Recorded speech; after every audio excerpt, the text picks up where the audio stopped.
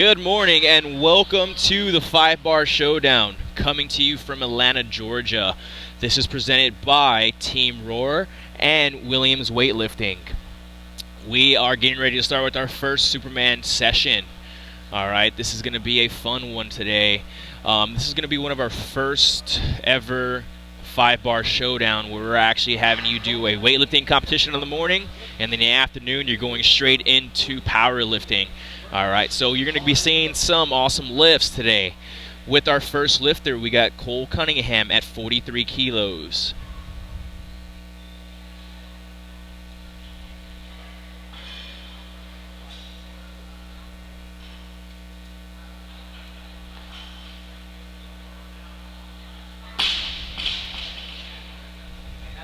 And that is a good lift for Cole. So for those watching this weightlifting competition right now, if you are not familiar with the rules, we go ahead and get 3 lifts in the snatch, and then we go ahead and break, and then you get 3 lifts in the clean and jerk, all right? And you're looking to total your highest lift in those 3 lifts. So these guys are going to be doing that. From there, they're going to go ahead, finish off the day with their snatch, clean and jerk, and head over to the powerlifting side. If you notice right now, Cole just took his first attempt. He has 2 minutes now. With that 2-minute rest, he is declaring his next weight. All right, and then he's going to go ahead and rest until it then. Again, each lifter has a minute rest period. If they're not following each other or following themselves, if they are following themselves, they're going to have a 2-minute rest period between that. Looks like Cole requested 52 kilograms on the barbell.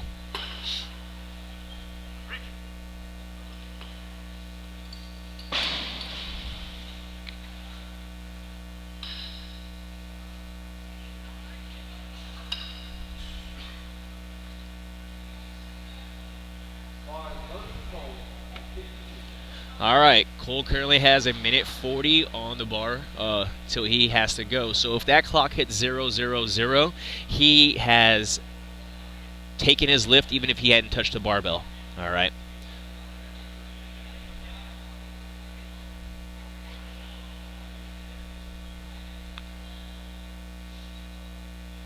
So the rules for the snatch, you must go ahead and take the barbell from the ground to overhead. All right. If it's a no lift, if he has soft elbows or they rebend, okay, along with if he was to pick the barbell off the floor past his knees and then drop it, that is considered a no lift. So once that bar starts moving off the ground, he has to put it overhead. There is a rule that does talk about how you can slightly have the bar come off the ground less than an inch and then back to the ground and then go for your lift. We see lifters do that a lot just to get tension and pull the slack out of the barbell, but most of the time you don't see it. All right, we got Cole for his second attempt at 52 kilos.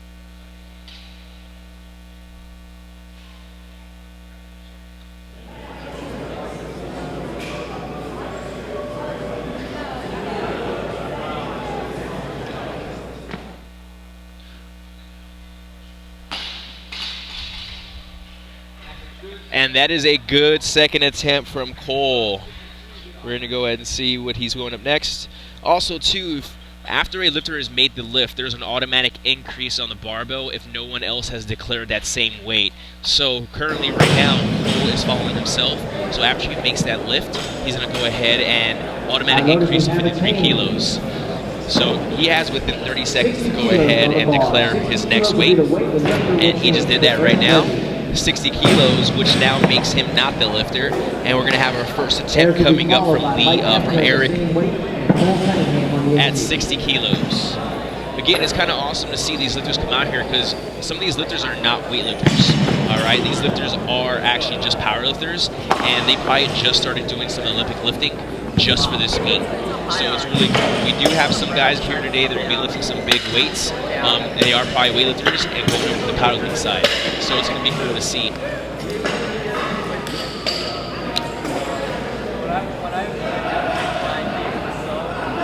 All right, and the bar is loaded at 60 kilos, and he has a minute for his first attempt. Eric is on the bar.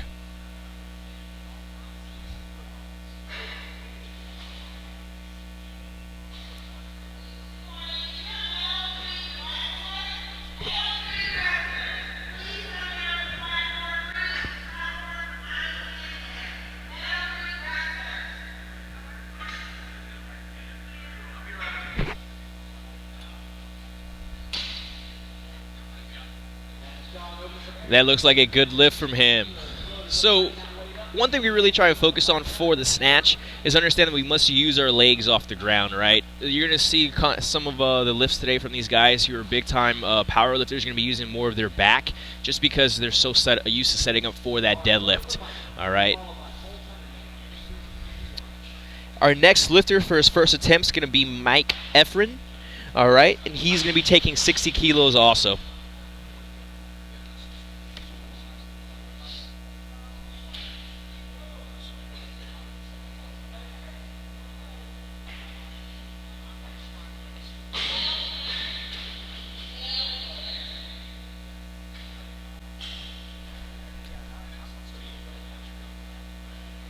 .30 seconds left.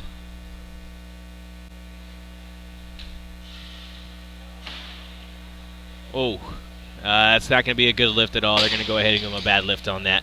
So if you saw there, his right elbow rebent, so that's considered a no lift, all right? So he's going to come back for that attempt. He has 2 minutes to go ahead, gather himself, and get back at it.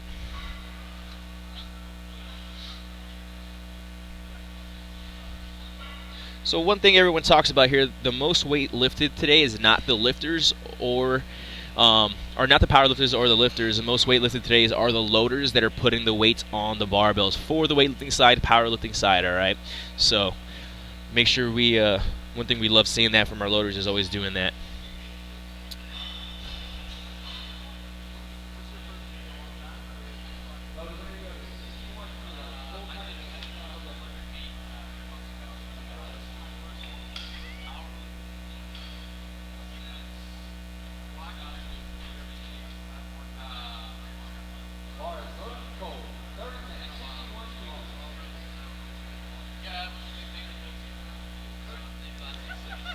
Cole up for his third attempt at 61 kilos. He so far is 2 for 2 in the snatch, looking for a 3 for 3 here today.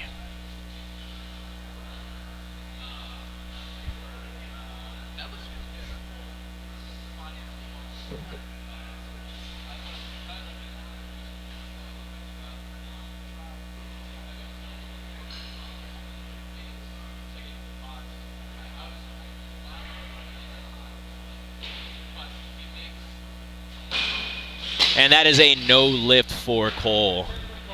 So that go ahead has him go 2 for 3, finishing him off with a 52 or 53 kilogram snatch for the day.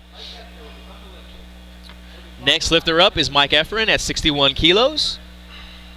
He has a minute on the bar.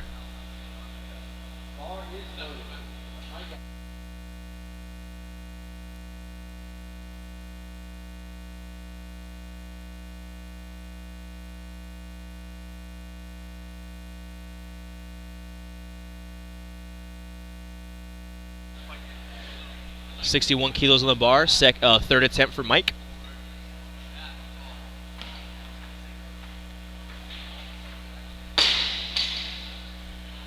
That's going to be a good lift for Mike on his third attempt. He's credited with 61 kilograms. Oh, he's credited with 61 kilograms on that second attempt.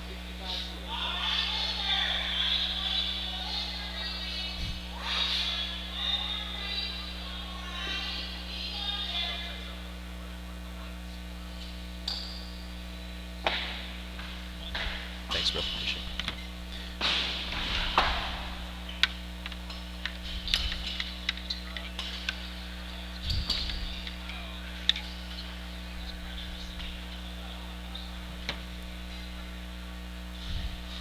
I got you, bro.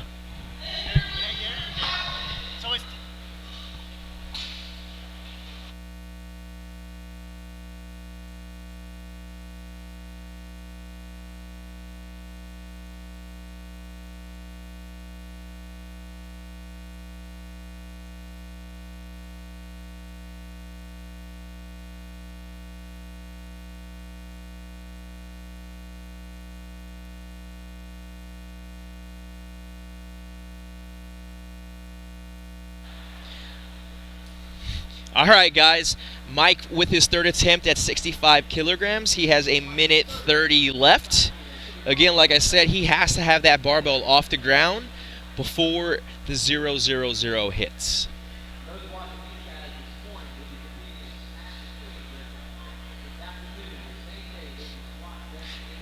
Again, guys, going ahead and talking about these guys will be lifting in this weightlifting competition in the morning, refueling, coming back for the afternoon for powerlifting.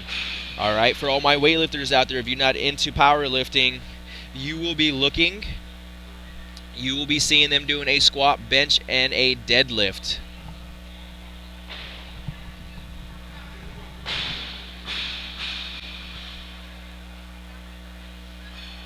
All right, Mike up with 45 seconds, third attempt at 65 kilos.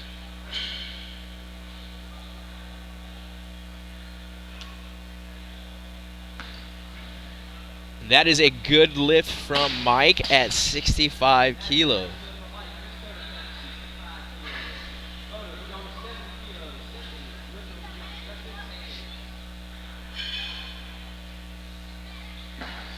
Next up is going to be Jason with 70 kilos for his first attempt. Loader's currently right now putting on 70 kilos.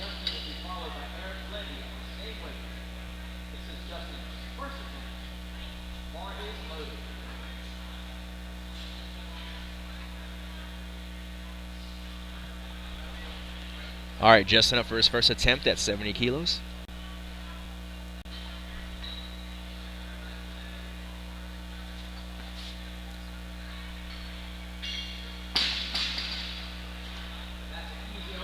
That is a good lift for Justin at 70 kilos. Eric up for his second attempt at 70 kilograms. His first attempt was a no lift. Looked like that right arm was pressed out. I could be wrong. Actually, this was not. Eric was opened up with his first lift at 70 kilos.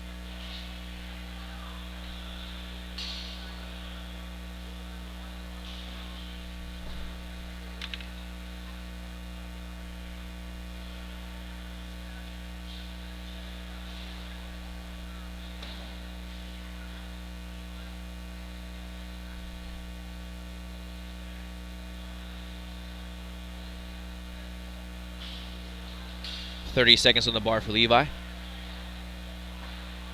Oh, I'm going to see what the judges give him there, but that looks like that was going to be a no lift. No lift for Eric. You're going to see press out with the elbows. All right. Again, the bar needs to go from the ground overhead in one fluid motion. Everything locked out. Again, you can have shoulders buckle, but you can't have the elbow rebend, and that's what Eric over there is asking about. Again, guys, it's all about having a dynamic lift here in the weightlifting and being nice and fast and tight and powerful here. He is currently going to follow himself at 70 kilos with a third attempt, which he has 2 minutes on the bar now. All right. You know, I think if he really focuses on keeping his butt down, chest up, staying tight off the ground, utilizing those legs, that bar is going to go flying overhead and really be able to finish and keeping that bar close.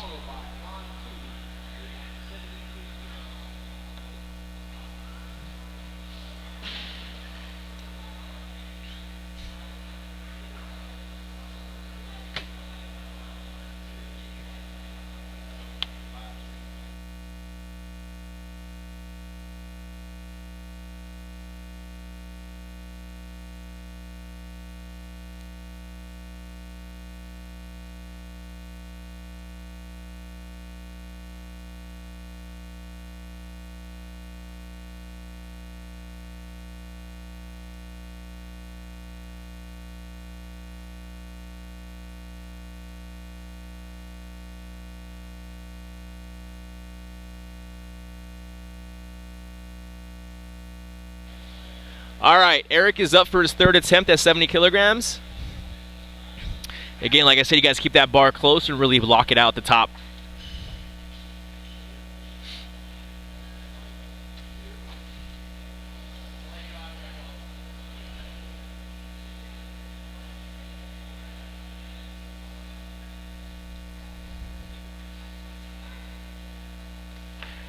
Ooh. We're going to see what the judges do there. And that's also a no lift there. So, guys, if you're going to go ahead, you'll see on the replay here, you'll see as he finishes that lift, all right, his butt rises first, and then he goes ahead and does a muscle snatch instead, and ends up leaving his elbows not able to press that bar out the way he needs to, so he had a slight bend in the elbows. Next up is On at 73 kilos with his first attempt.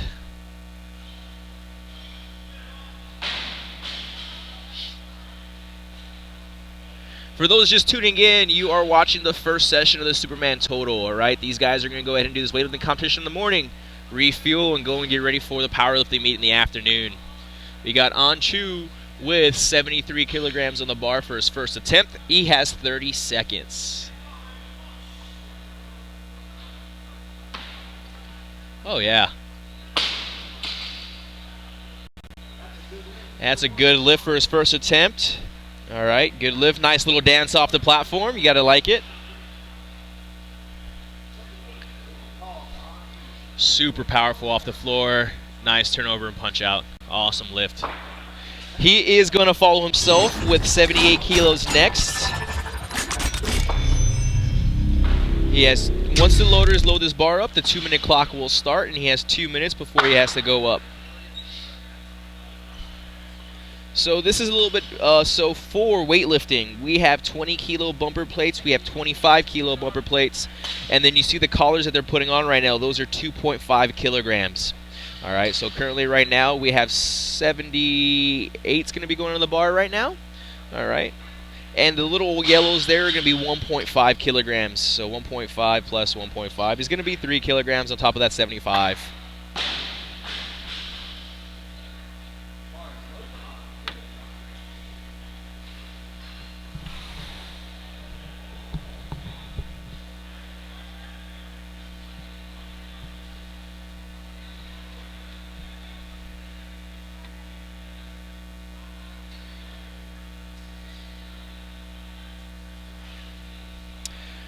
On with a minute 40, 78 kilograms at his second attempt for the day.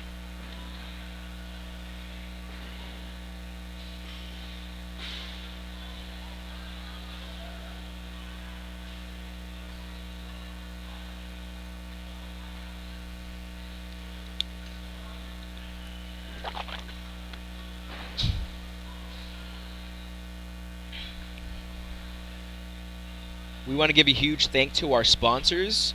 All right, we have LFF, we have Power Dot, we have Thrive, we have Softlate, Ascent. There's a lot of sponsors who are sponsoring this competition this weekend, and we're going to make sure to give recognition to every single one of them. Again, thank you for, if it wasn't for the sponsors, we wouldn't be able to have a lot of this stuff going on right now. Again, same thing with the volunteers that we have here today. All right, on with his second attempt at 78 kilograms. Let's go and see if he's going to power snatch this next one.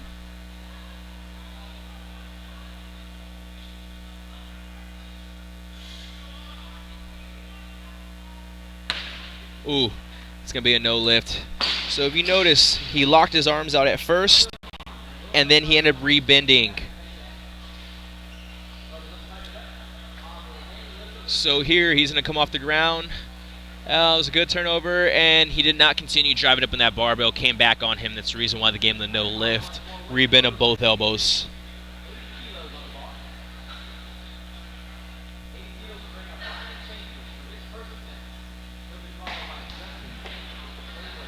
First attempt coming up from Brian Chambers at 80 kilograms.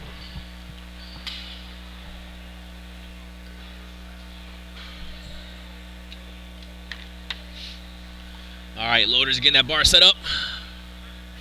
All right, 1 minute on the clock now for Brian Chambers with 80 kilograms. His first attempt.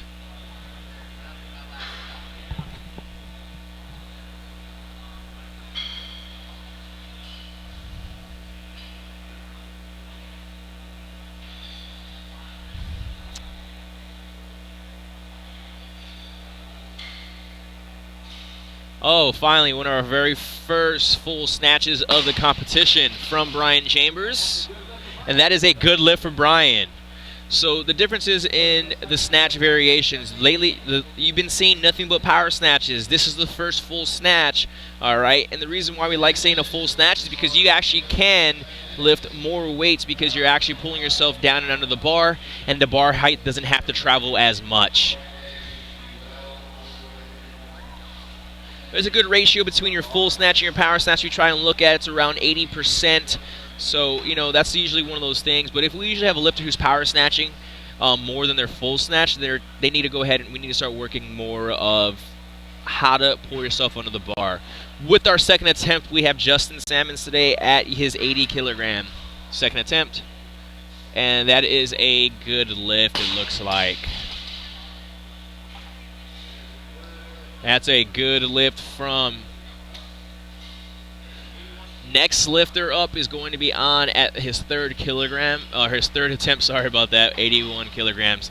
Sorry guys, it's not gonna lie, it's my first time doing this. I'm having a lot of fun with it, and we were up all day yesterday until about midnight trying to get everything set up here so we can give you guys the best possible viewing for your needs at home. Hope you guys are enjoying some nice coffee right now like I am. Third attempt for on at 81 kilograms.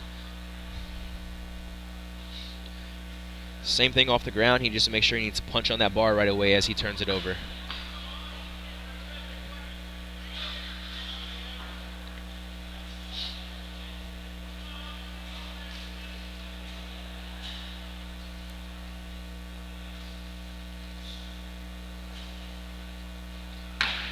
Ooh. It's going to be a close one. We'll see what the judge give him, but it looks like that right elbow might have bent. Yeah, that's a no lift. No lift. That was that right elbow there. He is credited with, I think it was 75 kilos that he hit. Next up is Lane for his first attempt at 84 kilograms. He had a really nice opener here earlier with a nice full snatch. Hopefully we go to see him do the same thing here now. Oh, never mind, changing. All right, so we got Lane, first attempt at 84 kilograms. With the Noble weightlifting shoes on. Probably some nice stance socks he got down there also.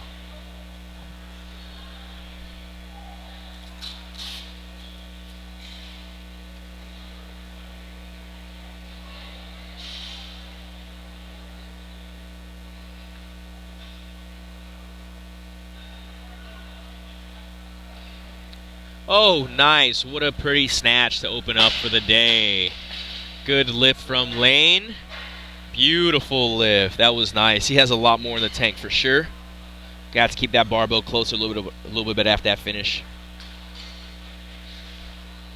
Brian Chambers with his second attempt at 84 kilograms. His first one was a nice opener.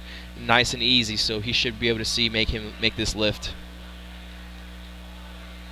Brian Chambers' second attempt, 84 kilograms.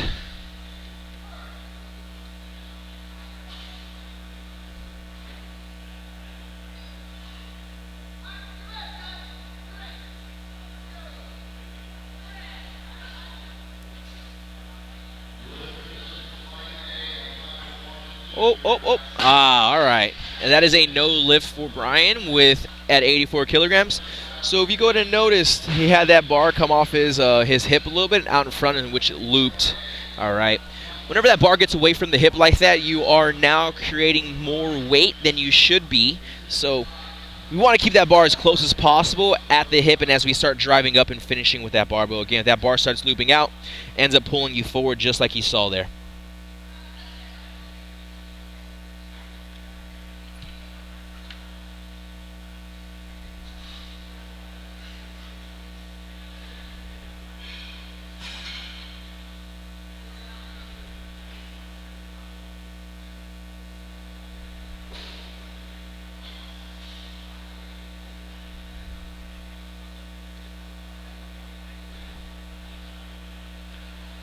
So Brian Chambers' third attempt has fallen himself at 84 kilograms. He has a minute 20 left on the clock.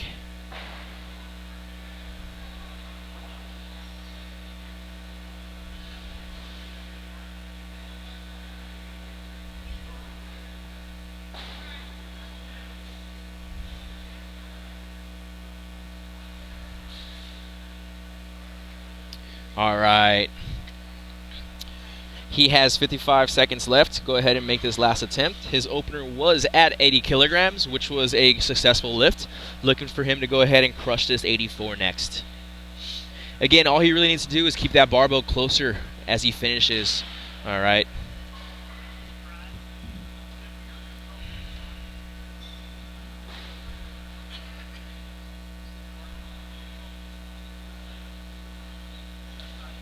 A little slower off the ground. Oh, there it was. Nice.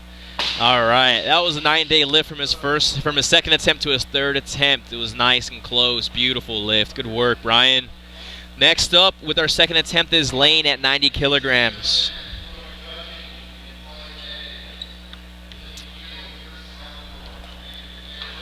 Again, it looks like we have about 150 lifters here between the powerlifting and weightlifting competition. All right, so it's actually really cool to see how many people ended up coming to this competition down here. The goal here is to really make this a lot bigger per year. Again, like I said, this is, you know, having the webcast for all three platforms, from the weightlifting to the two powerlifting platforms, running these Superman totals and all the cash prizes that we're putting out. All right, with our second attempt today, we have Lane at 90 kilograms. See if he's a little bit more patient off the floor. The first one looked like he rushed it a little bit. See if he can be slowed down a little bit off the ground a little bit and speed it up past the knee. 90 kilograms for Lane.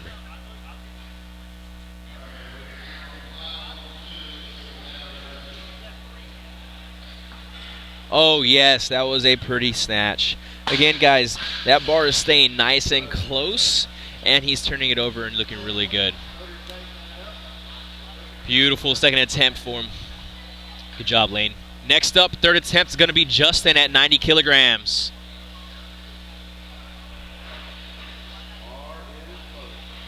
Again, the weightlifting portion of this competition is run by Williams Weightlifting. That is Caleb Williams and Kelly Williams. We also want to say congratulations to them. They just had a baby boy.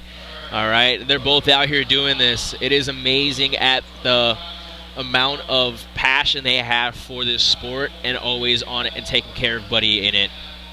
I've been very fortunate to be part of their family. One of the lifters for Caleb since 2015.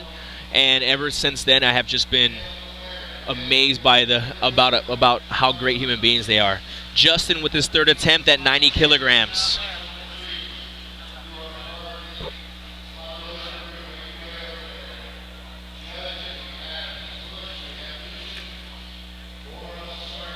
Oh, what a save! What a save! And that is a good lift from him. Good job, Justin.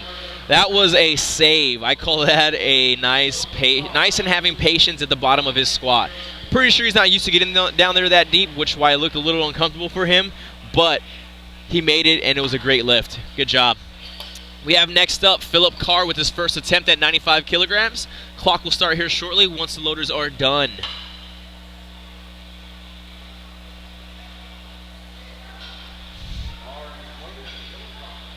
All right, Phillip Carr, 95 kilograms. First attempt. Oh, I like the sumo stance. Gotta love the sumo stance he got going on there. Ooh. Oh. We're gonna see here. It might have been a press out if the judges have been doing everything like they have been. And that is a no lift. All right, guys. We are having consistent judging across the board here, and I really, really do appreciate that. I'm pretty sure the lifters do also. Again, we're not trying to give lifts away here. We're trying to make this as legit as possible with the refs being consistent across the board. Phillip Carr with the second attempt. Looks like he's going to stay at 95 kilograms. 2 minutes is on the clock.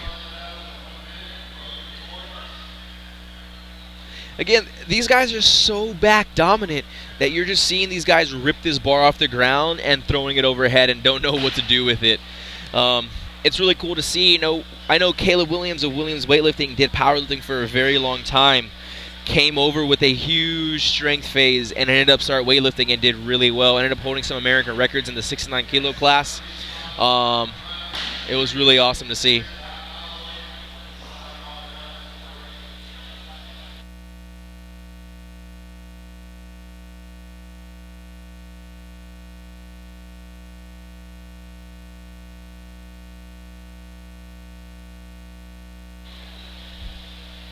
10, yeah. All right, second attempt for Phillip Carr with a minute 4 on the clock left. His first attempt was credited as a no lift with a press out. Again, these bars are not heavy off the floor for these guys. I mean, these guys are deadlifting way over probably 450 pounds. And think about this, 95 kilograms to go ahead and go from the ground to overhead. A lot of it is just really technique, and that's one thing that really helps, you know, people understand that this sport is all about technique and positions. You can have all the strength in the world, but if you don't have the technique and the positions to be able to hit lifts, you're not going to hit big lifts. There it was. What a beautiful turnover. If you notice, guys, he pulled that bar to about chest height, a little bit higher than that, and he pulled himself under, and that bar kept going over and locked it out. That was a great lift, credit at 95 kilos for his second attempt. We have our third attempt now coming from Lane, going at 96 kilograms. Again, this guy has been showing very good technical proficiency in the lift, and looking forward to seeing him crush this 96 kilogram snatch.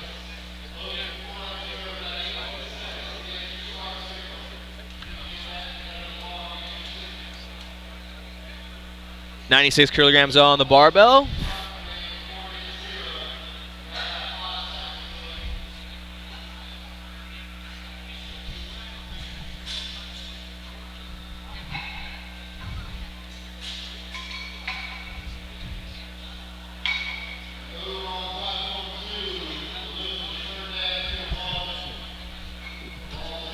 Oh, Lane with a miss at 96 kilos on his third attempt.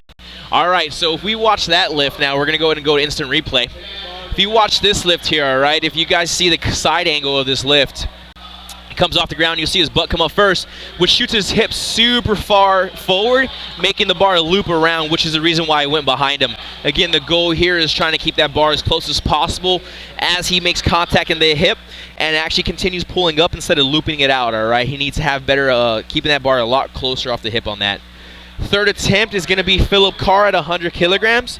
His first attempt wasn't very good. Second attempt was actually a lot better. Let's go and see if he's going to go ahead and do the same thing here. Again, the dude's super strong. He just needs to understand that he must be patient and keep the bar close, pull themselves under the barbell, and really have a solid lockout.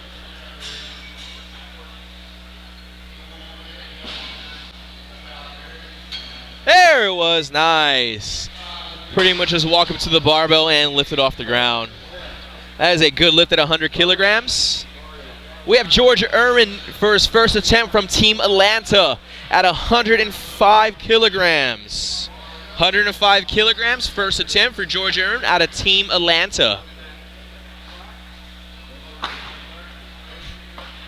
All right, 105 kilograms on the barbell right now is 230 pounds.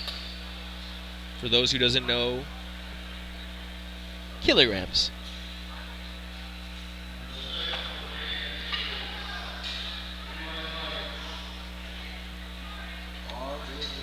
All right, bar is loaded. 105 kilograms on the bar for George Erwin, Team Atlanta.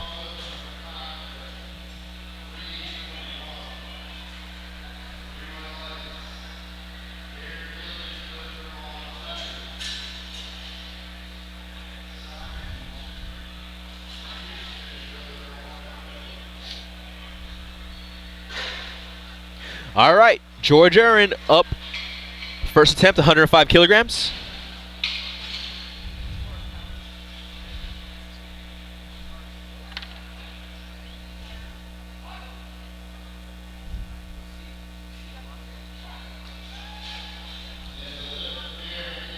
Oh, that was a pretty lift from George at 105 kilograms.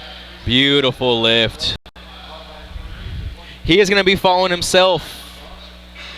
Look at this replay. Nice, beautiful position. And look at that. Nice. What a beautiful lift.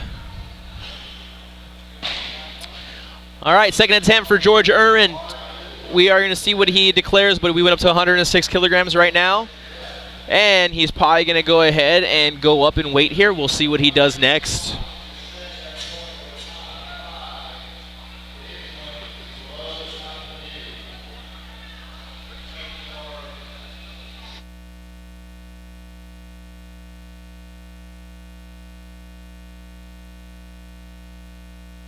Again, for those tuning in here at the 5-bar showdown. This is our first Superman session, all right? These guys are going to go ahead and complete a weightlifting meet, snatch, clean and jerk, rest up a little bit. In the afternoon, they're going straight into powerlifting, all right? Again, for those who don't follow weightlifting, you have 3 attempts in the snatch to post your highest weight lifted. You'll get to rest 10 minutes, and then we'll come back and we'll come and go into clean and jerk. Same thing. You got 3 attempts for your heaviest weight. Looks like George Erwin is going to want 108 kilograms on the bar for his second attempt.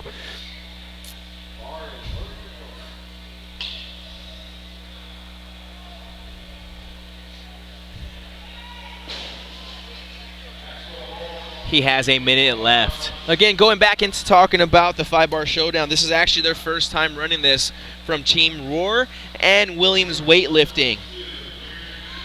We have powerlifting already started. We have our weightlifting started. Make sure you guys tune in all day. We are going to be having a lot of lifting today.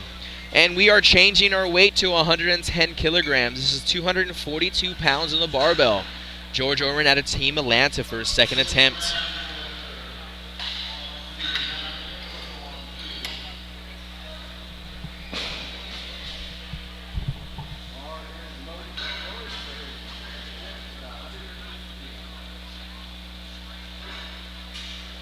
All right, we have George Erwin for a second attempt at 110 kilograms.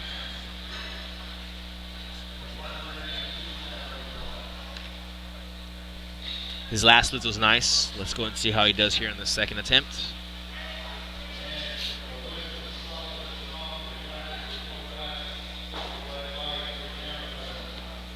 Ooh, looks like he got his shoulders behind that bar a little too early.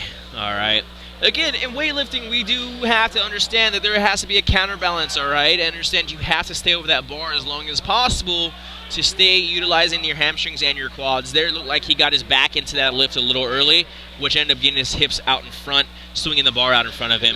Again, if he cleans it up a little bit, keeps it a little closer, he's going to go ahead and smash this next lift.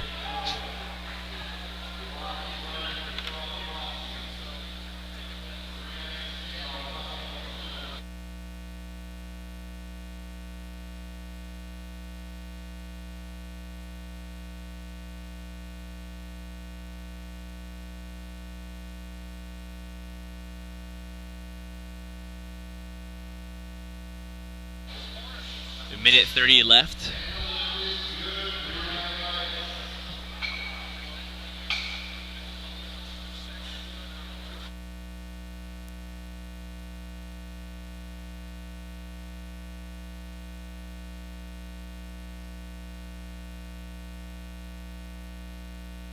All right, we coming up on a minute left, and George Erwin is changing the barbell to 112 kilos for his third attempt.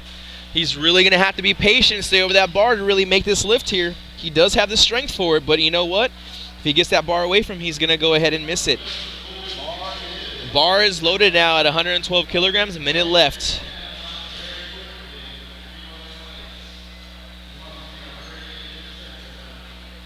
Again, guys, this barbell does not have to be lifted, all right, until, or how do you say this? The bar has to be lifted within the minute. Again, if he lifts that barbell off the floor with 1 second left, it's still a good lift. But if that clock hits 0, he's no longer a good lift. All right, George Erwin, let's go ahead and see if he keeps that bar a lot closer and stays over it longer. He has to be patient. Oh, not enough height on that barbell. Needs to finish a little bit taller and get those elbows a little higher as he finishes and extends on that point. So we'll go ahead and watch the replay here. A lot better to the hip, but if you notice, he didn't actually extend enough. All right, he didn't keep pulling and turn that bar over. All right, guys, that go ahead and puts us to our 10-minute clock, 10-minute break before we go into the clean and jerks. We'll see you back here in 10 minutes.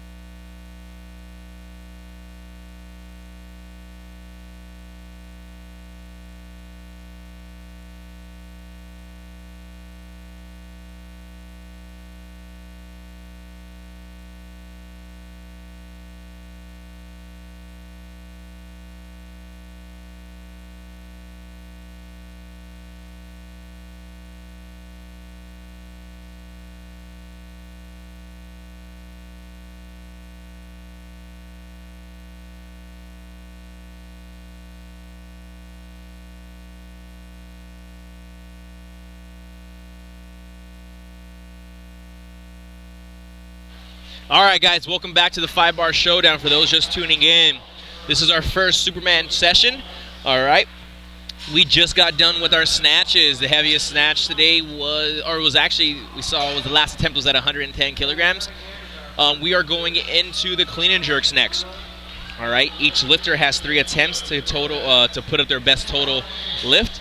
Once you're done there, we're going to go ahead and combine the snatch and clean and jerk for their best total. And then from there, with the Superman total, they'll go over to the powerlifting side.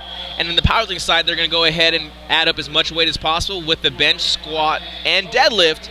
And then whoever has the heaviest weight. Again, we have different weight classes utilizing this. So, if you think about it, the lighter lifter lifting almost as close as a big person, or the big dude, and the big dude's lifting just as much as the lighter dude, who's going to win that?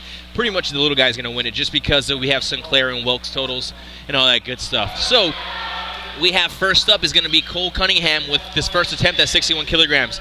Again, the clean and jerk is going to be going off from the ground to the shoulders in one motion. Again, the elbows are not allowed to touch any other part of the body. Once that barbell's on the shoulders, he'll go into the jerk, which is going to be one motion from straight overhead, from the shoulders to overhead.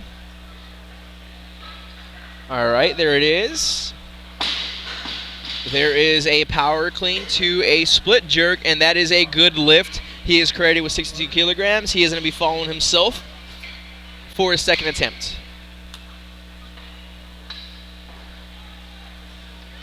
Again, guys, the difference in the snatch and the clean and jerk is we're utilizing a clean or a power clean or a full clean, which means you can front squat the bar once you get to your shoulders if you catch it in the bottom of the squat. From there, you can go ahead, come out of the hole, go into either a push jerk. All right, and a push jerk is pretty much not going to be splitting the feet. It's going to be sliding the feet outwards. All right, again, there should be no rebend of the elbows at all. Then we have a split jerk. Split jerk, you'll go ahead and drive that bar off your shoulders and split your feet into a nice split lunge position, bar overhead. Again, the way we like to look at it is your power jerk your split jerk's always going to be heavier than your power jerk or your push jerk. All right. Again, split jerk is one of those things that you can always go ahead and get more weight overhead.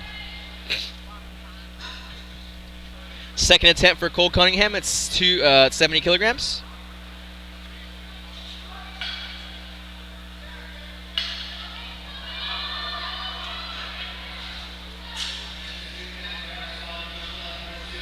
Cole getting set up, getting ready to rock and roll as he walks out here in a little bit. Again, he has 1:30. For those, again, tuning in, if you're following yourself in that lift, you will have a 2-minute rest period or a 2-minute clock to lift that weight. So it's about strategy here, right? Especially as you're a lifter who's in this meet for weightlifting. It's not like powerlifting where you take a lift, rest for 10 minutes, and go back into it. You literally have either 3 to 4 minute rest period, or you have a minute to a minute and a half rest period. So you really have to condition your body to be able to hit those 95, 98, 100% lifts within your 90 seconds to a 3-minute mark, all right? Again, trying to really get that full recovery of the anaerobic system so he's able to go in there and hit that lift again. Cole for a second attempt at 70 kilograms. Easy opener was. Good power clean.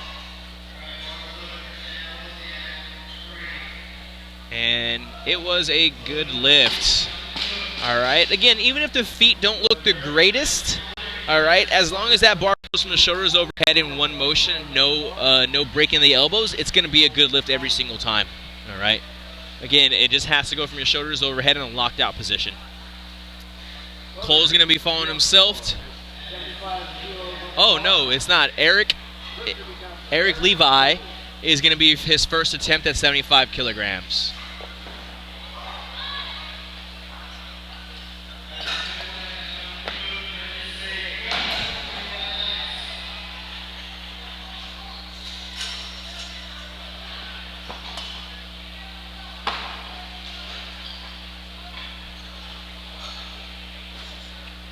Loaders loading that bar right now to 75 kilograms for Eric's first attempt at 75 kilos.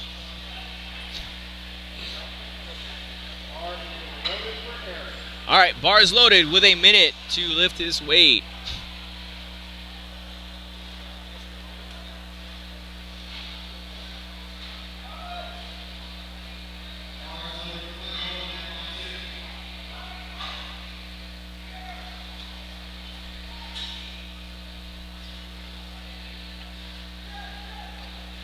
Good. Power clean.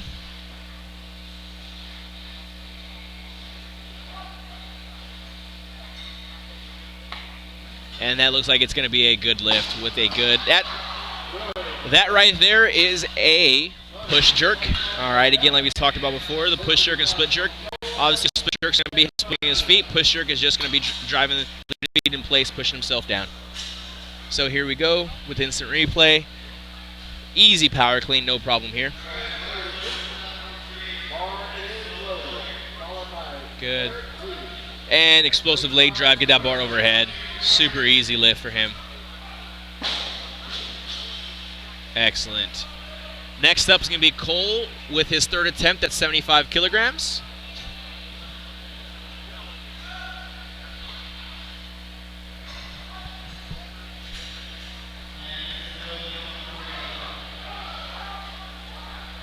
Cole setting up for his third attempt at 75 kilograms.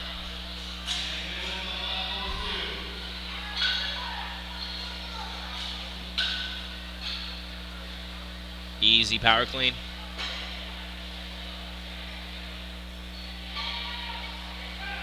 Oh, I don't know. We'll see what the judge give him, but it looks like that left arm was a little bit of a press out.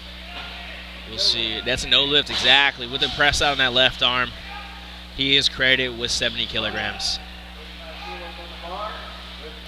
Again, a lot of these lifters that you're seeing come out here and lift is actually their first time doing a weightlifting competition.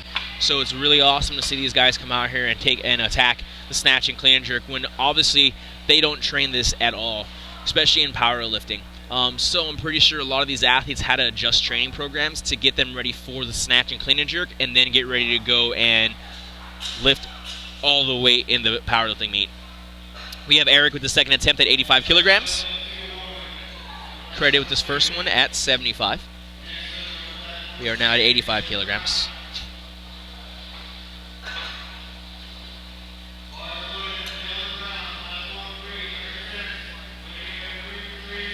Oh, nice full clean. Super easy lift. Use your legs.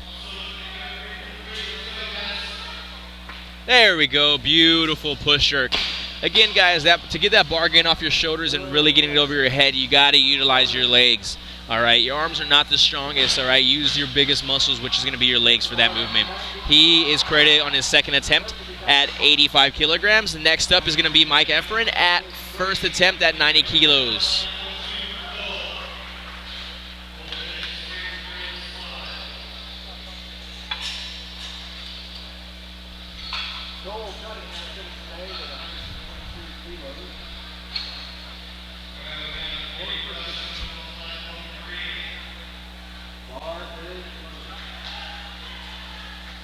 All right, bar is loaded for Mike's first attempt at 90 kilos.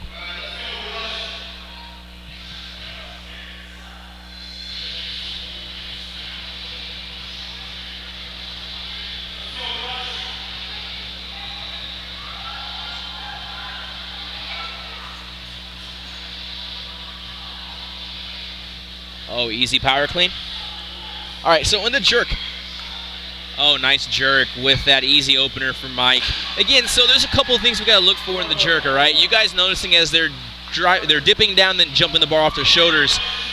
If you see the lifter dip, come back up, and the bar does not leave their shoulders and overhead, that is considered a no lift. So once they initiate that dip, they must continue driving that bar over their shoulders and locking it out at one lift. Again, if they just dip, come back up, that is considered a no lift, all right? And they got to drop the barbell.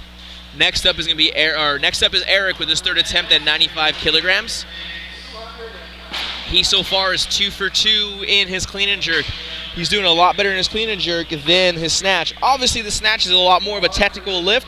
Clean and jerk, you can pretty much raw strength, not too much technical work in it, and get it up there. Again, as you start lifting your heavier weights, you are going to want to put more technical work into it. But for these guys right now, it's realistically just pulling that bar off the ground and getting to their shoulders as fast as possible. Last one, he did a full clean. Let's go and see if he does a full clean here today.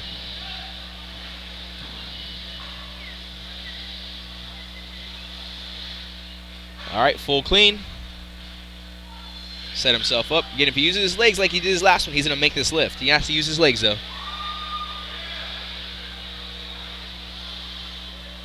Oh, nice with the split jerk out of nowhere. Good job, and that is going to be a good lift. He is 3 for 3 on the clean and jerk day.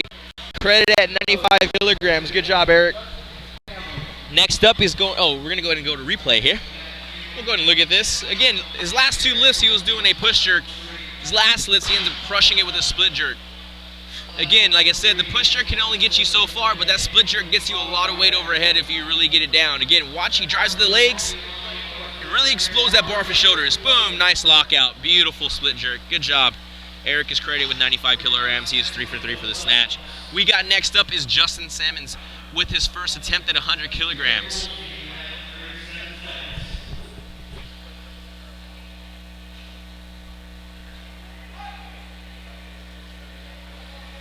Oh, nice. That was nice power clean. And a nice jerk. Again, we saw him come a little forward on that jerk. He could probably sit back in his heels a little bit longer and get that counterbalance of that bar, center of gravity over the base of his heel more. So as he drives up, he does not come forward. But it is credited with a good lift at 100 kilograms. Coming up next is Lane, first attempt at 100 kilos. He was actually one of our first lifters yet in our snatch session who actually was utilizing a full snatch.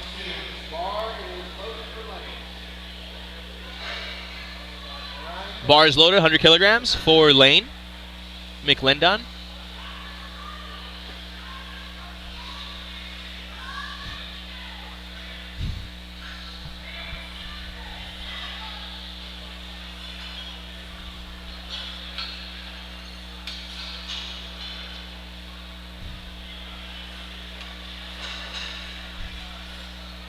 .30 seconds left to lift this barbell.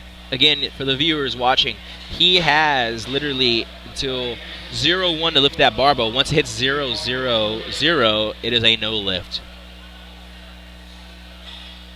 Oh, nice, beautiful clean. All right. So we saw him re-dip there twice. That is okay. Again, he was resetting his hands. If he was to try and go for it again right now, it would be a no lift. And with a easy jerk.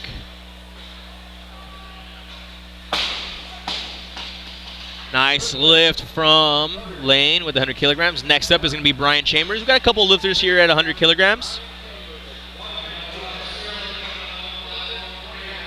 Brian Chambers for his first attempt at 100 kilograms.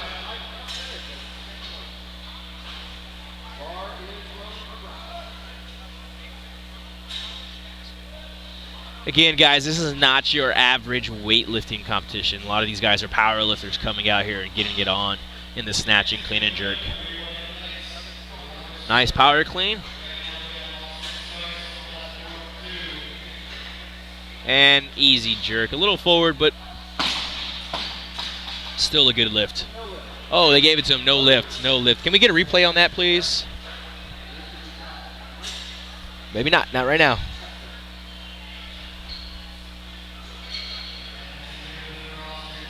Looks like it was a press out on that left arm. I wasn't able to see it from my side, but that's what it looked like it was.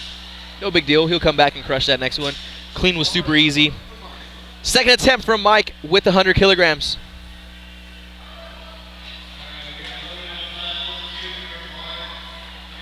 Again, a lot of these powerlifters, guys, you got to think about this. This is probably like 20 to 30% of their 1 rep max deadlift, literally.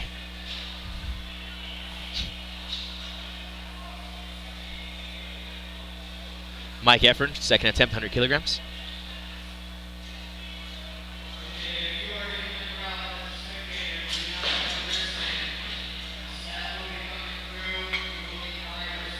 Full clean.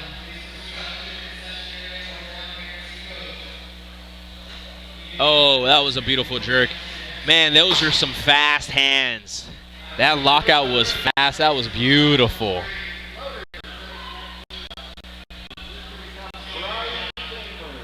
Brian Chambers up for his second attempt at 100 kilograms.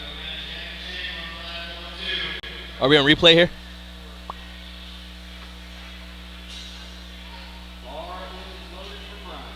Brian is our next lifter, second attempt at 100 kilograms.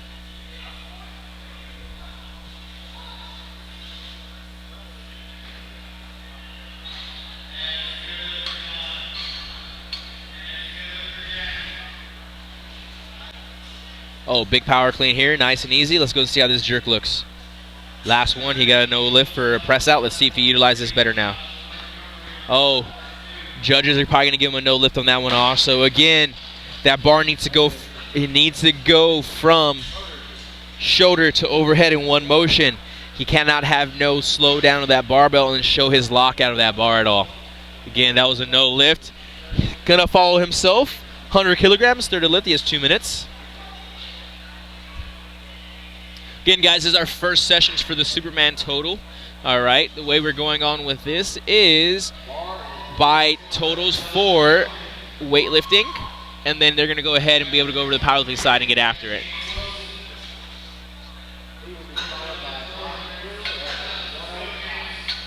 Brian Chambers with a minute 45. He is not going to be changing that weight at all. He's going to be staying at 100 kilograms.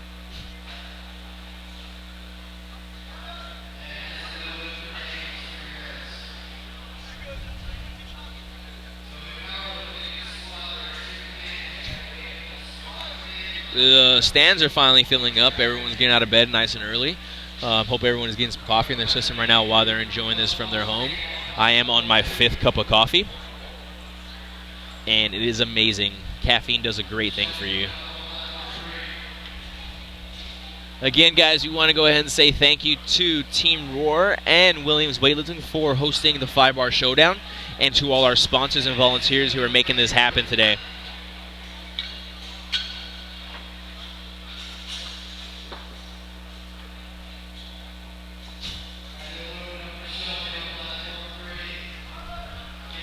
All right, Brian Chambers up for his 3rd attempt at 100 kilograms. Currently, he is 0 for 2 in the clean and jerk. He needs to make this to get a total. So what happens is you need to make at least 1 lift in the snatch, 1 lift in the clean and jerk to post a total. If you just make 1 lift in the snatch, not in the clean, or vice versa, you will not get a total for that competition. So he needs to make this right now. All right, he got to keep driving this bar overhead with his legs. You use less arms. Oh, looks like that's going to be a good lift. And that is a good lift, which posted him a total 100 kilogram clean. I think he ended up snatching like 85, 90 kilograms, so it puts him about 190 total. Now he's going to carry that total over to the lifting meet and go ahead and try and get as much weight as possible. So if we look at this replay here, all right, he's going to go get himself set up. Easy clean. I mean, he cleaned this 3 times. Problem, though, with the first 2 is he tried to use his arms. Here he uses legs, less arms, which help him lock it out. Again, small rebend in the elbows, but not enough for the judges to go ahead and give him a no lift. Good job. Next up is on first attempt at 105 kilograms.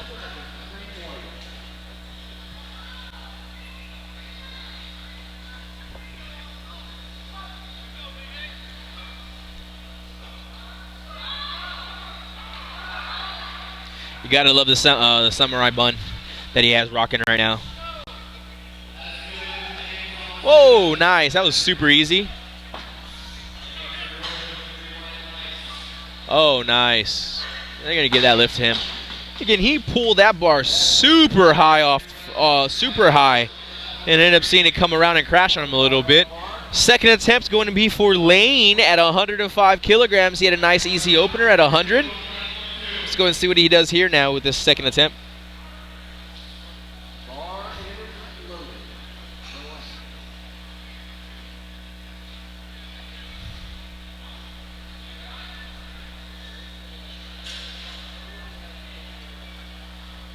All right, Lane up for his second attempt, 105 kilograms, 50 seconds left on the clock.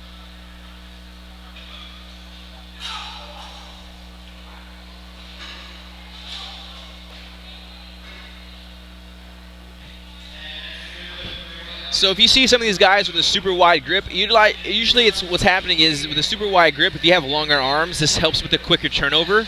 All right, and shortens the range of motion or the bar path from the ground to the hip. Easy. That was actually better than his last lift.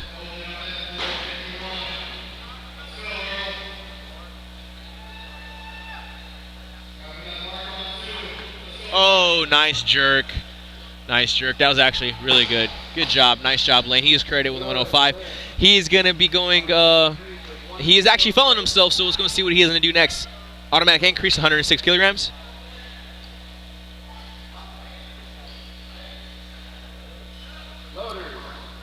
Oh, bar is going up to 110 kilograms. Our lifter now is Justin Sammons, second attempt.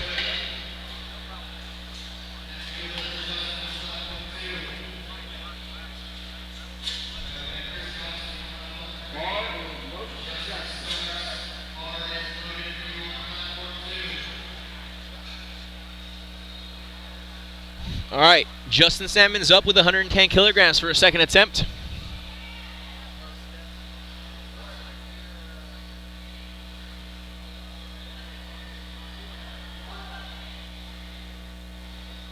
Oh, that was a nice clean. That was a beautiful bar path. Nice straight up and down. Came out of the hole. Oh, even better jerk. Good job, bud. That was actually better than his last jerk. He didn't come forward on that a lot at all. Anh Cu up with his second attempt at 110 kilograms. Second attempt was credited with 105 as his opener. Anh Cu, 110 kilograms. 242 pounds. Looks like he's about to change. He's changing weights, so we might go ahead and see a new lifter. All right, Mike Effner, third attempt at 110 kilograms. Mike Effner, 110 kilograms, third attempt.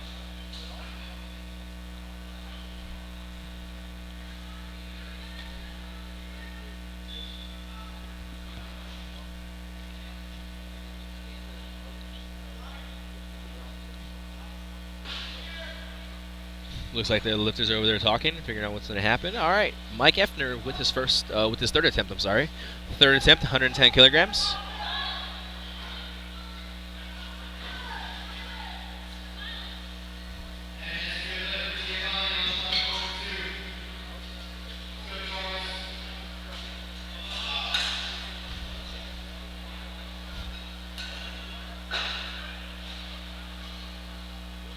Oh. Bar off the ground didn't look too heavy. It looked pretty heavy, but then all of a sudden he got past that knee and it was on his shoulders. That was impressive. Oh, no lift. No lift. No lift for Mike Effner. All right, next up is going to be Lane. Third attempt at 110 kilograms. We're going to look at this replay real quick. Look, I don't know. Let's see his hand position real fast. Looks like he just jumped in and punched it out to the left.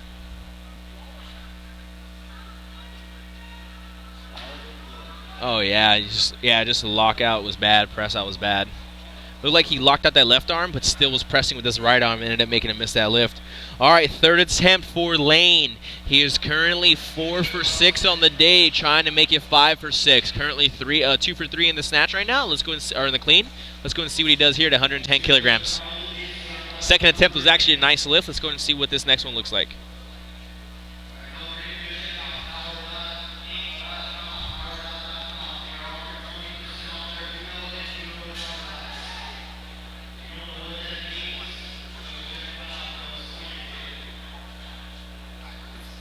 Oh, out a little front, got away from him a little bit, but he still made it. He still made the good clean. Let's go and see how he does his jerk here.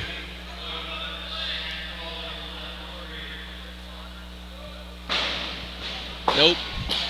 I mean, no lift, but that jerk was there. I mean, if he would have just at least drove back into that bar right away, he would have made that lift. I mean, let's go and watch the replay. Clean was good. Nice, easy lift. The jerk here, though, you can see it looks like the dip was just a little too deep, and it throwing him out of position. Again, he wasn't ready for that bar overhead. I mean, all he had to do was be ready for it and lock it out. It was there for him for sure. Good job, though. 4 for 6 on the day. Credit with 105 kilograms and a 90 kilogram snatch that I know of. Yep, correct. All right, Anh Cu, 111 kilograms for a second attempt. Coaches over there getting him nice and pumped, slapping the legs. Okay, easy clean, easy clean. Oh, and with the easy jerk. That's gonna be a good. It's gonna be a good lift. Looks like he's excited about this today. He's having a lot of fun on that platform right now. Again, this sport's all about having fun. If you're not having fun lifting these weights, then why are we even doing it, right? That's a great example there, lifting the weights and going at it. Here's a replay. How fast that jerk is. Just boom. Nice. Again, super deep dip, but managed to get overhead and lock out. Awesome job. Next up is going to be Justin Sammons with his third attempt at 115 kilograms. 115 kilograms, guys, is going to be 254 pounds.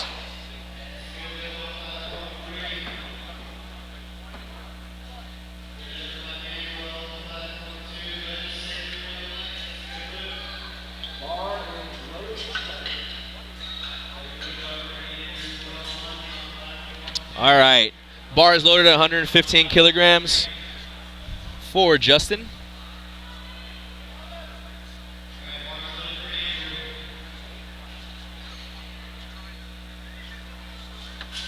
All right, Justin with his third attempt, 115 kilograms.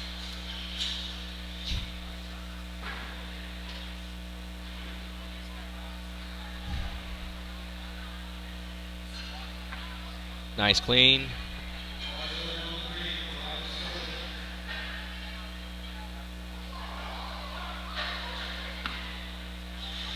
Oh, let's see what happens here. Let's see what the judge gives, but it looks like that is a good lift. Awesome lift. He is credited with 115 kilograms on the day. Finishing it off, he's going to be carrying that over to his powerlifting competition. Just seeing right now Kelly Reynolds walking by with a new baby.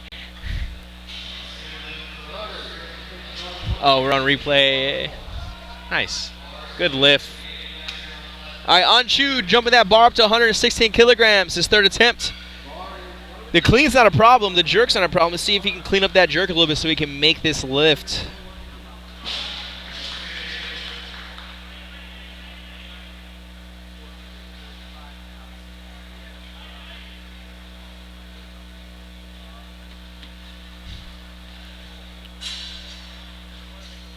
Yeah, Anh Cu drinking some Monster looks like there, huh? Getting ready to get after it. These guys are pretty much fueled by caffeine and hate all day. Surprised the powerlifting side does not have any like crazy music going on. I did hear Rammstein earlier, but it went away. Anh Cu now up for his last attempt at 116 kilograms. He's currently 2 for 3 right now in the clean. Let's go and see him smash this. Oh, easy clean. All right, sit back in those heels, drive the legs. Oh, okay, we'll see what the judge gives him. Looks like that's going to be a good lift. Yeah, good lift. He is 3 in the clean and jerk today, credited with 116 kilograms. Good job. All right, I like his setup. Here we're watching the instant replay. His setup is awesome, just like he's getting ready to do a deadlift. But look at this. Oh, nice clean. Crashed him a little bit, nothing too crazy. And jerk looks good. Nice, good work. Again, it looked like it was a little bit of press out, but that was more of the shoulders and the rebend of his back knee. Next up is Phillip Carr with his first attempt at 121 kilograms. This is about 266 pounds.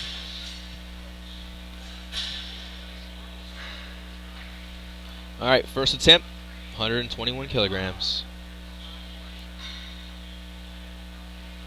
Easy clean. That was pretty easy. And with that was amazing. The guy is super strong. We're going to watch that replay again if we want, but I mean, that shows you how strong this kid is.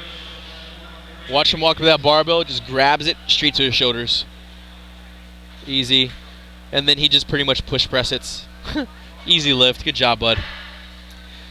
George Erwin from Team Atlanta, first attempt at 130 kilograms. 286 pounds. 286 pounds is going on the bar. George Erwin from Team Atlanta's first attempt.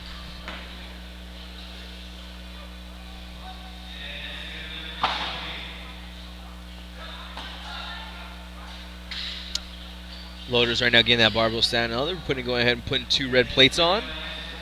And then they're going to have to put on the reds, and then the collars on top of that will put us at 130 kilograms.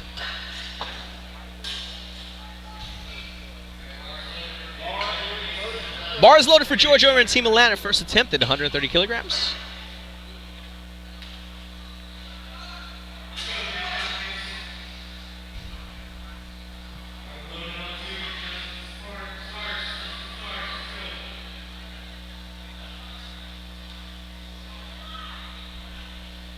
All right, George Erwin from Team Atlanta, 130 kilograms.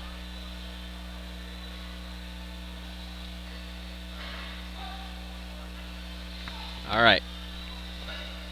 He's actually one of our weightlifters here. He's probably one of the only weightlifters going into powerlifting. Nice, clean, beautiful pull under the bar.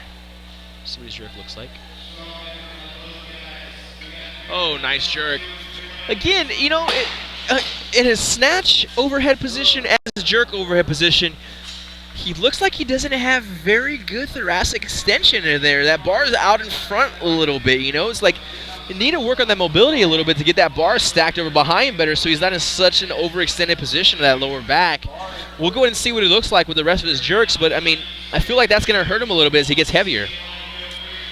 All right, Phillip Carr, second attempt, 130 kilograms. Last time, 121 was easy. Let's go and see what he does here. Oh, yeah, that was super easy. Let's go and see him push press this or push jerk it. Oh, they're going to give him a no lift on that again. The momentum of that bar slowed down. You saw him lock his elbows out the very end. Again, the clean's super easy. He's going to repeat himself, it looks like. He has 2 minutes once the judges go ahead and reset. Realistically, this dude's super strong. He just needs to really jump that bar off his shoulders. And that bar is going to go flying overhead and he'll lock it out.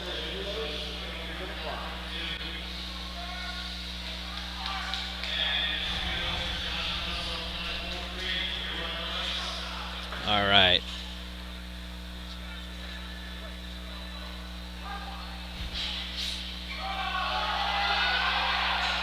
You know, what's really cool I like to see about this stuff, right, is seeing how these guys really rest and recover going into that powerlifting meet. I mean, realistically, a lot of these weights for a lot of these guys are not that heavy unless you're a serious weightlifter.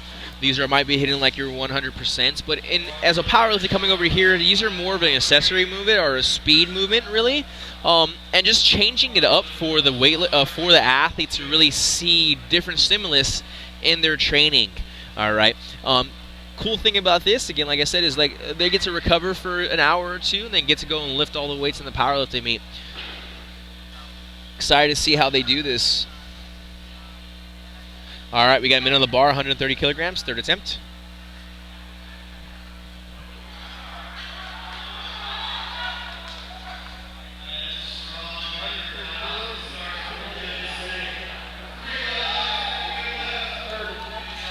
All right, 40 seconds left on the barbell. Again, he has until literally the 0-1 to have that bar off the ground. And once it hits 0, clock is 0, he has no longer made that lift. It is considered a no lift. 30 seconds on the bar. He's chalking up now. It's time to get after it.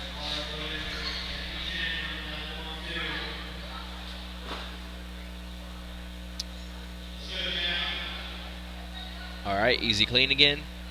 Got to use those legs. There it was. That is going to be a good lift. Awesome job.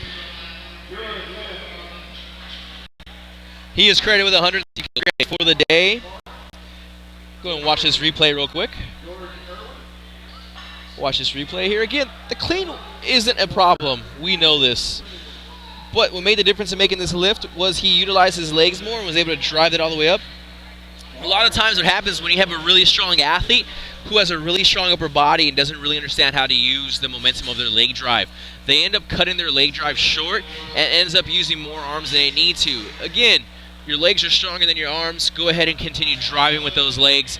Let that bar do the work and lock yourself down. Again, the cue I like to use with my lifters is drive the bar over the head with your legs. Use your arms to drive your body down. All right? Just like a...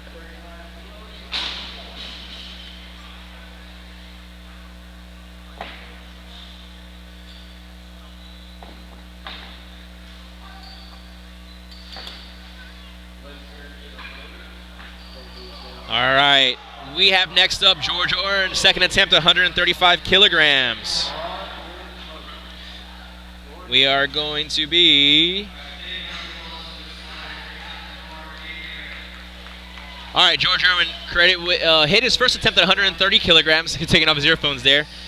He is now getting ready to lift 135 kilograms. This is 296 pounds on the barbell for this guy.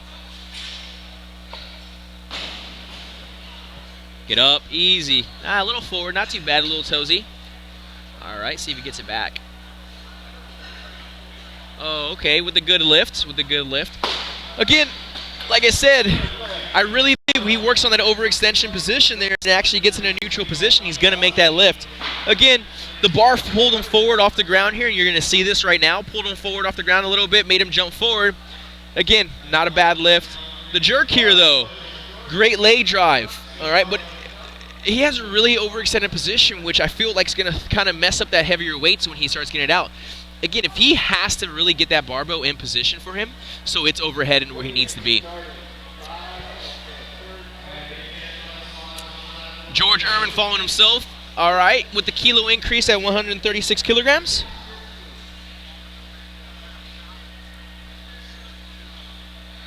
Looks like he's going to change this.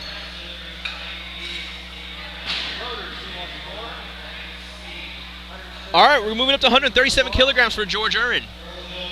All right, again, we want to thank our sponsors for being here today. All right, we have quite a bit of sponsors. We got Pretty and Strong. We got Thrive Wellness Center. We have Roswell Barbell. It's here in the house today. We have Power Dot. All right, Power Dot is a stim unit. If you've never heard of them before, go check them out on their website at www.mypowerdot.com.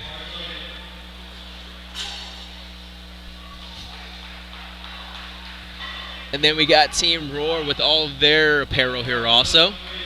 All right, we got a minute left. Again, like I said, whenever you're following yourself, you're going to have a 2-minute clock, all right, to give yourself some of that rest. And we are moving that. We're stopping the clock first. So whenever you have a load change, you're going to stop the clock. And the lifter gets 2 changes, all right. Gets 2 changes, all right, after he's declared his first weight. So realistically, you get 3 changes. But you get 2, you declare that first one, right? So let's say he comes out and he declared 136 kilograms. Then he has 2 more changes after that he can change. This is his last change. He is going to be taking 140 kilograms now for his 3rd attempt.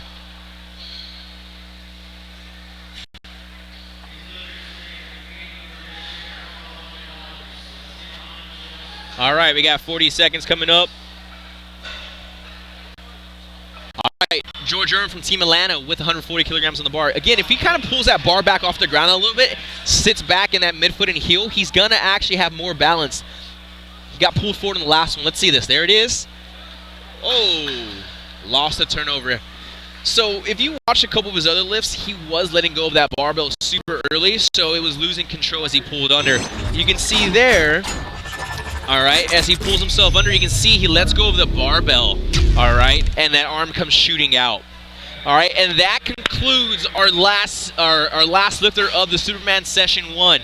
Make sure you guys stay tuned in because we have our Group 2 Superman Session coming up here soon. I will see you guys here in at the next, whenever we're coming up here next. I'm going to find out what time that is. I think we're coming up in about 20 minutes. Right? Yeah, we're coming up about 20 minutes. So we are going to go ahead and we will let you know when we're coming back up. Again, thank you for tuning in for the Superman Total Session 1. It was a good set of lifting. Next up is going to be our Superman Session 2 in 10 minutes. Actually, actually not 10 minutes. We'll let you know when it comes back in 10 minutes, and then we'll let you know when we're ready to rock and roll in 1 minute.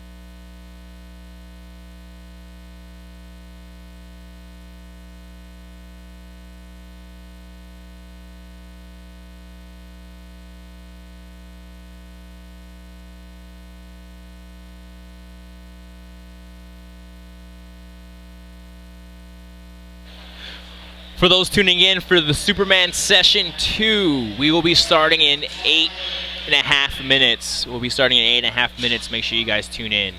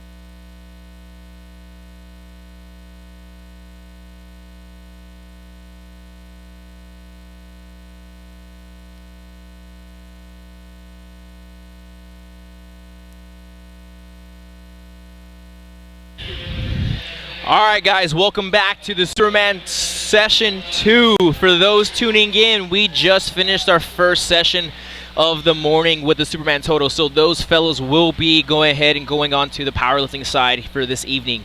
All right, we have Session 2, so those tuning in, thank you for tuning in and supporting the 5-Bar Showdown, brought to you by Team Rohr and Williams Weightlifting.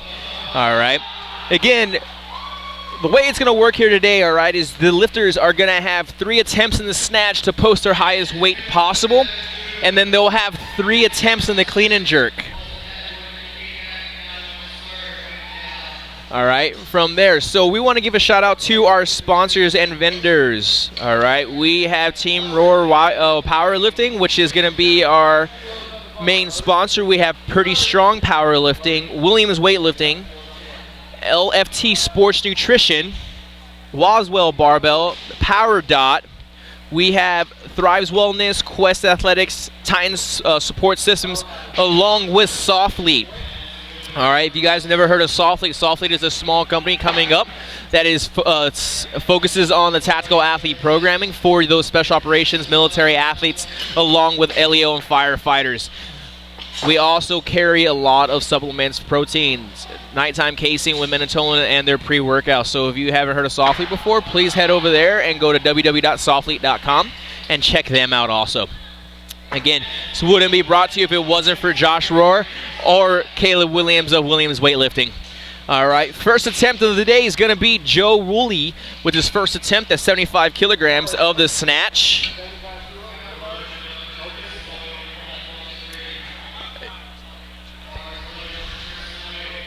All right, first attempt from Joe, 75 kilograms in the snatch. Oh, nice snatch for the day. Good, credit with 75 kilo. That's a good lift.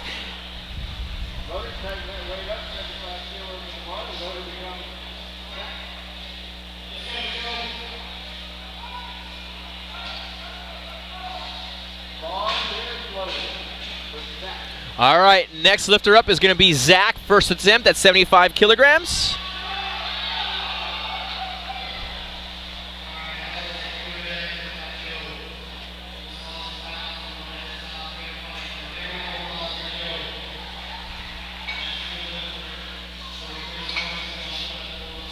All right, you got Jack with his first attempt, 75 kilograms.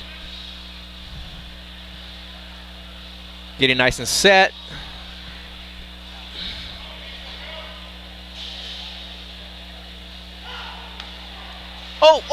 Oh, and no lift for Zach.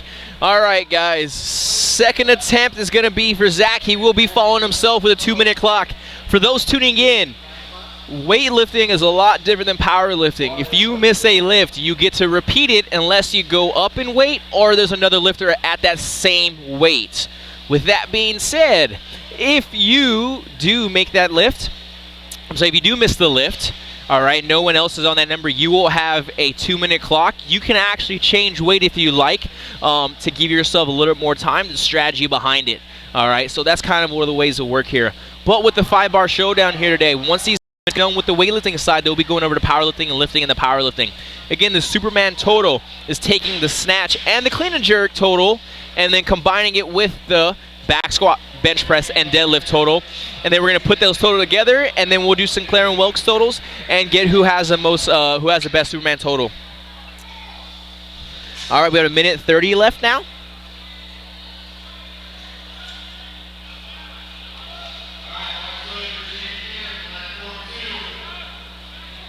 All right, second attempt for Zach, 75 kilograms. Oh, what a save. All right, guys, so if you notice right now,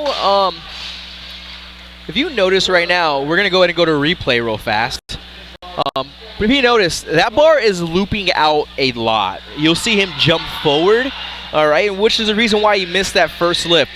But with the strength he has, he is just ripping that bar off the ground and looping around and just hoping for the best. Again, there's nothing wrong with that. Again, these guys are mainly powerlifters. Some of these guys are just focusing on weightlifting. And you'll see the difference between the two.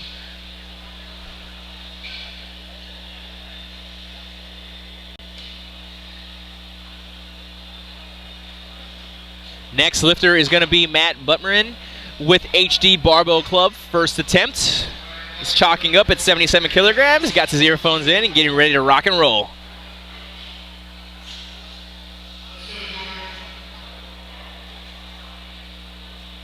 All right, let's see him get after this now.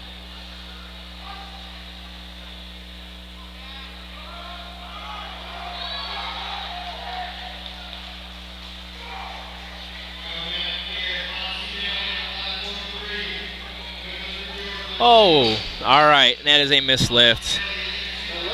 Nice patience on the floor. He just didn't finish that barbell. Didn't finish that pull at all. Kind of just let it stop trying, it seemed like.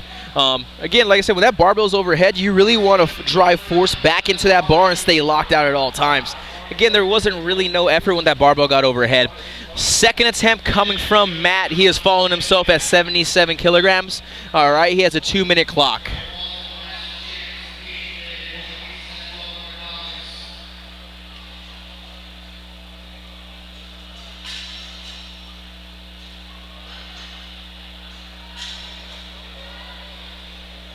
Just resting up right now, getting ready to come back out.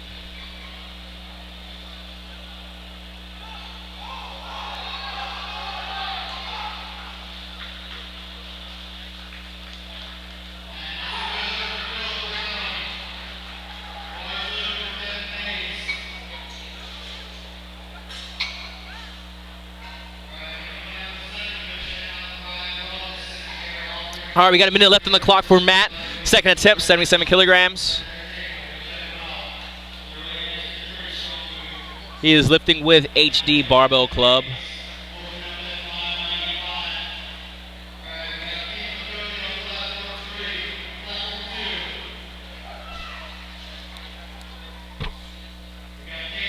All right, Matt up for a second attempt, 77 kilograms.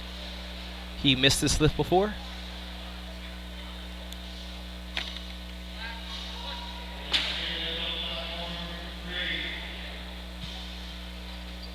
Oh, there we go. Good comeback. That is a nice lift. He looks like he's a little bit upset of himself there for. Looks like he's a little bit upset of himself there for missing his opener, because it was a super easy opener, I bet. It's probably a lift he never misses in the gym. Again, some of these lifters come out here, guys, and they do this over and over and over and over and over again. And you have to understand that it's just one of those things. It's just a very repetitive movement. So they can get super complacent and not respect the weight on the barbell. I know for myself, I've done that plenty of times where I've walked up to a barbell that I know I've hit multiple times and end up missing it, all right? And you sit there and just bash your head into the ground. You're like, why? But what makes you a very good competitor and a very good lifter is be able to shake it off, walk back on that barbell on that platform, and smoke the lift. All right, which what Matt just did there, so it was awesome to see.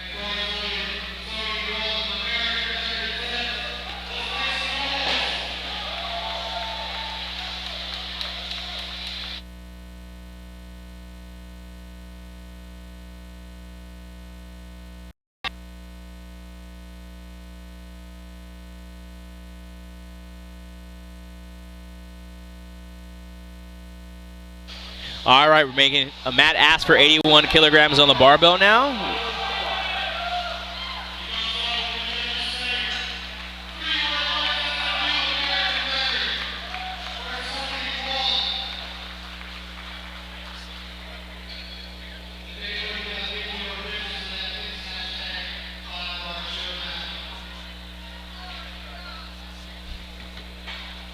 All right, Matt with a minute left on the barbell, third attempt coming at 81 kilograms.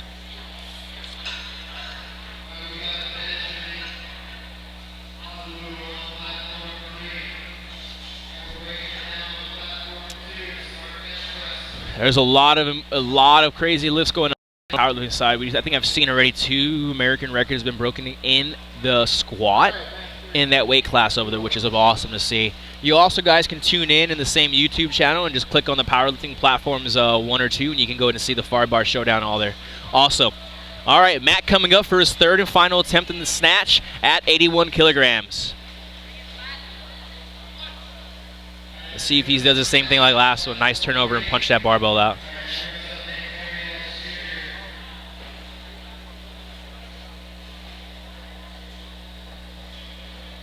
Oh, bar got away from him as I left his bar got away from him. So looped around on him, wasn't able to lock that bar out at all. It happens, he's gonna come back. Let's go and watch that replay here. Again, I really feel like if we were to kind of have him not have his hips come up so fast and let his shoulders rise a little bit earlier, he will make that lift. Again, with that butt rising that fast, it loops that barbell out and really pushes it away from you.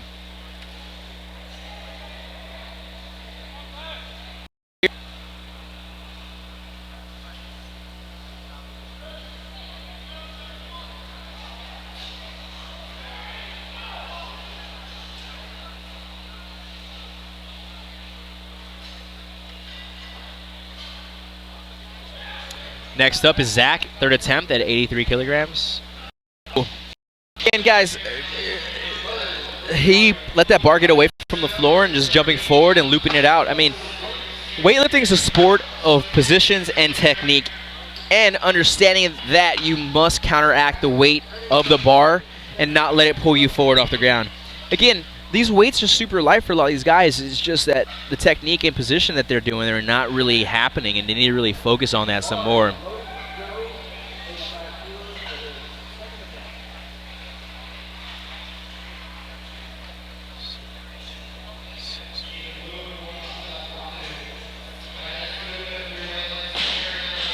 Next up is going to be Joe in his second attempt, 85 kilograms.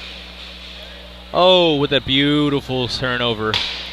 A nice lift. Good job. Nice job, Joe. And we're on a replay here. Chest up. Oh, nice patience to the hip. You know, I'm really loving how this guy is lifting. You watch him pull off the ground. Arms are nice and long, nice and straight. Bar makes contact at the hip. Arms are still nice and locked out. Really focuses on utilizing the leg drive. All right. Again, the sequence of the snatch, what we're trying to look for in the lifters here is understanding that it's going to be legs, legs, legs, legs, hips, hips, hips, finish to the ankles to get that extension, and then you're going to shrug. Arms are following afterwards. So, continuing on, here we got Doug Becker with a 90 kilogram with his first attempt. Oh, nice. Okay, we'll take that. Again, could see him be a little bit more aggressive at the hip there for sure. Bar got away from him a little bit.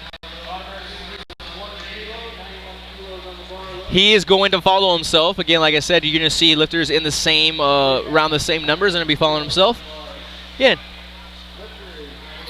lifter is going to be now is Joe Wooley. So he's coming up for his third attempt at 92 kilograms.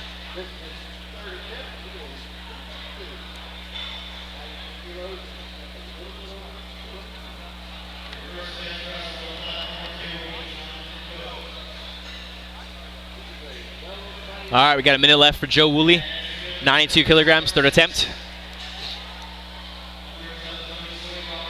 And again, guys, for those who are just tuning in and watching, all right, we have the 5-bar showdown going on here in Atlanta, Georgia at Meadowcreek High School. 5-bar showdown is a Superman total competition of weightlifting competition in the morning, powerlifting in the afternoon. Yes, you can sign up just for one of the events, but to get the top prizes and the cash, it is smart to go ahead and do both weightlifting and the powerlifting competition the same day. Again, it's fun, exciting, and something super new. Oh, we'll see what they give him here, but that looked good. Bar got away from him a little bit, but he readjusted himself midair, and they gave it to him. Again, if you notice, that bar got away from him a little bit, but he still adjusted himself to get himself in position and really had a very good solid lockout overhead. He is credited with 92 kilograms for the day on his snatch, which gives him a 3 for 3 in the snatch today. Next up is going to be Kalil at 93 kilograms for his first attempt. All right, Kalil with 93 kilograms on the barbell, first attempt.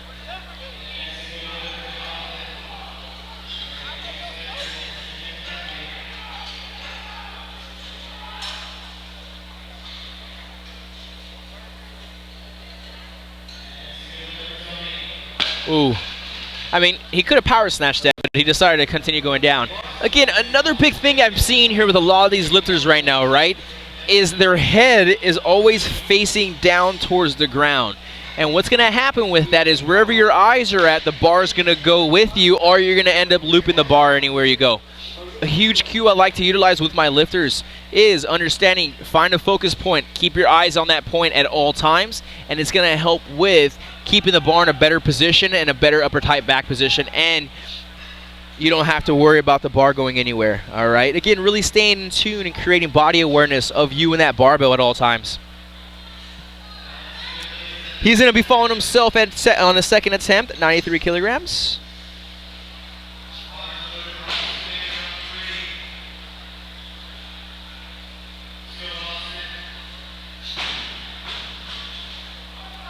Minute 20 left on the clock for Kalil.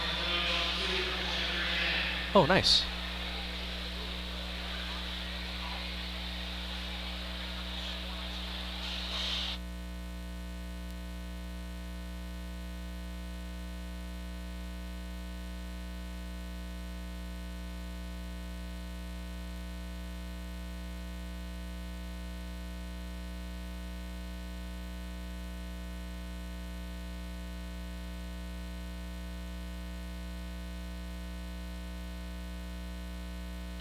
All right, second attempt for Kalil at 93 kilograms. Again, if he just picks his head up and has his eyes focusing in front of him, I guarantee. Still a good lift. They gave it to him, it looks like. And that's going to be a good lift. Oh, it's a good lift. 2 whites, 1 red.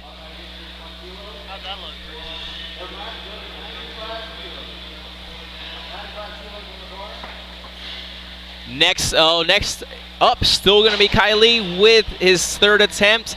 Looks like we're going to 94 kilograms.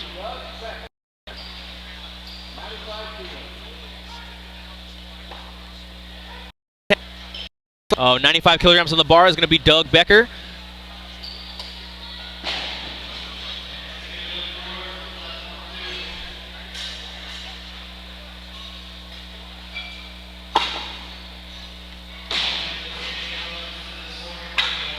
Loaders are loading the weight right now, getting set up.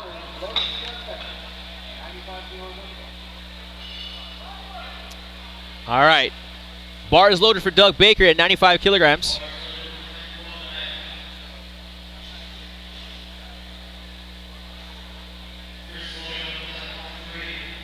Second attempt for Doug. Oh, with a pretty snatch. Good job, big dog. What an easy lift at 95 kilograms. Again, a little forward, not too bad, but hey, credit with 95 kilograms. His third attempt now. We're going 97 kilograms next. Nice lift. You always can appreciate a good snatch, guys.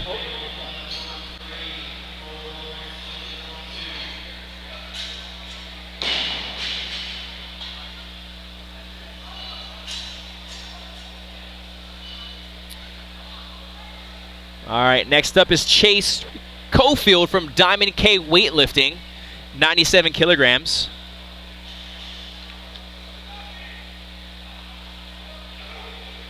All right, 97 kilograms for his first attempt in the snatch.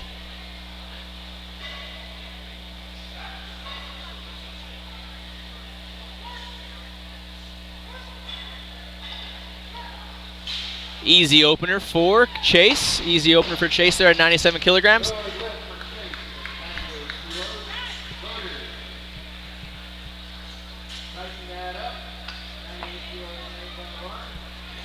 Chase is going to be following himself. The automatic increase. Oh, never mind. We got Kalil at 98 kilograms for his third attempt.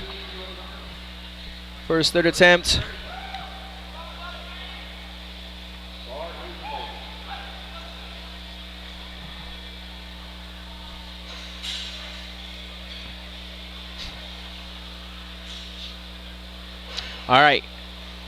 Kalil, 45 seconds, 98 kilograms, third attempt.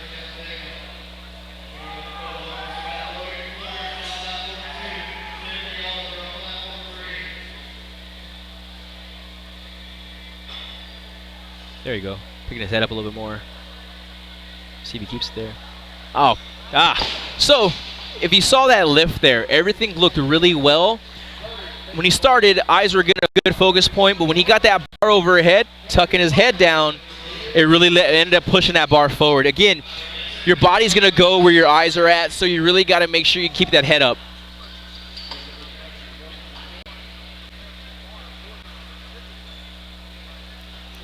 He is credited with 93 kilograms on the day. He's going to be transferring over and getting ready for the clean and jerks next.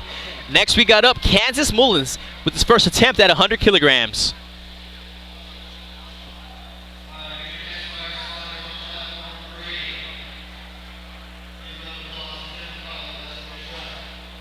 Kansas getting ready to go for 100 kilograms.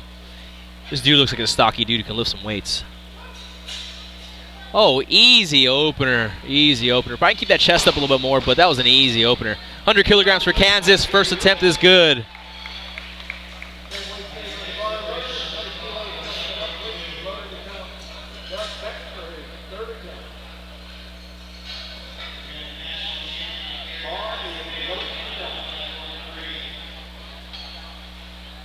Next up, Doug Becker. Third attempt at 100 kilograms. So far, he's 2 for 2 on the day with a snatch. All right, let's go see if he can make this 3 for 3 again. Got to keep that bar close. Really big finish here on this next one. He's making those 5 kilo increases.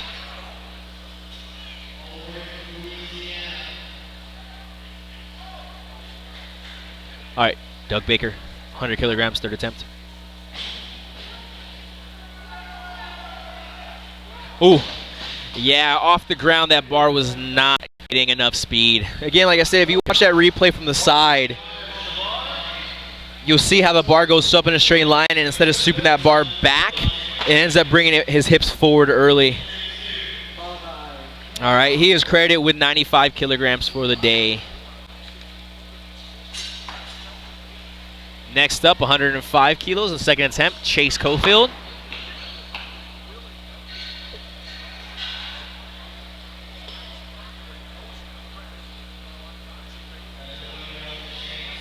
All right, next up, Chase Cofield out of Diamond K Weightlifting.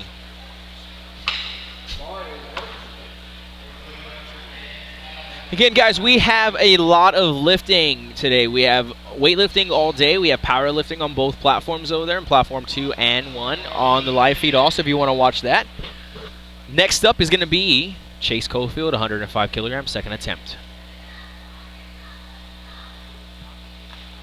Oh, yeah. That's a pretty snatch. Good work. Good.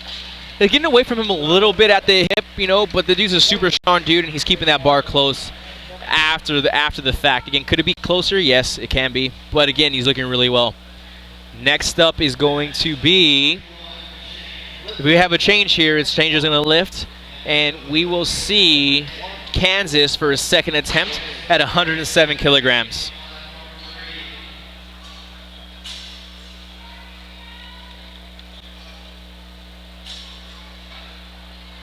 All right, Kansas, second attempt, 107 kilograms.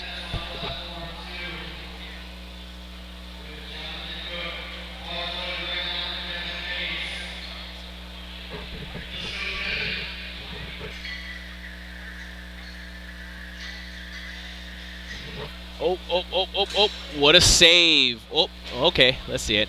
All right. So if we look at the replay here, all right, he's really not making any contact at the hip. It's like a brush of it's like a sweep right past it, all right, and it's helping the bar go in a straight line going overhead. But with he driving his head through and dropping his chest, puts him into internal rotation, making him come forward on that lift there. Again, if he finishes up and back slightly more, I guarantee you that bar is going to land in a place that he wants every single time. Next up, Seth Tyner. He is out of Williams Weightlifting, out of Beaufort, Georgia, with Caleb and Kelly Williams. He is one of their lifters. He has actually been lifting with them for a while, for about a year and a half, 2 years, I think that is what we're tracking on right now. He is also a firefighter, so he just became a new firefighter. Seen this kid come up. He's a very good lifter.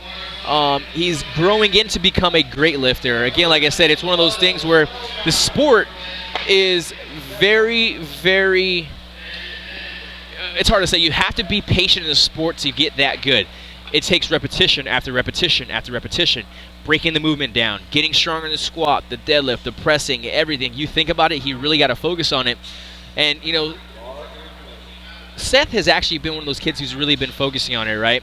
He doesn't just weightlift. This kid focuses on longevity for his job and understand that he needs to perform for his job also. All right. So, and the lifting changing order just changed right now. We got Kansas Mullins right now, who is coming up, 109 kilograms, third attempt. Looks like Seth Tyner ended up jumping up to 110 kilograms for his opener. Lift the barbell right now is 109. The weight class right now, guys, we got here right now, we have 85s, 94s, and a 105 plus. Last attempt here for Kansas.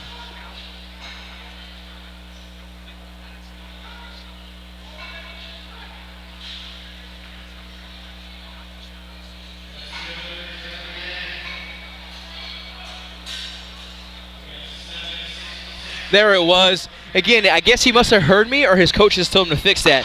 But you watch that last lift, that finish position at the top was beautiful. Again, it wasn't straight up and down. He was slightly shoulders behind the hips, driving through the legs, pulled under, and smashed that.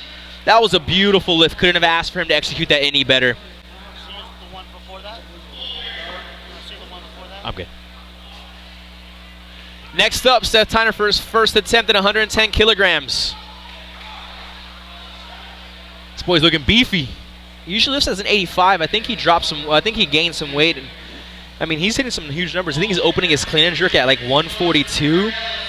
So see him opening at 110 is awesome. I've been seeing this kid kind of train a lot via social media, Instagram, and all that good stuff.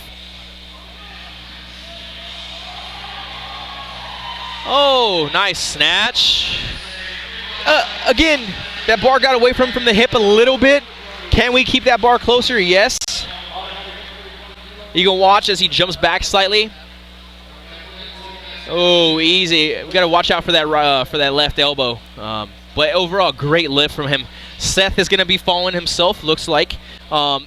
He and one other lifter have next is that, and that's Diamond. That's Cofield, a chase from Cofield of Diamond K weightlifting, and he is at 120 kilograms. That's a huge jump from 105 to 120 kilograms.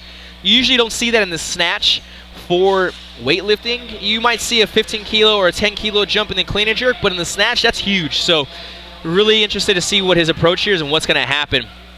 All right. If you notice right now, Seth is actually resting right now during his 2-minute rest period. His coaches right now are strategizing to give him a little bit more rest right now. So you'll see them stop the clock here and probably increase that that lift barbell probably to about 113 and 114. We'll see what happens here. Usually you like to see a jump total, a jump in each lift about 3 to 2 kilograms. So make your opener, then jump 3 kilos, and then jump 2 kilos. They're actually going 2 kilos here right now. And again, he has one more change for himself. One more change. And it looks like Seth will be holding the Sinclair for this right now, huh? Looks like that. Awesome. All right, got a minute 20. Oh, 113 on the bar. Like I said, we talked about that 3 kilo jump. Let's go and see if he's going to take this or they're going to change his weights. But looks like Christian and Kelly, they're back there talking about it. And it looks like Seth actually wants more weight. And it looks like we're jumping the bar to one. Yep. Jumping the bar up to.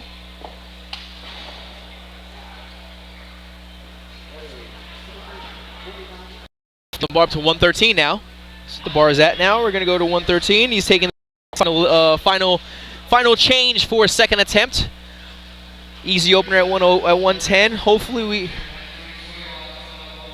He's back there chilling, listening to music, getting ready to rock and roll. All right, Seth up. 113 kilograms for his second attempt.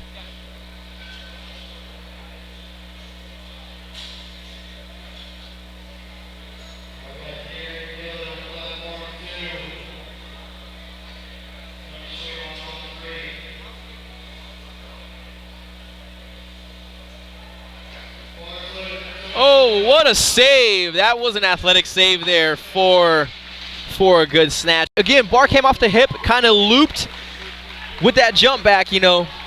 Saved it, though. Really rocked him back in the heels. What a great patience at the bottom, though.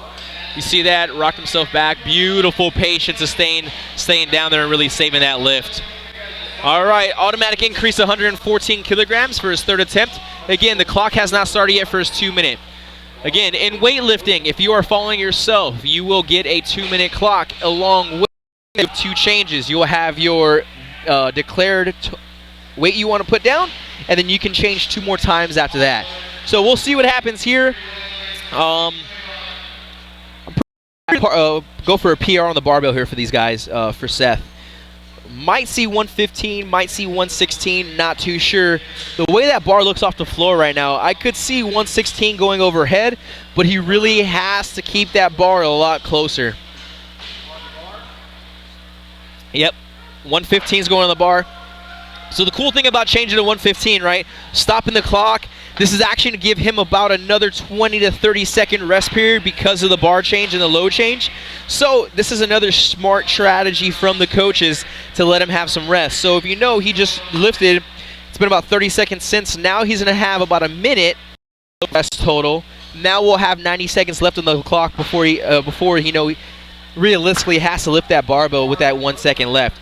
Now, once they're getting set up and everything else like that, he has a minute 30. He's going to rest another 30 seconds probably before he walks out for that barbell. But if you think about it, he just had about 5 seconds rest period for this.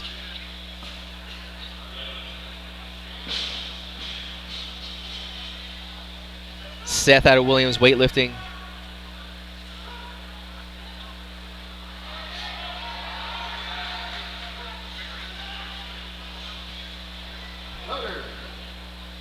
Moving the bar up to 116. I called it. All right, so the strategy here, we went through, smashed it. Next one we're going to now is going to be 116. Again, one of those things is you make your first 2 lifts and you're feeling it and the pan's frying and it's cooking. Let's put some weight on the bar and go after it, right? Nothing to lose, just get after it and have fun. Again, the way Seth is looking right now, that pan is frying and we're going to continue cooking and we're going to keep on lifting some heavy weights. Looking at 116 here on the bar, this is going to be 255 to 256 pounds on the barbell right now.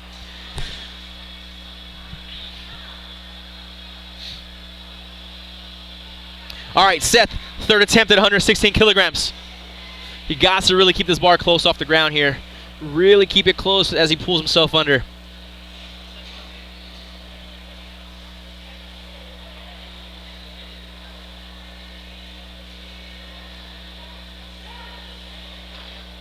Nope. All right, so if we watch that, he... yeah, that was a huge hip hang off the hip there. Let's go ahead and watch this. If you noticed, his hips came off the ground faster than his chest did, right? Ended up throwing him out of position. All right, use your legs off the ground. Get past the knee, continue driving the legs. Don't go hips or your back first and then legs. Again, not a very good attempt from Seth. Overall, he's credited with 113. All right, 120 kilograms. This is a 15-kilo jump from his second to third attempt. Very interesting approach here. Let's go and see him smash this.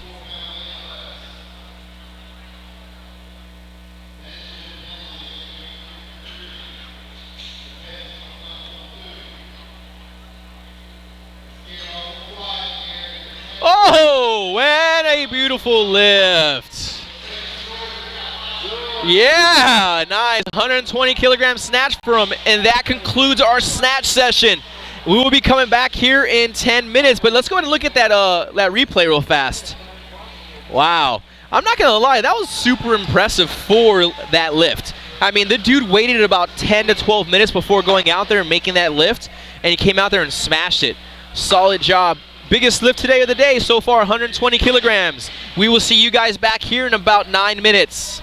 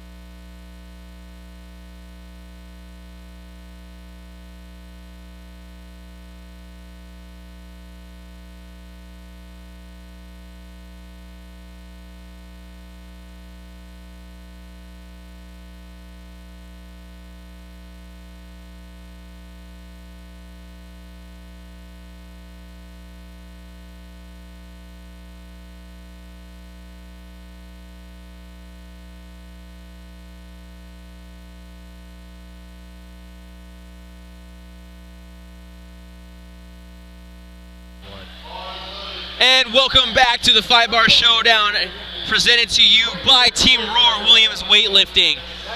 The very first Superman total competition going on out here in Atlanta, Georgia today. All right, welcome back. We are going ahead and getting started for our clean and jerk, our second session of the Superman total. Biggest snatch we just saw was 120 kilograms from Chase Cofield out of Diamond K Weightlifting. The dude made a 15-kilo jump from 105 to 120 and smashed it. Right behind was Seth Tyner out of Williams Weightlifting with 113 kilogram snatch. Next up we got is the clean and jerk session, and our first person up right now is going to be Matt Buttimer from HD Barbell. He is credited with a he was credited in the snatch with a 93 kilogram snatch. He is opening with a 100 kilogram clean and jerk. For those who are watching and never watch a weightlifting meet, and you're watching your buddies lift in this meet, understand that they got 3 lifts to post the biggest lift they want, all right? So they have to lift the biggest weight in all 3 lifts. So let's say, for instance, you have a lifter who goes 100, 105, makes those 2 but misses 110. He's going to be credited with 105 kilograms. All right, Matt just finished making his first attempt, and it looks like that is a no lift. It was a press out of the left arm. All right, he's going to be following him, so 2-minute clock. So for those who are tuning in, all right, I want to say thank you to our sponsors and vendors, Team Rohr Powerlifting, Pretty Strong Powerlifting, along with Williams Weightlifting, LFT Sports Nutrition, Roswell Barbell, My Power Dot, which is a smart muscle stimulation device machine, Thrive Wellness Center, Quest Athletics, Titan Support Systems, and Softly. All right. For those who are tuning in also, since you guys haven't been really watching, if you missed the snatch session, I'll go over a little bit of the rules. All right. For the clean and jerk, you must get that bar from the ground to your shoulders. It can be either power clean or a full clean. So it can be a power clean to a front squat, or it can be a full squat, or it can just be a power clean. Once that bar gets to the shoulders and you stand up with it, the bar must go overhead in one fluid motion. There should be no stopping of the barbell. There should be no press out of the elbows. They must have fast lockout. Again, if they reband the elbows at all, that's going to be a no lift. If his elbows or touches any part of his body when he makes that clean, that is considered a no lift. If he catches that clean in the jerk, all right, and he goes into the jerk and dips, comes up, and then decides not to do the jerk, he is going to be no lift, all right? Next up, we got Joe Wooley with 102 kilograms. First attempt. And he's up. Good. Set himself. Ew, nice, pretty jerk there. That was a beautiful jerk. Again, if you notice, guys, that jerk went straight up and overhead. There was nothing about that lift at all. Good job. He is credited with 102 kilograms.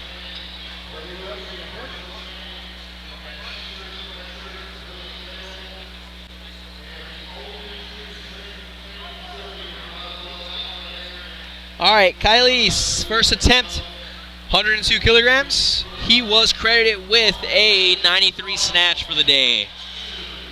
So what's going to happen here, guys, is once they're done with this weightlifting competition, they are going to go ahead and rest up and get ready for the powerlifting competition that's going to be going on here in the afternoon. Again, the Superman total is going to be the snatch, clean and jerk, back squat, bench press, deadlift, all that weight combined, and then broken down into their body weight of Sinclair and Wilkes totals. There's an easy power clean for the dude.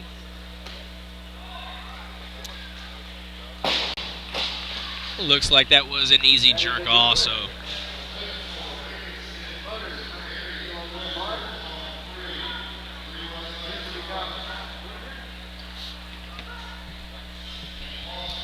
All right, guys. Matt up with the second attempt from HD Barbell. All right. He had a no lift on his first attempt at 100 kilograms, coming out for 102. It looked like the jerk was the problem on the last one. Let's see if he can correct it this time.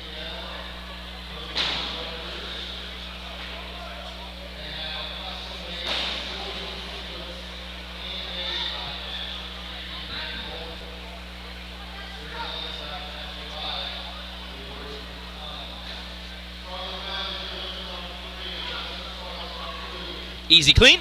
All right. He got to make this jerk now. Reset. Again, so they're allowed to do a mini reset like that. Oh, with a better jerk position. There it is. He really made sure that he was not going to lose that barbell overhead. Oh, really? Okay. Let's go ahead and watch that replay again, because from my angle, it looked like it was a very good lift. Oh, let's see.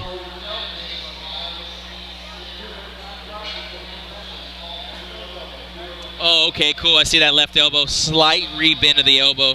There's a little press out. Okay, cool.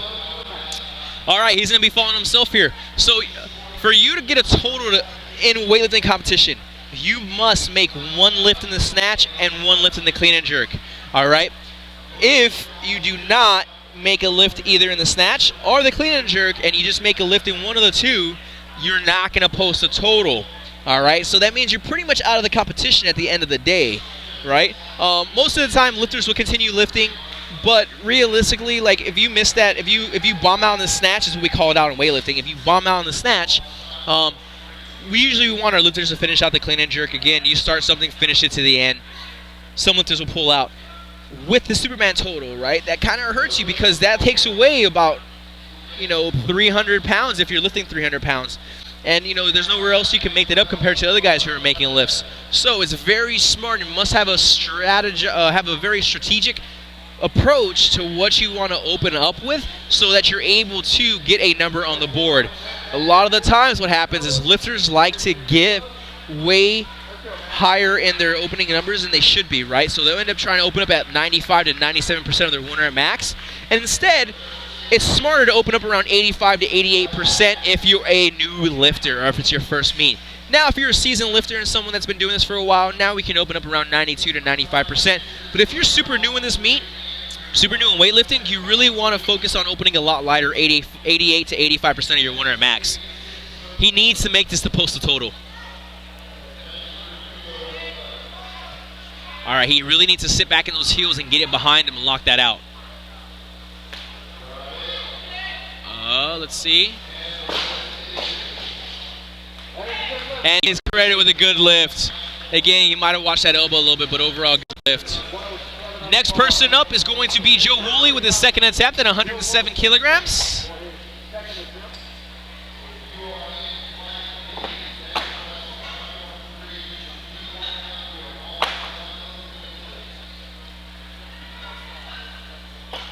All right, guys.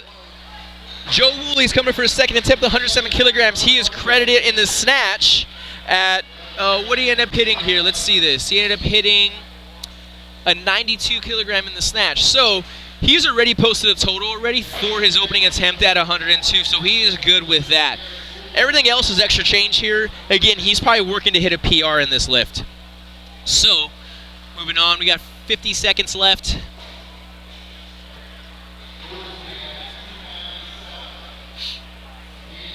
I really enjoy Joe Wooley's technique. He can tell he really focuses on position work, as you notice here. He reminds me a lot of a Derek Johnson in the clean, all right?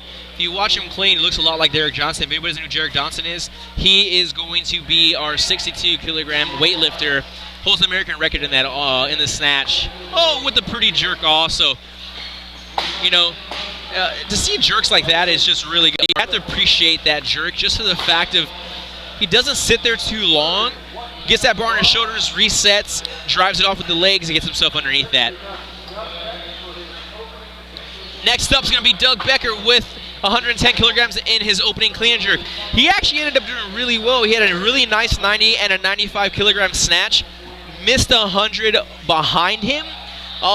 So no doubt this dude doesn't have the strength, but he is getting after it also too. And I love the fact of how much he's smiling and having fun at this. So his first attempt today is going to be at 110 kilos in the kilogram in this clean and jerk session.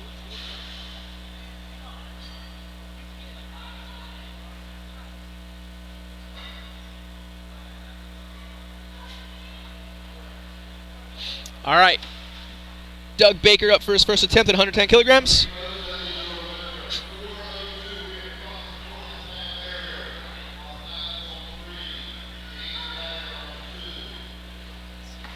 Beautiful patience. I love that pull. Oh, and with a pretty solid jerk also. That right there, guys, is a beautiful opener and something you want from every single athlete that walks out onto that platform. That was a no doubt opener for him. As we look at the replay here, look how long his arms are. Beautiful. Nice long arms, kept driving with the legs, shrugged himself under. The jerk was even better. I love it. Awesome job. Next up, first attempt, 112 kilograms from Zack. Zack ended up posting a 75 kilogram snatch, and now we're seeing 112 kilogram clean and jerk. Usually you like to try and see, whenever you see weightlifters pretty balanced, you usually want to see within a 20 to 30 kilogram difference between the snatch and clean and jerk. All right, first attempt right now is 112 kilograms. Oh.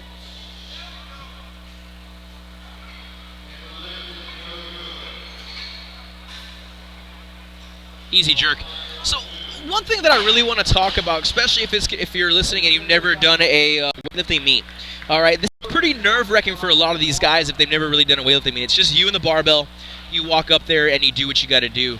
A lot of the times what happens is whenever I tell my lifters that are brand new, I really focus on being super patient walking up to the barbell and lifting it. Again, you have 1 full minute to lift that barbell, and it only takes 2 to 3 seconds to lift the weight, realistically, and the clock stops once that bar is lifted off the floor. So once that bar is lifted off the floor and you're doing it clean, you can have that bar on your shoulders or whatever else for as long as you want until you make the jerk and the judge tells you to lower the bar down.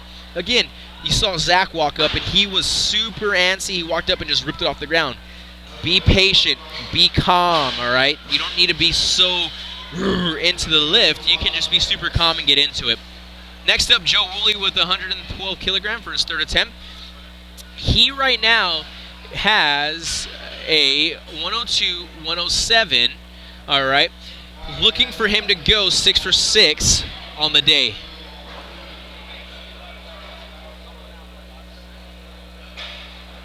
Oh, yeah, beautiful clean. That was a lot better than the last one. All right, let's get the jerk now.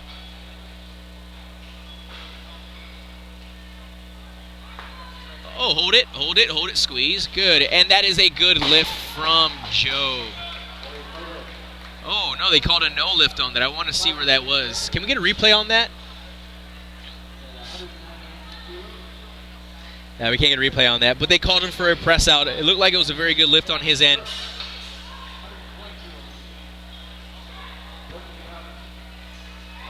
Next up, Kylie with 120 kilograms.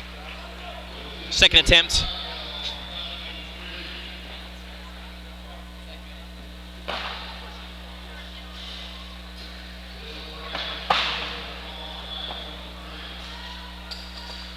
Right now, changing weights, put 120 kilograms on the barbell.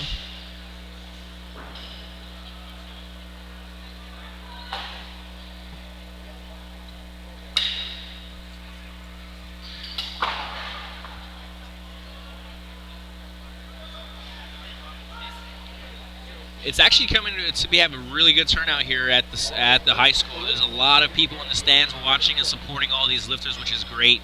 Again, it's super awesome to see these guys getting after it. All right, Kylie with the second attempt, 120 kilograms.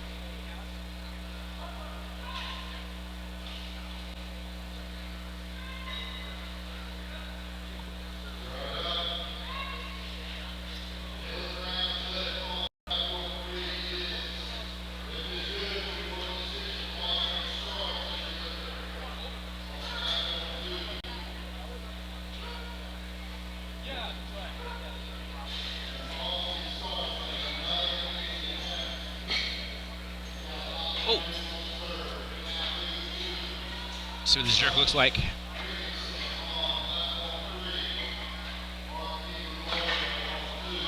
Oh, all right. That's a no lift for Kylie. That bar looked, I'm not going to lie to you, that bar looked really heavy from the floor to the shoulders.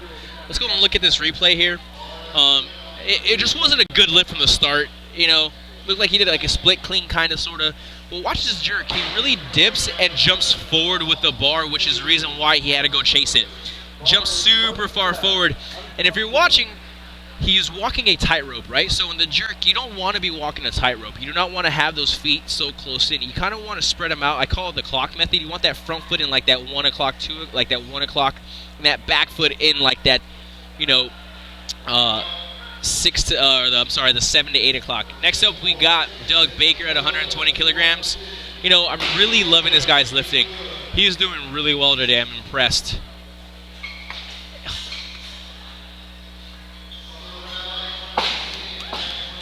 And he should be credited with that lift. And that's a good lift at 120 kilograms.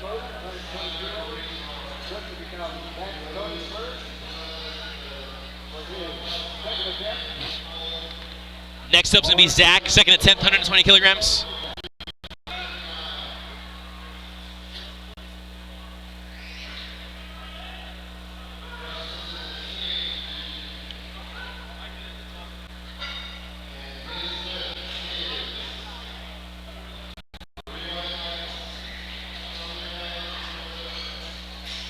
All right, Zach Baker. Zach Baker. No, his name is Zack Koenigsberg. Probably messed that all up. Sorry about that, buddy. But 120 kilograms, second attempt for Zach.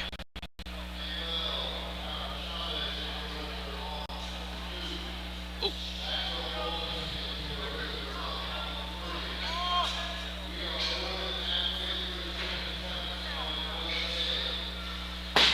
And that is going to be a no lift. 2 reds, 1 white. They got him for a press side on that. Let's go and watch that replay now.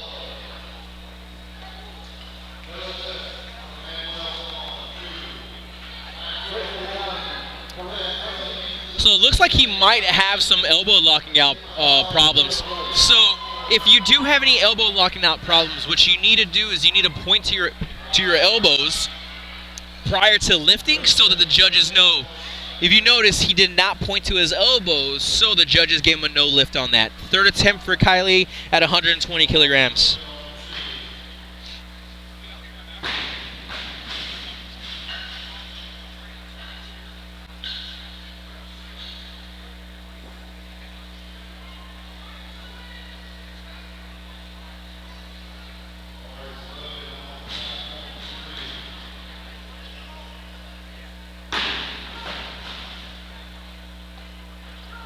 Okay, so that looked a lot easier than his last one.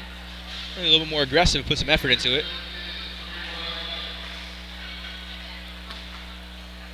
Oh, wow, what a save. That was a save. I mean, that was that bar over her head and hope for the best. That was a save. Good jerk, good lift. Again, one of those things, too, if you watch him jump, when he jumps in his jerk, look how high his feet come off the ground. All right? You really want to understand that you must drive through the legs as hard as possible and get those feet sliding. You don't want those feet coming off the ground way too much, because what ends up happening is you lose control of the barbell, right? It's all about having those fast feet, fast hands.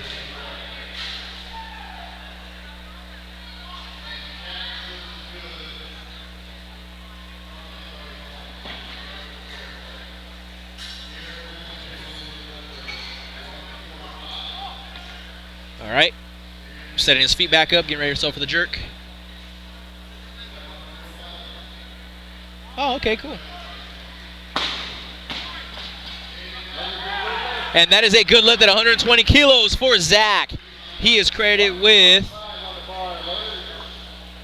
Nice, he is credited with 120 and a 75 kilogram snatch. Next up, Chase Cofield from Diamond K Weightlifting. All right, seeing this guy's strategy, I'm wondering if he's just opening up a little lighter to get some points on the board and then making big jumps. Seeing the way he smashed that 120 snatch, I expect him to here today to clean and jerk at least 150, 155.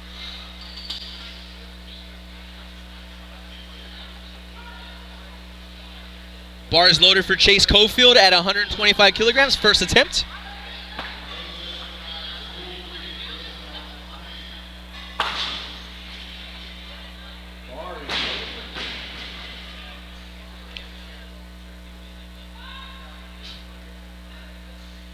All right, Chase with the minute, 125 kilograms. This is 275 pounds on the barbell.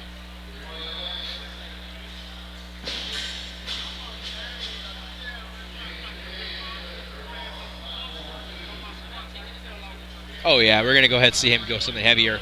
We'll see though. Let's see how this jerk looks. Oh, yes. Let's go ahead and put some weight on that barbell. That's a good lift for Chase Cofield today, Diamond K Weightlifting.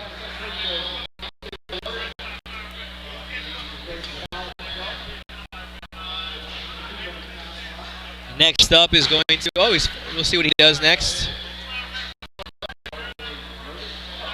Chase Cofield, 135 kilograms. 135, second attempt. This guy is super strong. I'm excited to see what he hits here after this third lift, but that jerk was powerful, that clean was powerful. There isn't much that we can say about this, right? Let's go and see some big weights lifted on this barbell next.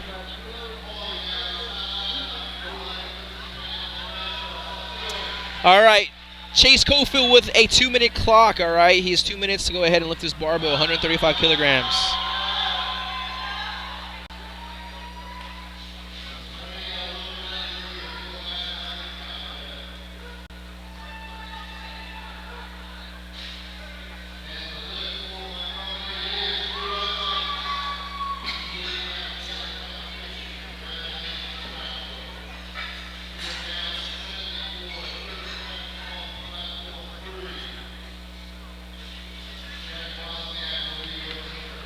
All right, guys, we got a minute 15 left coming up. I don't think we're going to have any more changes from Chase Cofield. We're going to probably see him approach this barbell and take 135 today for his second attempt.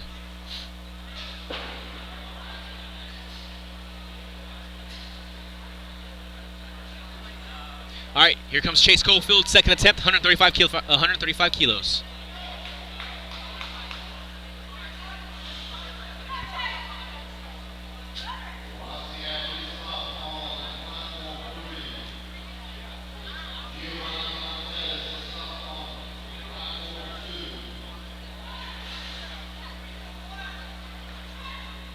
Okay, easy. Got to keep that bar closer next time. It's come off his hip a little too much. Yeah, the jerk's no problem, guys. The jerk's not going to be a problem at all for him. He needs to really keep that upper back tighter and not let those elbows bend like he is in that clean. I mean, you can watch this. He's losing.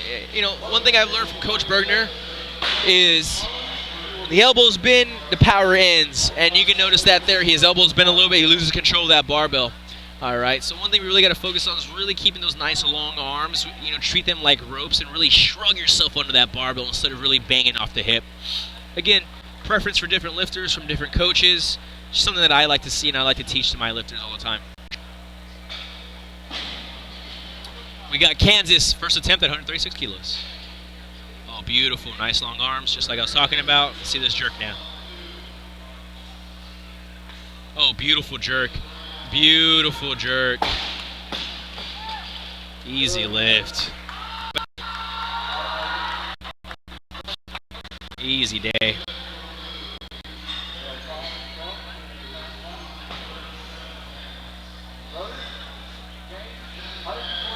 $140 kilograms on the bar for Kansas for his second attempt.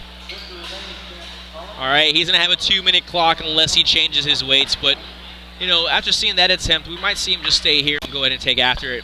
Again, the bar didn't look heavy off the floor. His legs look super strong, and that jerk was solid. All right, 2-minute rest right now we got. He's probably going to sit back there and relax a little bit before he has to come out.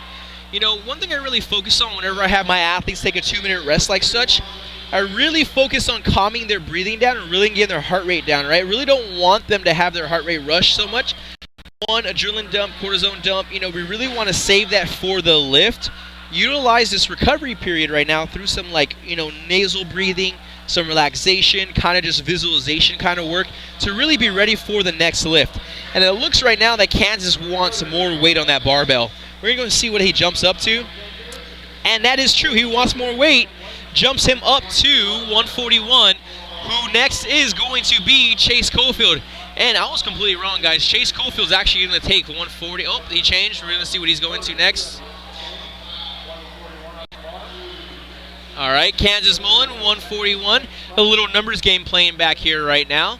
So, now that he is the new lifter, Chase just kind of screwed himself because he was trying to get rest. But, Kansas wanted rest, but with Chase changing his numbers, Kansas becoming the new lifter now makes him have a 1 minute time to lift his bar when he previously had 2 minutes. All right. So the strategy there from the coaches and himself, I don't know if that was a smart one. I would have stayed at 140, got that lift in, and give him a little more rest. But we'll see how he does here.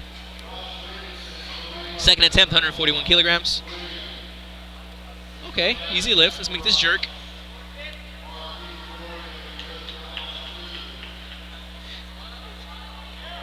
He made it. Feet together. I think no lift. Again, very unstable overhead. Again, like I said, we're going to go look at the replay here. It looks like it was just a press out. A little arm bend. Again, the clean looks great. Legs are strong. The jerk is what was a little unsteady. Oh, yeah, super unsteady press out. Okay. Again, I'm not going to lie to you. If I was his coach back there, I really would have kept him at 140 and gave him a little bit longer rest. Again, there's no need to really chase kilos when it's on your second attempt. That first and second attempt need to be guaranteed makes for a fact, and your third attempt is what you can go after.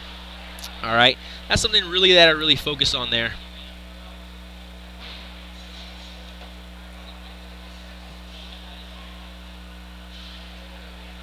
All right, we got a minute 30 now, 141 kilograms on the bar. You know, there's also other ways to do this, you know, to stop the clock, give your lifter more time. The coach right now could ask them to stop the clock, clean the platform. Think about wiping off the platform, sweeping it off, gives you about 10 to 15 to 20 seconds depending on how fast they are, which now adds that on top of the 2 minutes that you already had. Is actually a really good route you can go.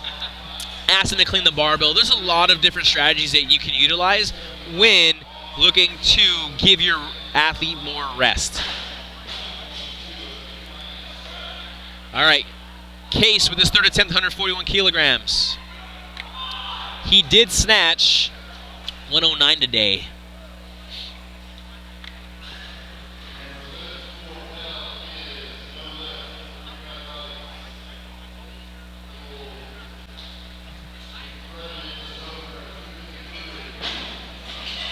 Oh, better clean, a lot more aggressiveness. All right, he needs to really sit back in those heels, drive that bar behind him. He needs to drive it back behind him. Oh, drop it. Oh, nope, no lift. Again, the judges should have called a no lift on that dip already because he's not allowed to do that. He is credited with a 109 snatch, a 136 clean and jerk, with a total of a 245. Now that these guys are finishing off their clean and jerk sessions, they are now going to rest up, and they will start heading over to the powerlifting area and start getting ready for all the powerlifting. Again, these guys have a long day of competition. It's time to refuel, eat all the carbs, eat all the protein, and really get everything, and eat all the fats. I mean, go eat a full pizza, guys. You've already weighed in. I think you have to weigh in one more time for powerlifting. I could be wrong, but I think a lot of guys are coming in and weighing in last night for powerlifting. So, again, be smart here with the recovery. And you know what? I can be wrong also, and I usually am sometimes. If I had an athlete who was doing a Superman total on myself, this is the way I would look at it as, and I had to weigh in twice, I would really would have to watch what I'm putting in. I would actually do a lot more of, instead of food, more powdered drinks, like carbohydrate drinks to help here. First up is Seth Tyner with 142 kilograms.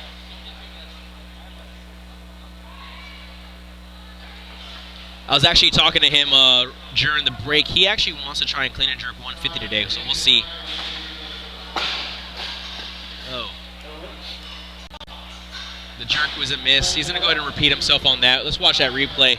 The clean was a strong clean, strong back off the ground. The dude deadlifts like 500 pounds. Good clean, out of the hole. He just needs to make that jerk. Yeah. So a lot of times what happens is a lot of lifters who are really upper body dominant will have that problem of that, right? They'll try and lock the bar out faster than they need to. Really focus on being patient. One thing that I've learned, and I really like to, pass to other lifters, and I kind of think about myself, my arms are the last thing that lock out. So I want to understand that I need to drive as hard as possible to get that bar overhead, and then I just want to punch that bar to the sky and lock those elbows out as hard as I can. And really feel the force of my feet in that split position as I drive into that barbell at all times. Again, fast hands and fast feet is what's going to make that lift happen, but you must finish your drive of the legs to get that bar going. Again, it's not the arms that help the bar get overhead. It is legs, legs, legs, legs. Arms are last.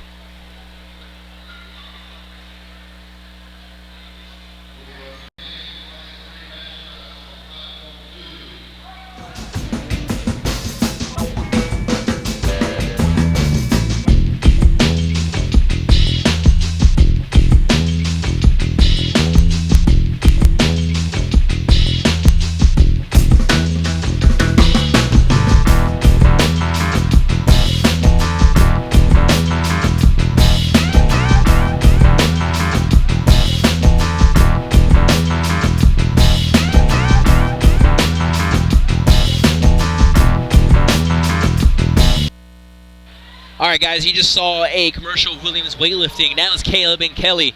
Like I talked about in their last session, they just finished having a baby. Kelly and Caleb have been in the sport of weightlifting for many years. Many years. Caleb and Kelly have both been on the world teams for weightlifting. Alternates for the, doing really good things there. Caleb and Kelly have held world records in both snatch and clean and jerk for themselves.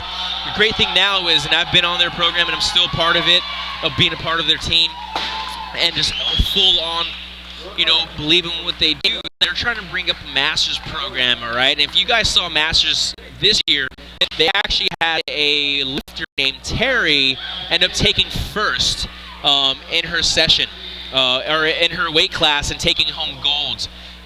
So Kelly and Caleb have a lot of knowledge in weightlifting. Same thing with powerlifting from Caleb coming that background. So if you're looking to jump onto a team for the Masters or just remote program in general, make sure you get in contact with them. All right.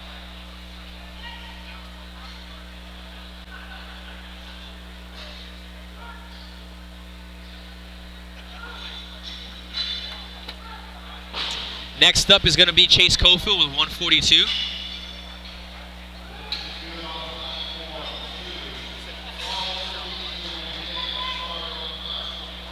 Should be our second to last lift. There it is. Chase with an easy clean. That was actually a lot better clean than his other ones. He just needs some weight on the bar. Oh, nice jerk. Easy day. And that is a good lift for Chase. Next up is going to be Seth. And it looks like Chase ended up going 3 for 3 today. Or I'm sorry, 3 for 3. 6 for 6 today in his weightlifting meet, all right? 3 for 3 in the snatch. Ended up with a 120 in the snatch. Ended up with a 142 clean and jerk, which puts him at a 262 total going into his powerlifting meet this afternoon. All right, last attempt for Seth Tyner with third attempt at 144 kilograms. Again, legs look strong. That jerk he made on his second attempt really looked amazing. I mean, he should have done that in that first attempt, but hey, it happens. Let's come back, regroup, and smoke this next one.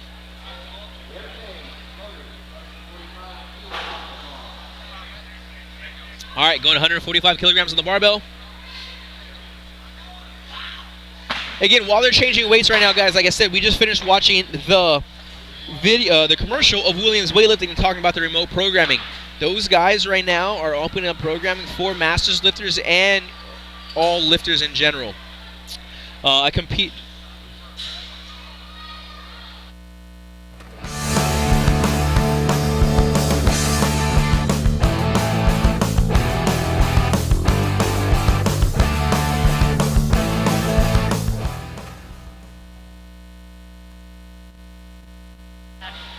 So, going back to that, guys, you guys saw the sponsor also. So, the main two sponsors of this competition is going to be Team Rohr and Williams Weightlifting. All right. I'll continue talking about Williams Weightlifting here in a minute after Seth takes his attempt, his last attempt at 145.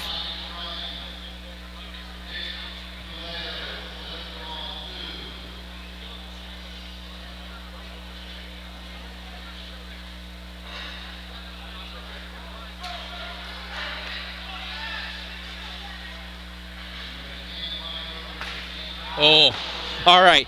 So let's go and look at that replay real fast. There's something that you saw, the reason why he missed this jerk. All right. Clean was beautiful. It looked great. But in his jerk, though, as he started dipping, watch, let's see this. As he started dipping, watch his arms drop. Oh, you see how his elbows break? So what happens there, he loses upper back tightness and his upright torso.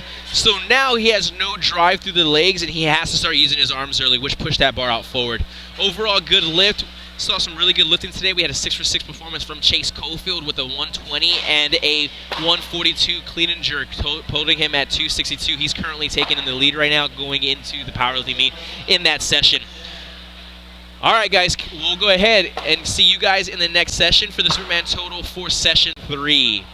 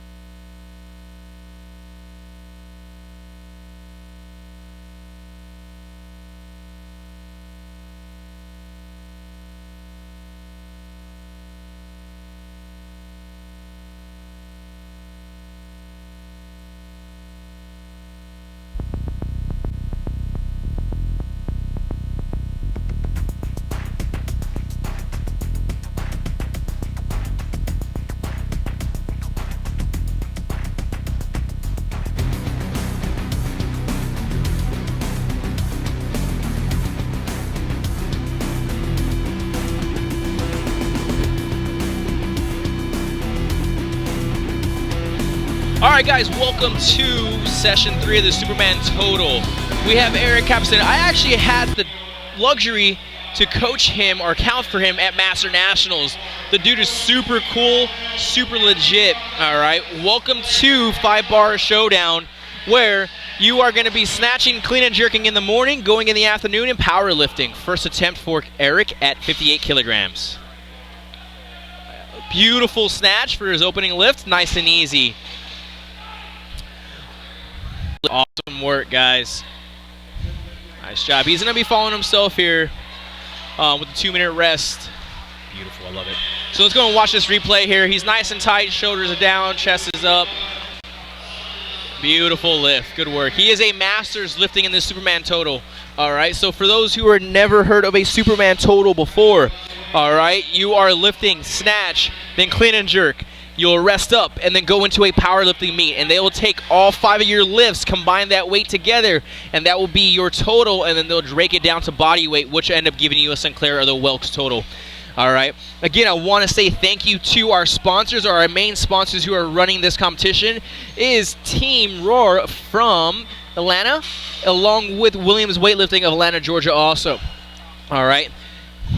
We have Pretty Strong Powerlifting as another sponsor. We have LFT Sponsored Sports Nutrition, Roswell Barbell, the Power Dot, Thrive Wellness Center, Quest Athletics, Titan Support Systems, and Softfleet. All right. Again, guys, it's been some really good lifting today so far this morning. We have 2 more sessions after this of weightlifting. They are not going to be involved in the Superman Total. They are just going to be doing the weightlifting. So this competition also, for those who are who just heard about it or were kind of skeptical or on the fence about doing this meet, you can do the Superman the Superman Total, which will do the weightlifting meet and then the powerlifting meet, or you could have done just the weightlifting or just powerlifting. Again, we have cash prizes for the Superman Totals, along with a lot of sponsorship goodies for everyone to come out with. All right, Eric is coming up with a minute in his time to lift. Again, guys, if you're first time watching snatch, because you got friends that are doing this meet and they've never done a weightlifting meet, they've only done powerlifting, you get 3 lifts in the snatch to get your heaviest weight total, and then you have 3 lifts in the clean and jerk to post your heaviest lift possible. With that being said, if you miss all 3 in the snatch, you bomb out, will not post a total. If you hit 1 lift in the snatch and you miss all 3 in the clean and jerk, you're not going to get a total. All right? So we got our second attempt from Eric. If you notice right now, he's pointing it to his elbows for the judges. This lets them know that he cannot lock his elbows out completely.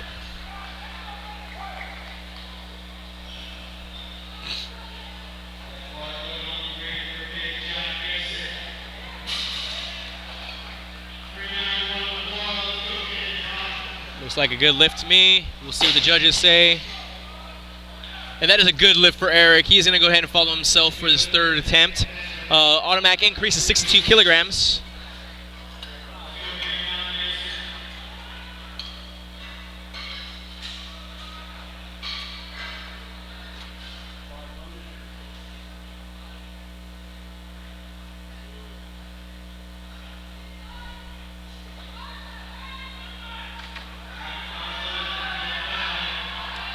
All right, so another big thing in weightlifting, guys, you have to understand is if you're going to follow yourself after each attempt, you will get a 2-minute clock. It'll give you rest. If he was to change his weight right now to, let's say, 70 kilograms, all right, and there was someone else at 70, then that lifter at 70 for their opening attempt will go first, and he will now no longer have to be waiting for 2 minutes. Again, if you're following yourself, you'll get a 2-minute rest. There's a lot of strategy here in how to give yourself more time and whatnot, all right? So, for instance, he declared 62 kilograms. He's now walking up to the judges now, asking for more weight, up to 63. This stops the clock, makes the loaders go out there, change the weights, gives him a little bit more time. So now he's actually getting about 2 minutes and 30-second rest period, a little bit longer than that. And this is going to help him go ahead and be ready for the next lift that he's going to be approaching at.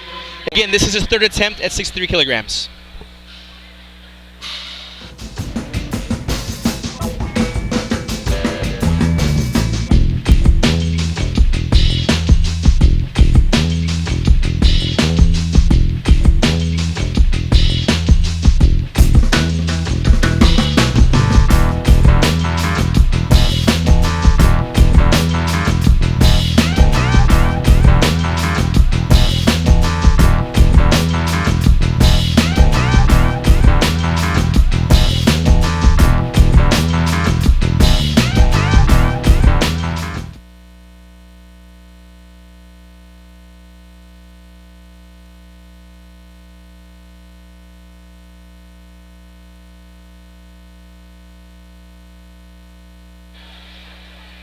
All right, guys, we jumped the bar up to 64 kilograms for Eric.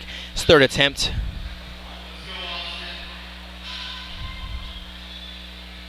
Oh, that's a no lift. No lift for Eric. He is credited with 60 kilograms for the day. He will now rest up, get ready for the clean and jerks. Let's go ahead and watch this here.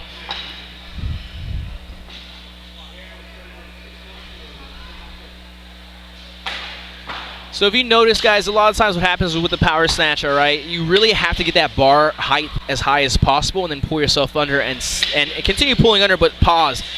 The problem with that is you can only lift a certain amount of weight. So what you really want to start doing is start teaching yourself how to pull under the weight and receiving and meeting the barbell at a certain height. There, the bar was actually a little lower than expected, so he didn't get to press it out as well. All right. So he's credited with 60 kilograms. Next up is going to be Stefano with his first attempt at 80 kilograms.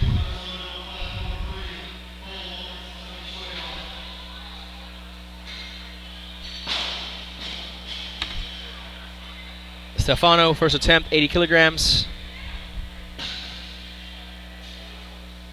Wow, that was super easy. That was super easy. Again, so for a lot of those who are watching right now, this is not your normal weightlifting meet. And the reason why I say that is because of the fact that you actually have powerlifters coming out here snatching, clean, and jerking. A lot of the times, these powerlifters don't ever snatch or clean and jerk at all. So, you know, they had to do some kind of training to get ready for it. You know, I don't think they, you know, I really don't know how they approach this as their training program, however else. But, you know, the way I think about this and whatnot, I would really look to utilize, you know, focusing, especially how strong these guys are, I would actually focus on more technical and position work for the snatch and clean and jerk because they're strong already because of the powerlifting background. So there's no need to really push a huge strength program on them for weightlifting. Now, if they're pushing for the powerlifting meet and they're utilizing all that stuff for their strength work, then realistically, you know, using technique and position work for the snatching, clean and jerk is going to be key for them. And you'd be surprised, it would actually carry over to hitting bigger lifts. I always say it though, right? Weightlifting is a sport of positions and understanding that technique. If you can hold positions and understand the technique of the sport, you're going to be a very proficient lifter. We have Elliott, first attempt, 91 kilograms.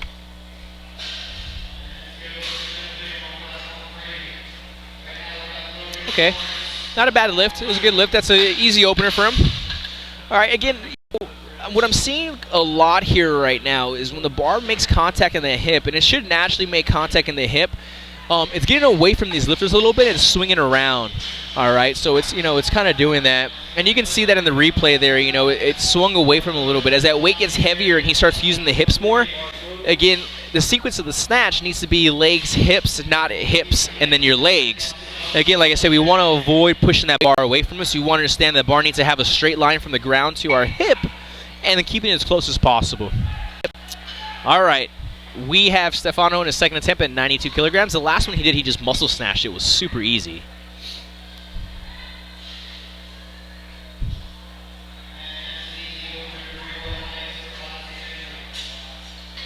Wow. Another easy lift.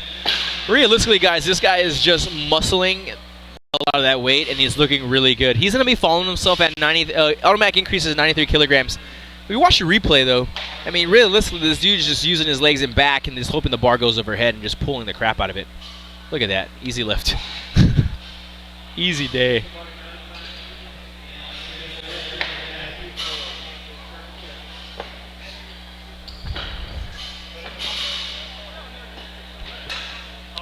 All right. Matthew Irwin, first attempt at 95 kilograms.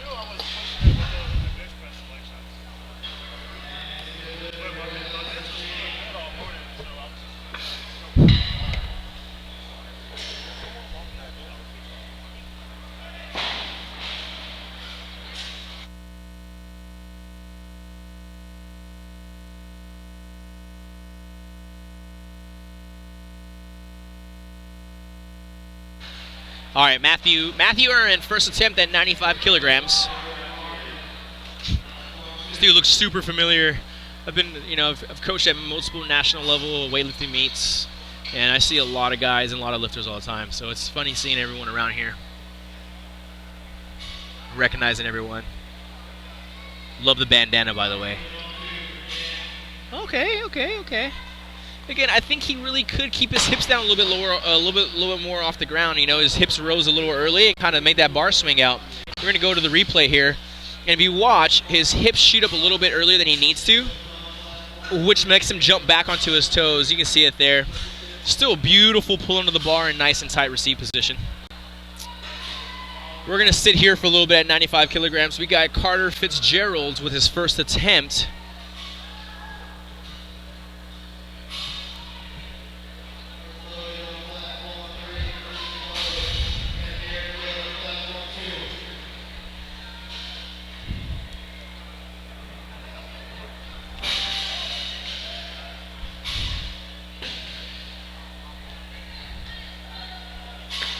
Oh, power snatch.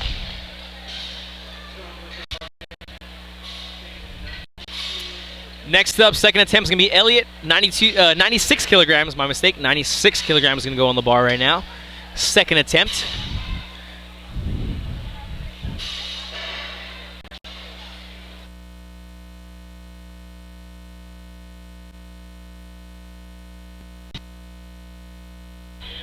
All right, second attempt for Elliott, 96 kilograms.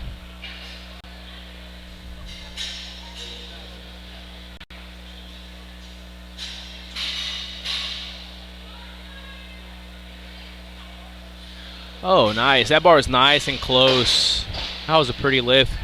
Looks like his hips bothering him a little bit. We'll see what happens. Third attempt, automatic increase to 97 kilograms.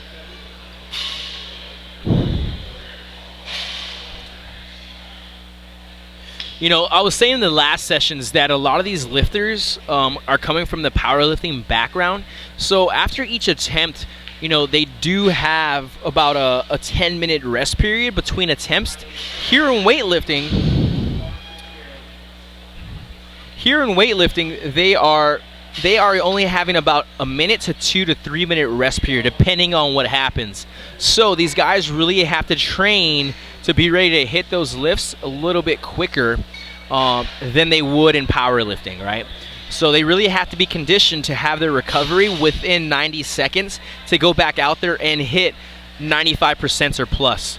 Second attempt for Carter Fitzgerald at 98 kilograms.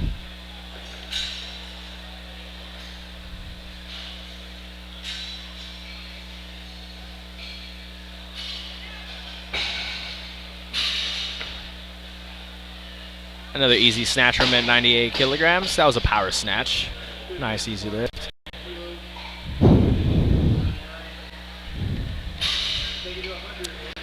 Next bar is going up to 100 kilograms. That's for Stephen. That is for Stephen Erwin at 100 kilograms for his first attempt. Stephen is up 100 kilograms.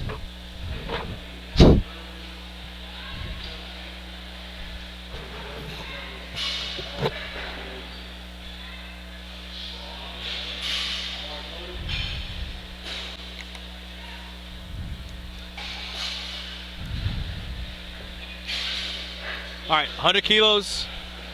Steven's up for his first attempt.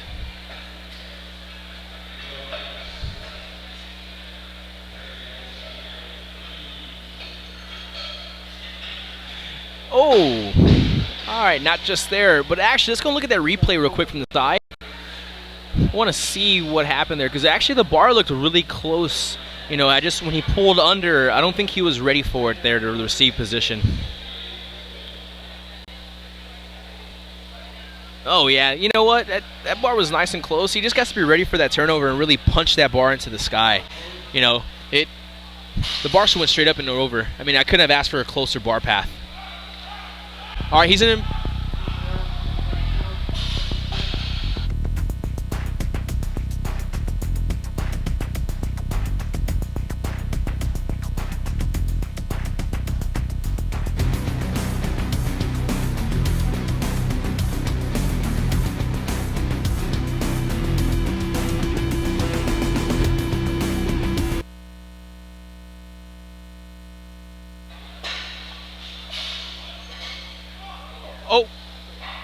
And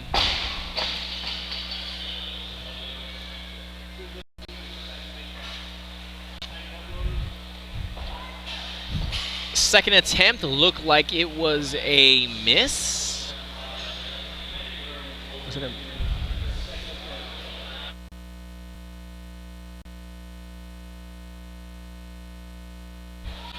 Steven, with his second attempt with 100 kilos, is actually a good lift.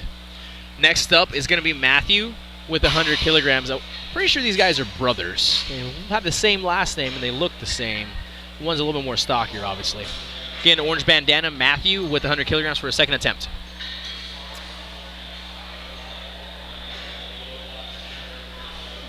All right. He really needs to keep those, really needs to shift that weight back into that midfoot and the base of his heel. He's really toesy right now, which is making him jump back.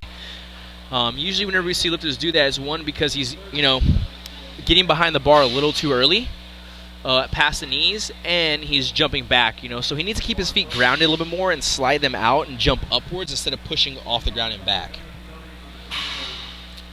All right, Stefano with his third attempt at 100 kilograms.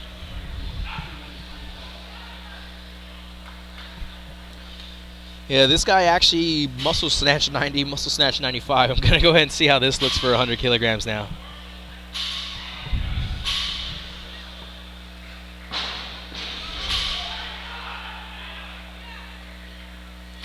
And that is a no lift. We call that a Clark in weightlifting, meaning you just pretty much do a snatch pull, or you snatch the bar to your hip and you think you're going to go for it, and then you let it go.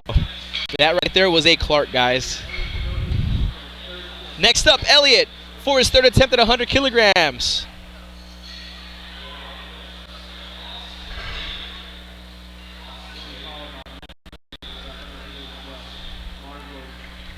This is a very short session, guys. We only have about 7 lifters in it.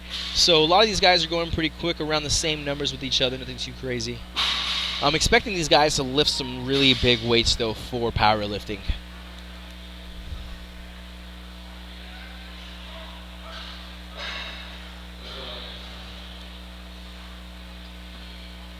Again, with a no lift from Elliott, his third attempt at 100 kilograms is a no lift. Again, that bar is looping like crazy once that bar gets to the hip. Again, he needs to understand that he needs to keep that bar a lot closer to his body as he's finishing and not let it get away from him. Again, watch the hips come forward super early and that bar sweeps out and gets away from him. Next up, Matthew for his third attempt at 102 kilograms. He did miss his second attempt at 100. So we'll see what happens here, but our next lifter now is going to be Carter Fitzgerald at the third attempt at 102 kilograms.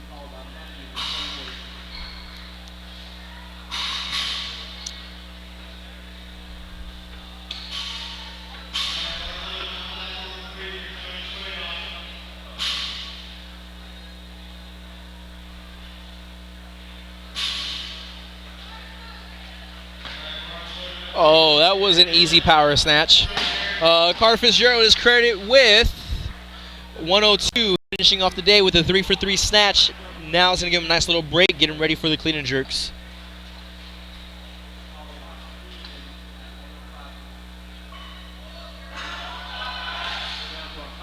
All right, Matthew is up for his third attempt at 102 kilograms. He did miss 100 kilos, so let's go ahead and see if he can smoke this here.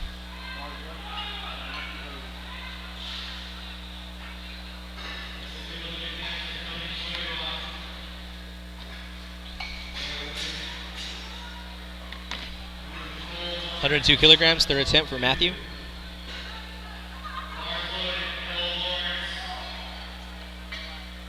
Oh, nice. So he actually corrected that lift compared to his last one. Again, he stayed very patient and stayed flat-footed longer as that bar got to his mid-thigh and hip position. Next up is going to be Steven at 105 kilograms with the third attempt.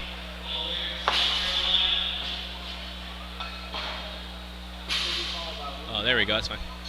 So let's go see. Let's watch his heels. His heels actually stay down a lot longer as that bar passes the knees. Beautiful snatch. Again, Patience, patience, patience is a virtue and is going to help you make big lifts. A lot of the times what happens is lifters start getting these heavier barbells in their hands and they feel how heavy it is and they end up wanting to rush their pulls and ends up putting them out of position. So good job on Matthew for staying patient, keeping those heels down and making that lift. Next up is Steven for 105 kilograms for his third lift.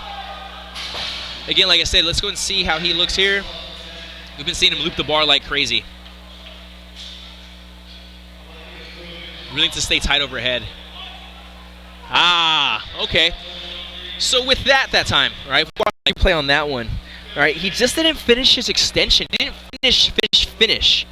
All right, that's something that, you know, again, that weight right there was probably a little bit heavier than he's lifted, but he cut his pull short. Watch as he doesn't extend as much as he should be, which makes the bar height not get as tall. Boom. If he would have finished a little bit more up and back, that bar would have got over his head.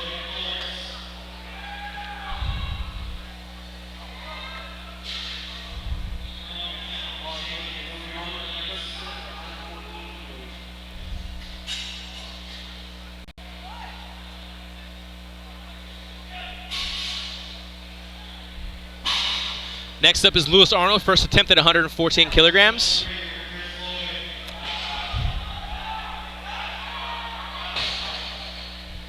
Again, he was showing the judges that his elbows do not fully lock out. Okay, that was an easy opener. Almost lost it behind him.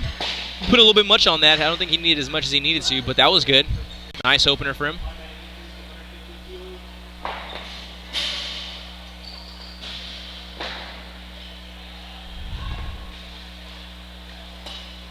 Moving the bar to 115 kilograms. It looks like he's going to be following himself with a 2-minute rest period. Oh, moving the bar to 117. Again, so when it comes down to understanding that there needs to be a strategy in getting more rest. See here, he jumps, he opened up at 114. I get it that it would have been an automatic change to 115, but let the judges put the 115 on the bar, start the clock, and then ask to put 117 on the bar, which makes him stop the clock again, and then go from there. That probably would have been a smart route also to go. But again, like I said, a lot of these guys are a little bit newer at this and getting the hang of it all.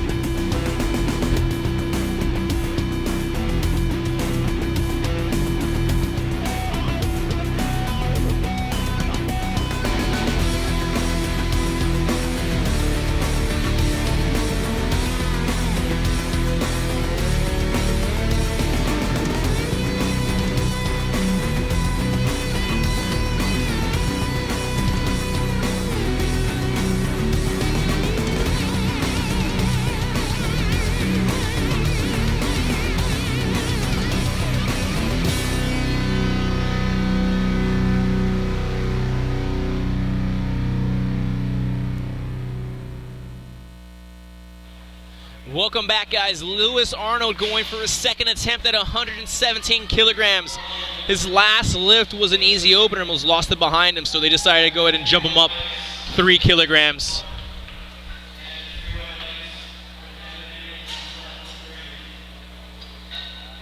Easy, nice little snatch at 117. You know, the bar looks super light off the ground, and I really wonder what they're going to jump him up to next. You know, I really see if he's going to go 120, but let's go look at this replay here. I would really love to see him have a tighter upper back position. You can see it kind of round a little bit, but not too much. It's a good lift. Let's keep putting some weight on the bar so he can continue getting some more points going towards his super total. Again, so right now what we're looking at, right, she jumped him straight, his coach jumped him straight to 120 kilograms.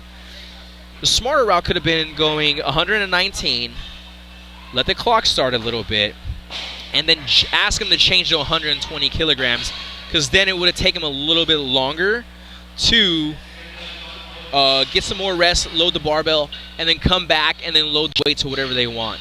Again, nothing too crazy. The clock starting out with 2 minutes, and you know, he's looking good. Like I said, the dude's a strong kid.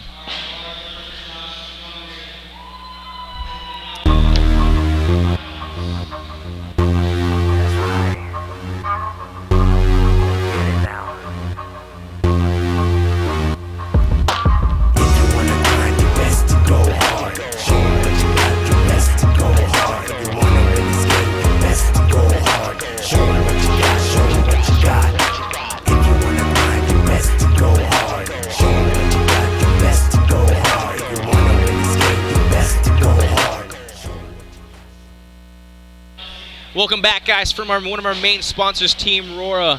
All right, they are running all of the powerlifting side. I think Josh, I think Trey here next to me, he's not on the commentary, but correct me if I'm wrong, he runs all the powerlifting competitions in Georgia. Pretty much awesome. You know, we were unloading all the trailers yesterday to set this venue up here at the high school, the gym, and the amount of equipment that was being pulled out just for two powerlifting platforms was unreal. I was mind blown compared to when we run a weightlifting meet. Third attempt for Lewis Arnold at 120 kilograms.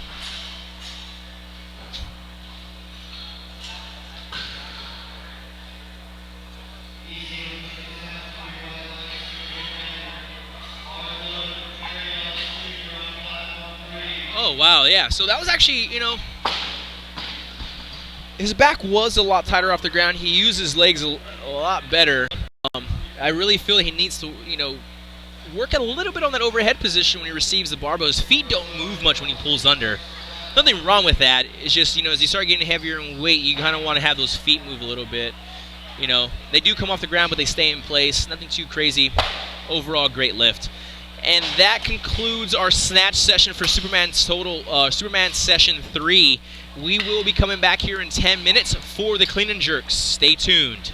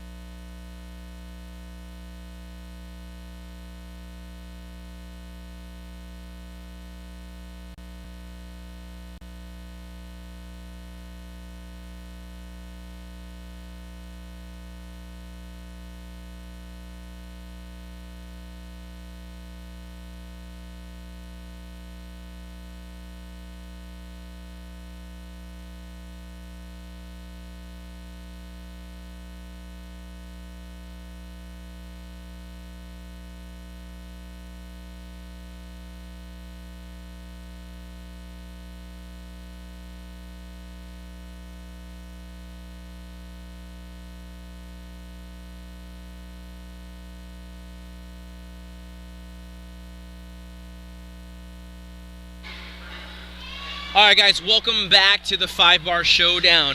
We are in our session 3 of the Superman total. We are going into our clean and jerk session now. Next up we have is Eric. First attempt is going to be 72 kilograms in the clean and jerk. He is pointing to his judges right now and letting them know that he cannot lock out his arms fully. If you're not familiar with weightlifting, you have to understand that when that bar is overhead, that it needs to be fully locked out, meaning the elbows have to be in complete lockout position. If it's not fully out in the lockout position, that will be a no lift. Again, we understand, you know, body mechanics and anatomy and injuries over time. You might not be able to lock it out fully, so they go ahead and point that off. That is a good lift from Eric. We'll be bringing up the video here up soon. Give us a few minutes.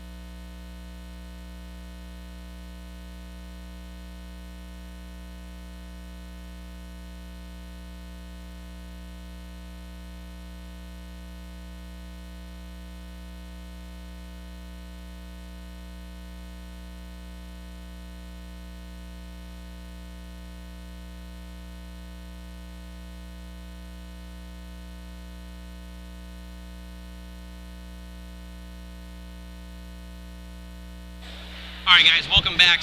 Some technical difficulty. I had to end up learning how to use this really fast to get the videoing up right now.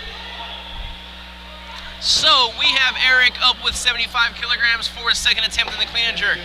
For everyone that is new to weightlifting, if you're just watching all your powerlifting buddies do a weightlifting meet, understand that there is 3 lifts in the snatch, 3 lifts in the clean and jerks. Just like in the bench press, the deadlift, and the squat, you are trying to hit your heaviest lift possible. Alright, and they'll carry on into your total. A big thing here with this is if you do not post a lift in your snatch, you will have a bomb out. If you don't post a lift in your clean and jerk, you have a bomb out. Same exact thing, kind of the same idea you have with bench press, with the powerlifting side. Again, we're just snatch and clean and jerk. And then our rest periods are completely different between attempts than powerlifting. Powerlifting usually has about 10 to 12 minutes between each lift. Weightlifting, you have about a minute to about 2 to 3 minutes, depending on where you're at in where you're at in the in the session, along with who's behind you, who's in front of you. So right now, if you notice, Eric ended up taking 74 for his opener, ended up having a 2-minute rest when they jumped into 76 kilos.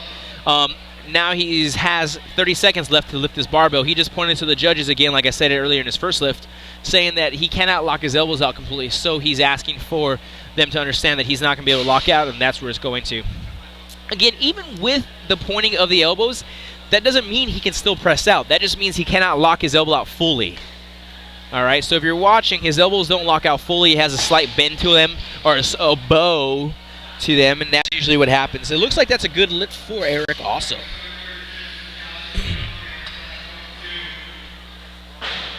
Easy power clean. From there, he goes into a nice split jerk. Awesome.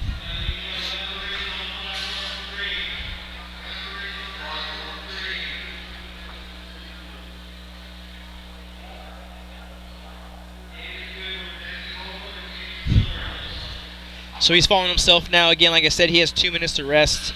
Ain't nothing too crazy. He's not doing many changes. Like I said, I coached Eric at, or not coached him, but I helped count for him at Nationals, for Master Nationals in Savannah, Georgia just recently, back in February. And a very humble guy, very cool dude, very relaxed, enjoys lifting and just enjoys the sport of weightlifting. It's going to be cool to see him do this powerlifting meet also. Now his third attempt, he moved the bar up to 78 kilograms. He has a minute 30 left.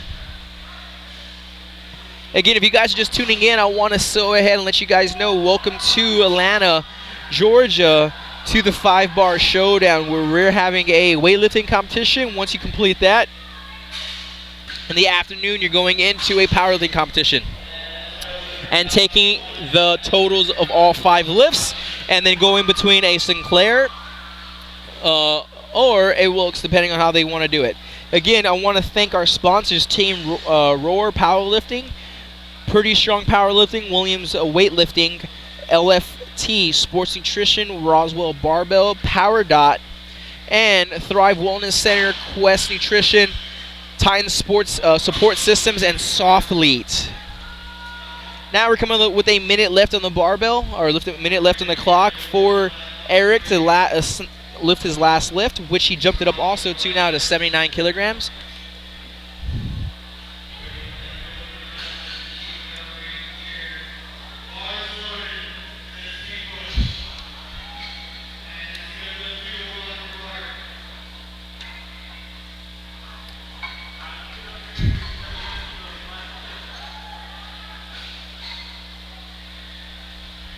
All right, third and final attempt for this weightlifting meet in the clean and jerk for Eric at 79 kilograms.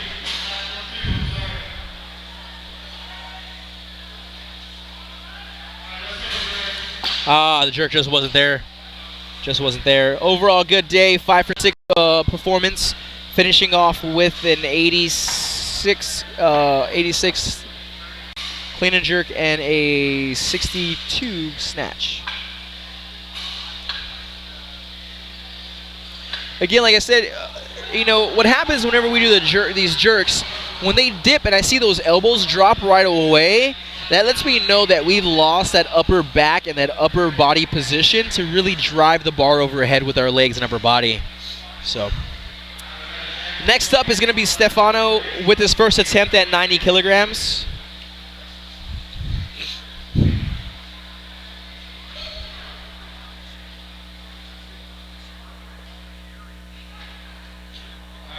All right, first attempt for Stefano at 90 kilograms. That was a power clean. And a split jerk. Again, guys, you know, the great thing about this sport is anybody can do it. You can get youth into this. You can get your kids into this. It is just a great sport to really build a solid foundation of body awareness, strength, flexibility, really good mobility, speed, producing power. I mean, the list can go on. You know, we call this a lot of people like to call it barbell gymnastics because you get to move the barbell very well. You know, you have to have really good movement variability to be able to handle a heavy load overhead in the bottom of a squat. You know, one thing I really believe is an overhead squat is a universal movement that everyone should be able to do, and if they don't, they really need to work on it. But a lot of the people who are lifting massive amounts of weight for the snatch get into a really good overhead squat position. And again, why? Because you can't lift that barbell up to your eyes and think about trying to get under it right away. I mean, that barbell is realistically only going to about chest level, and you have to actively pull yourself under the bar and receive it in a very good, stable bottom position. So, you know, it takes a lot of finesse, a lot of athleticism for the snatch and clean and jerk. All right, we got Stefano for a second attempt at 100 kilograms.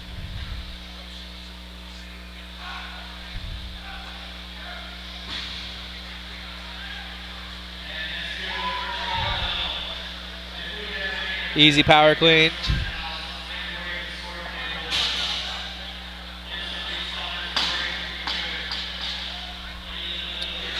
And looks like it's a good lift at 100 kilograms.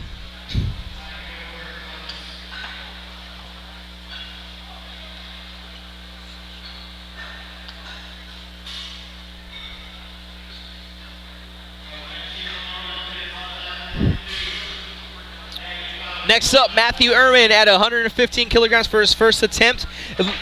trying to figure out, I think his brother Steven Erwin also is lifting in this session. They both have the same last names. So I'm trying to go with that and just kind of continue rolling on it. But, we changed. Third attempt now is going to be from Stefano at 115 kilograms, third attempt.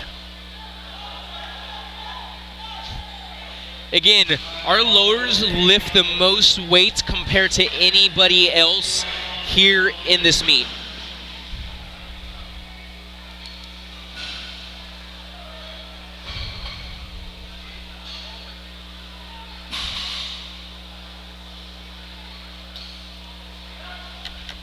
All right, 40 seconds left on the clock for Stefano.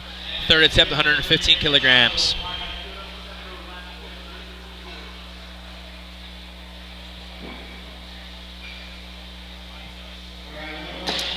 And that is a no lift.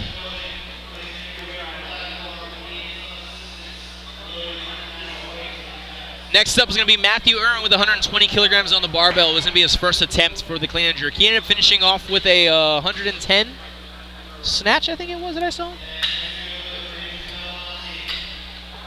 What was on there? Let's go ahead and bring that up real quick. He ended up finishing with the 102, with the 102 snatch. Opening up at 120 kilograms.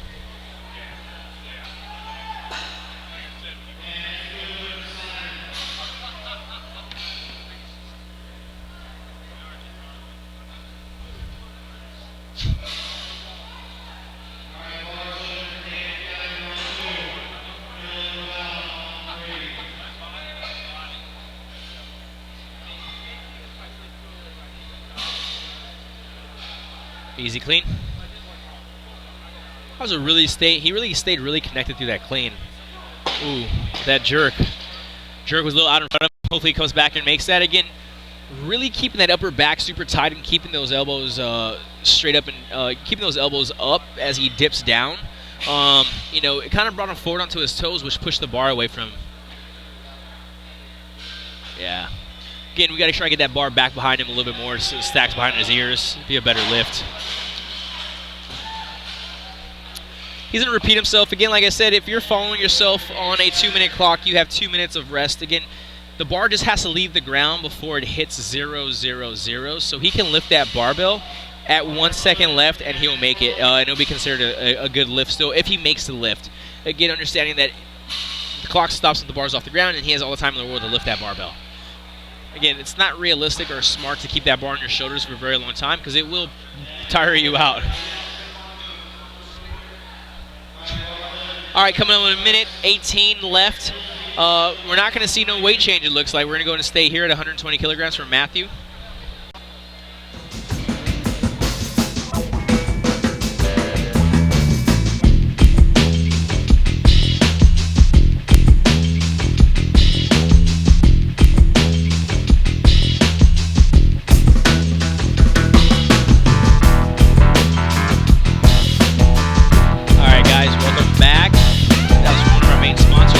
Weightlifting, where it is out of Buford, Georgia. Caleb and Kelly Williams that run that. There's a lot to be said for those guys, but let's go ahead and look at Matthew get after the second attempt at 120 kilograms. Clean wasn't the problem like the jerk was.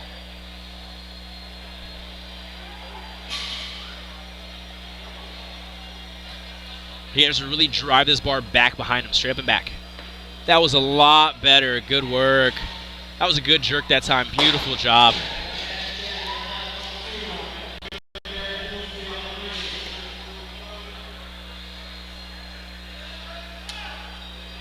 So he corrected this here. He actually started pushing the bar back off his shoulders from the start, which helped him get his front foot out better and get his head through better, and which was in a locked out position.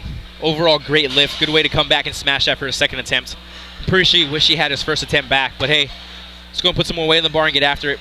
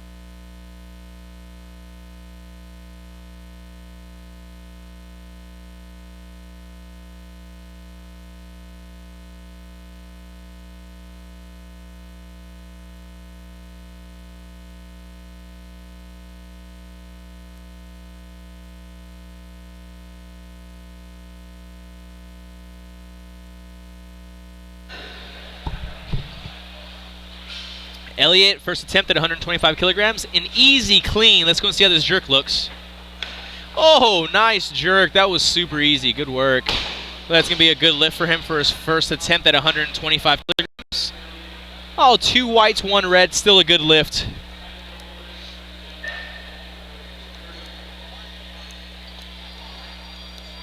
Third attempt for Matthew Erwin, which made a 5-kilo jump.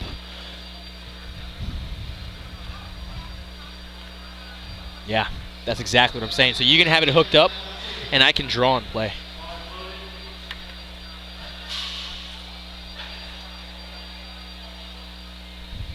Good, buddy. All right, minute left. Bars load 125 kilograms from Matthew Erwin. Third attempt. His 120 second attempt was a really solid attempt. Let's go and see how this 125 looks now.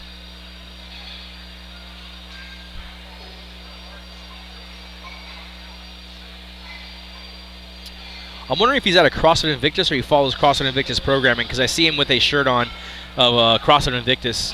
CJ and Tino, those guys are doing really good work with their teams and getting them ready for the games, actually. But really good weightlifting program over there also. Easy clean. See if he stacks and drive this bar back behind his ears, step through with that front foot. All right, so that actually was more of a not enough drive with the legs. You can just tell, like, you know, he didn't have it enough, and he tried to use his arms a little bit earlier than he should have. But again, you know, focusing on that leg drive, really driving that bar back and up to stack behind the shoulders instead of out in front. Yeah, not enough drive with the legs. He's credited with a 102 snatch and a 120 clean and jerk, putting him at a 222 total. Next up, first attempt for Lewis. Arnold at 130 kilograms. He had the biggest snatch of the day today.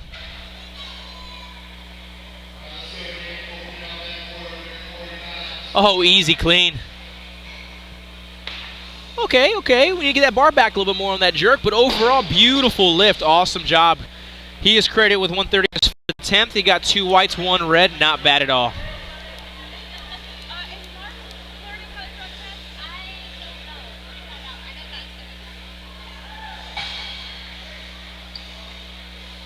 Next up is going to be Stephen Irwin with his first attempt at 130. His brother was credited with 120 kilograms, just missed 125. Now it's his turn to get out there and smoke this 130 weight. Again, as your opening lift, you need to respect it, but it needs to be a lift that you have 100% confidence that you're going to smoke every single time.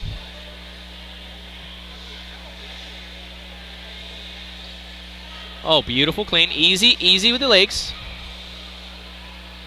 Okay. So if we watch that replay there on that lift now, you're going to go ahead and see him dip, elbow drop right away, which ends up losing an upper torso position. I mean, the clean was super easy. Squat wasn't a problem for him.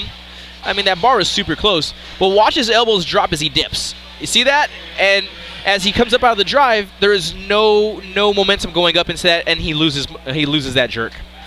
Next up is going to be Elliott for his second attempt at 130 kilograms.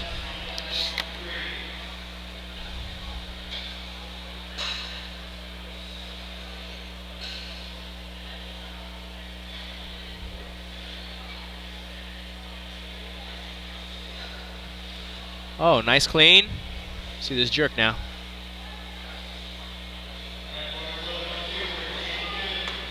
Okay, beautiful jerk. All right, and again that lift. All right, one thing in weightlifting, you must follow the bar down past your shoulders. All right, you cannot just drop it from overhead. That is considered, you know, you'll get a warning at some meets. At a national level meet, you will get a warning. You must follow that bar down past the shoulders at least.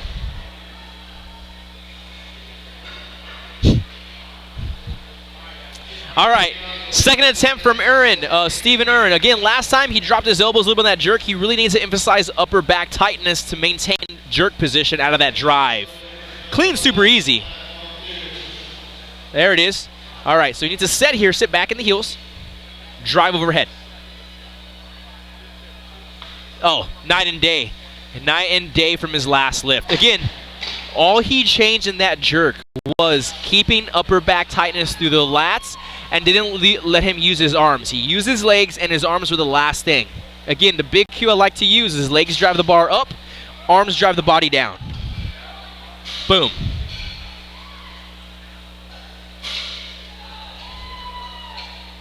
Next up is going to be Carter Fitzgerald, first attempt at 134 kilograms.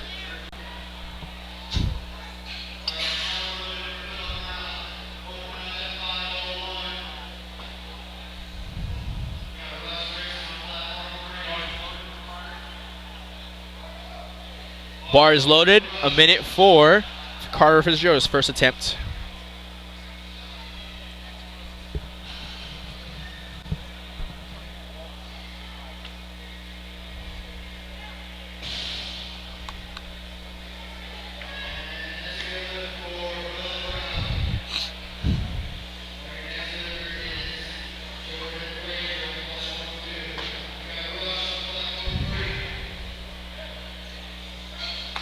Okay, I'll take that.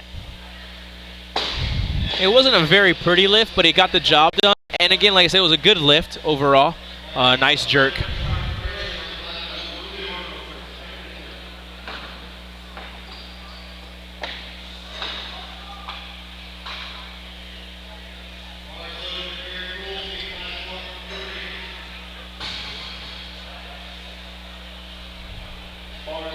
All right, Lewis Arnold for his second attempt at 135 kilograms. He was making, he made his snatches look super easy. He has strong legs from what we saw. Let's go and see him smash this 135 now.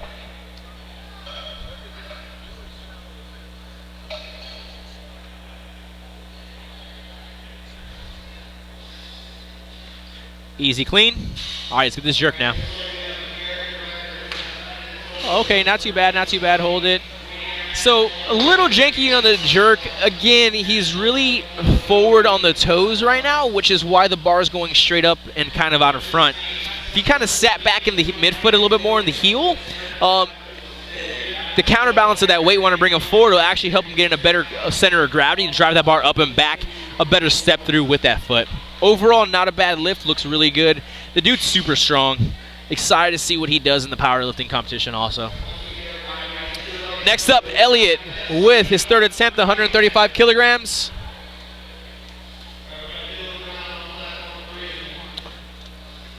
He's been successful at 125, 130, now getting after 135. Okay, good clean. All right, use your legs here, big dog. Beautiful jerk, there it is. That is a good lift for him. He went 3 for 3 on the snatch with a total of a 231, counting him with a 96 kilogram snatch and a 135 clean and jerk. Good job. Now time to rest up and get ready for the powerlifting meet, buddy.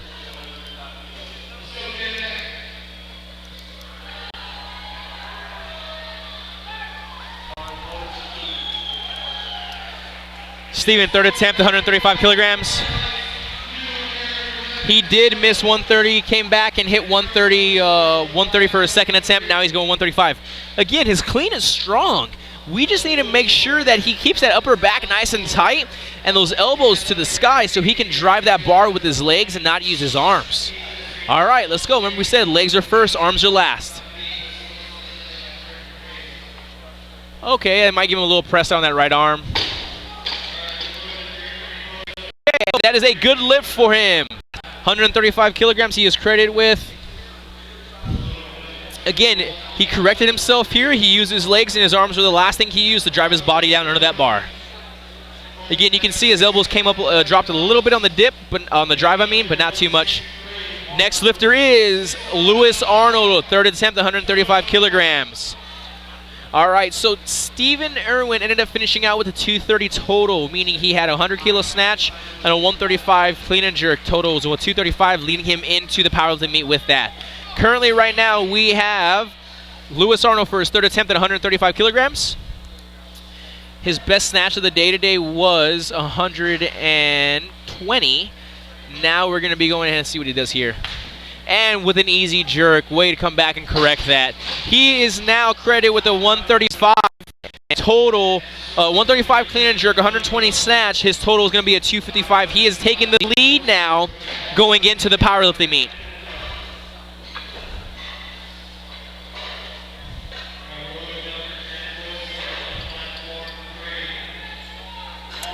Next up, Carter Fitzgerald for a second attempt at 140 kilograms. All right, his last attempt was at 134, and now he's getting ready to take 140. He did finish off with 102 snatch.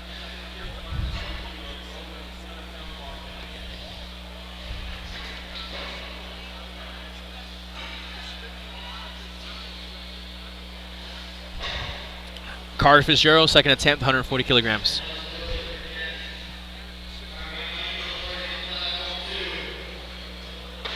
Oh, a little forward off the ground, but not bad. Let's see if he can recover here on this jerk.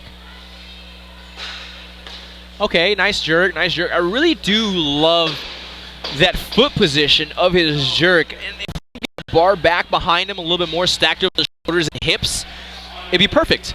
Let's go and see this replay if we can.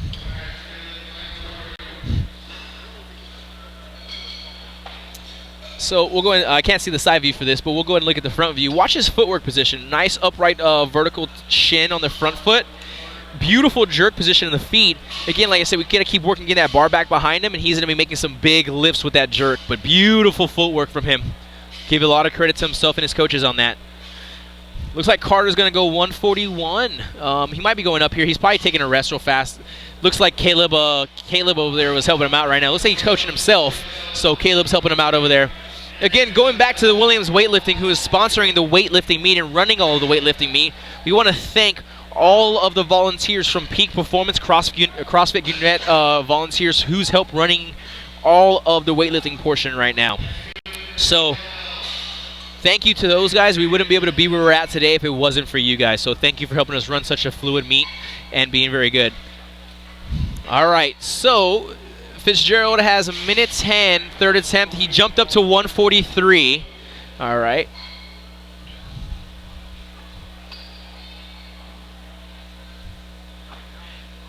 If he makes this lift, he's going to have 6 for 6, looks like. Yep. All right, Carter Fitzgerald, his last final attempt for the clean and jerk and of this competition. Looks like if he makes this lift, he's going to have a 6 for 6 performance today. Let's go ahead and see if he comes out here and crushes it. The way he's looking right now, he's doing really well right now. He's doing really well. And he wants 145. This was a smart strategy by him, but what ended up happening was I think Caleb ended up taking over for real quick, sitting there and is like, hey, look, you want to go 145, you have 2 minutes rest period. Let's go ahead and let's milk the clock out by loading different weights.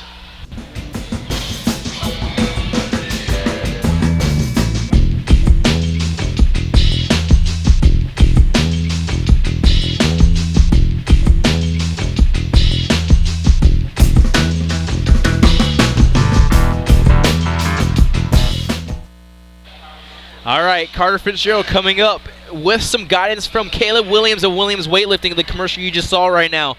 If you guys are looking for some remote programming, and really want to dial in weightlifting nutrition, please email them. All right, Williams Weightlifting, look them up on their website, williamsweightlifting.com, and really get into what they have going on.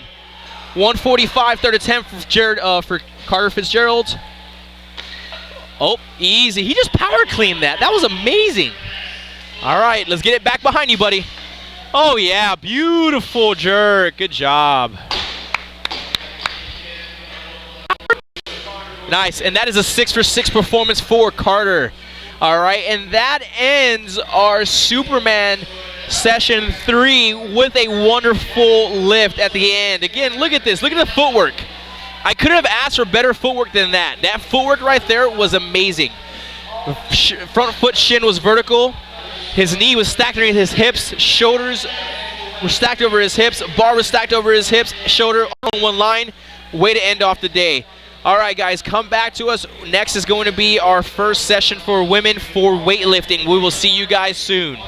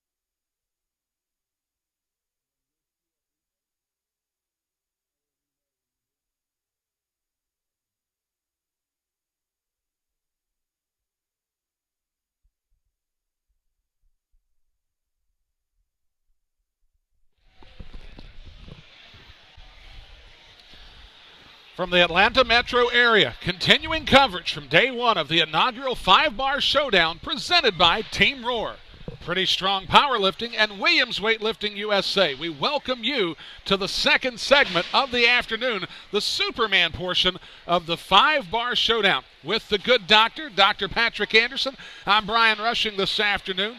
As the powerlifting session, Dr. Anderson, has wrapped up for the day. A lot of exciting action came to a crescendo at the very end, and now we begin to change gears in what is a bit of a hybrid event. Earlier today, we had the weightlifting segment of the Superman event take place. Now we transition into the powerlifting side of things. Dr. Anderson, the question that I have for you is, how exciting, how intriguing is it to have a Superman segment like this in sort of a hybrid venue, knowing that you've got weightlifting combined with powerlifting to see who truly is potentially pound for pound the best person here at this event? Well, Brian, this is so unique that I've actually competed in powerlifting for 30 years, and this is the first time I've ever myself attended a Superman event. They have had them in the past, but it is quite the unicorn in our sport because the lifts have some crossover. The squat and the deadlift and the clean and jerk and snatch certainly have some crossover, but in particular, Olympic lifting is known for being much more technical, involves a tremendous amount of flexibility, particularly in the upper body and the shoulders, whereas a lot of power lifters want to be tight in the shoulders. It actually contributes to the bench press. So you'll really be able to see today, when you combine that together, what the strengths and weaknesses are over 5 lifts. For the person that is watching an event like this, and even for the competitor, do you think that there is any one given discipline that may have an advantage over the other? Would it be the flexibility and the upper body strength of the weightlifter transitioning into the powerlifting segment, or would you see the powerlifter, just because of the predominance of the lifts themselves, going to benefit the powerlifter? Do you see them having the advantage?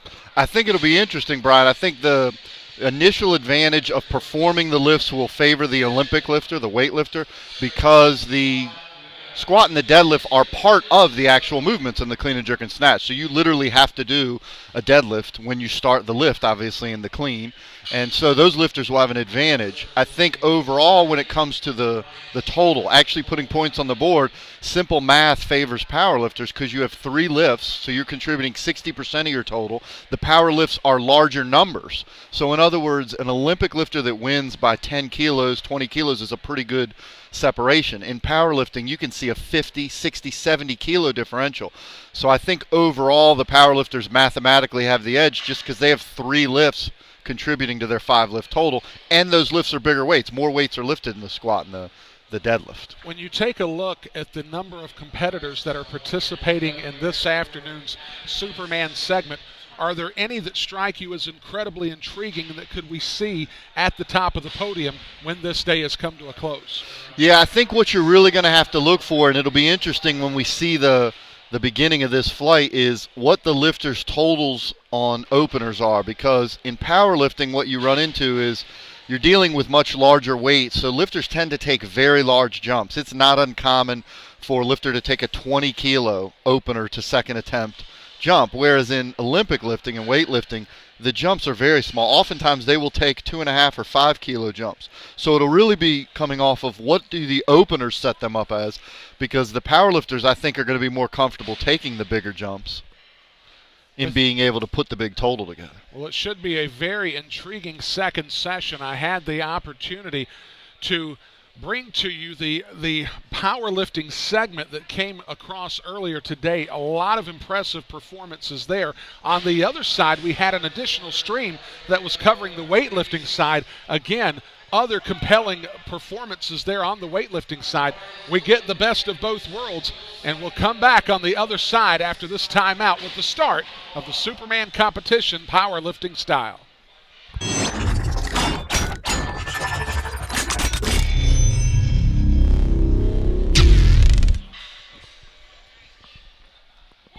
And we go right back to the action. Will Saeed will get his first squat attempt this afternoon. He's starting at 75 kilos.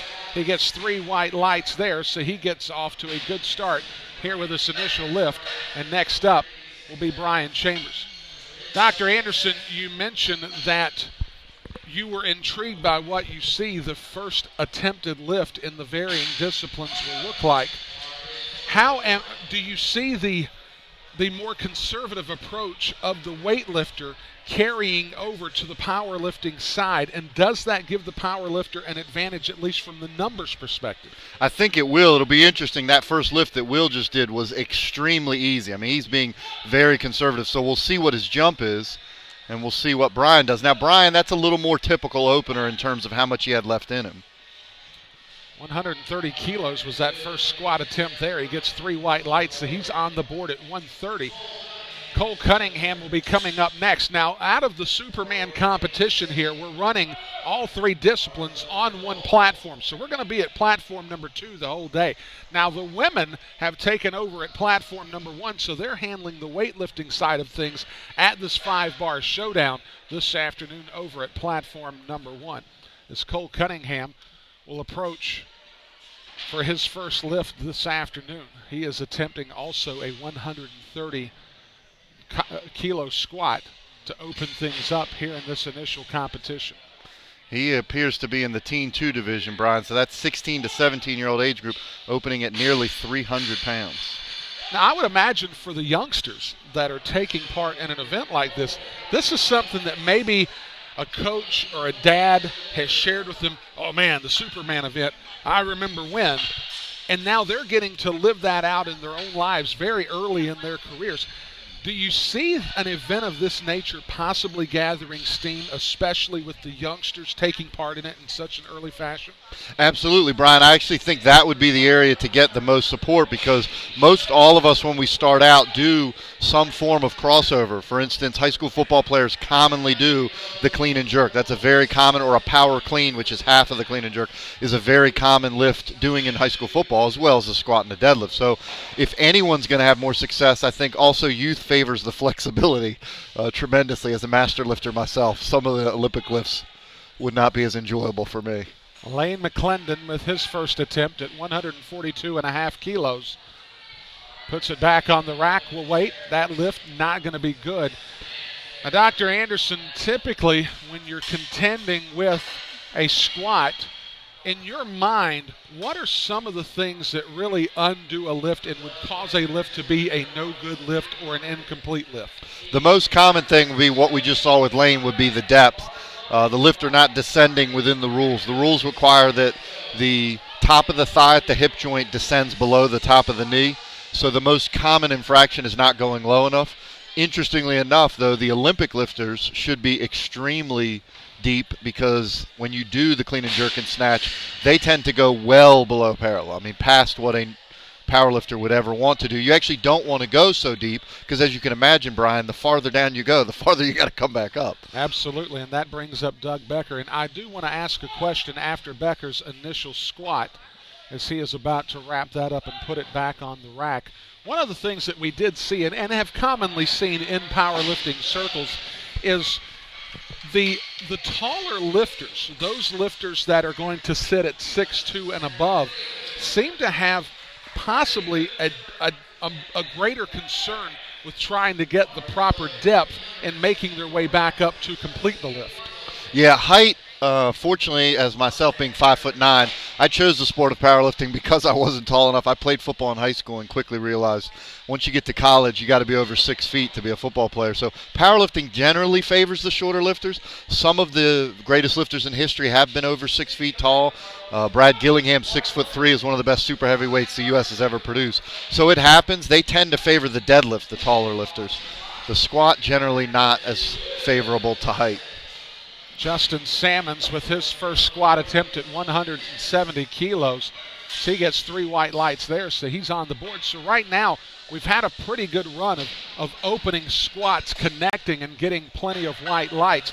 How important is it for a lifter to set the tone, if not for no other reason but mentally, to get that first lift off the ground, nail it, and at least put a qualifying score in the squat portion?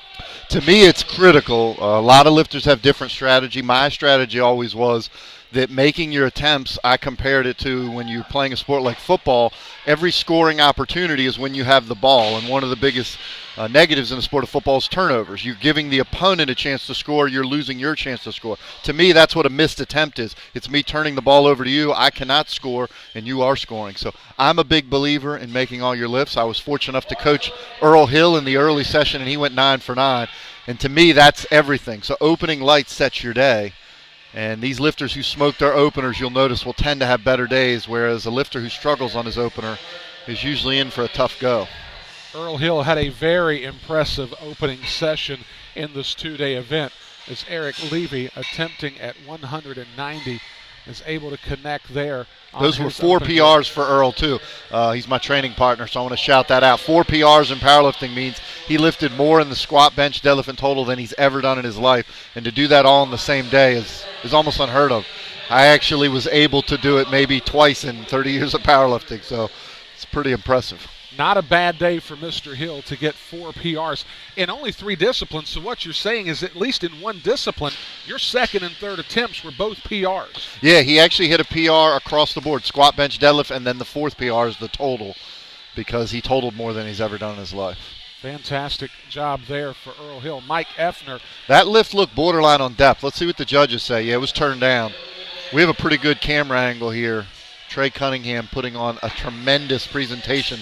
We can really judge depth, and that looked like that was going to be not low enough.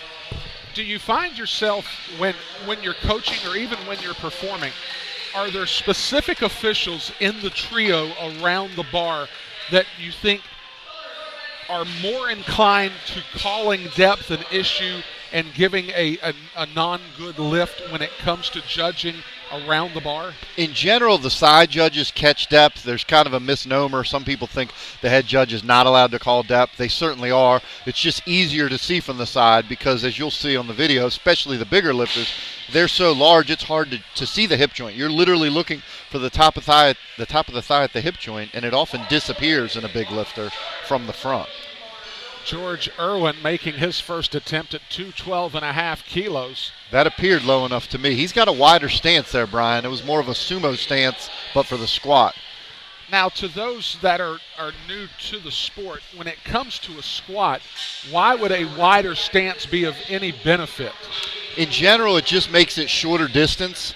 But there's give and take with everything, Brian. Generally, the wider stance or wider grip in the bench, it just shortens your movement. You don't have to push the bar as far, but you tend to have more trouble getting the bar started.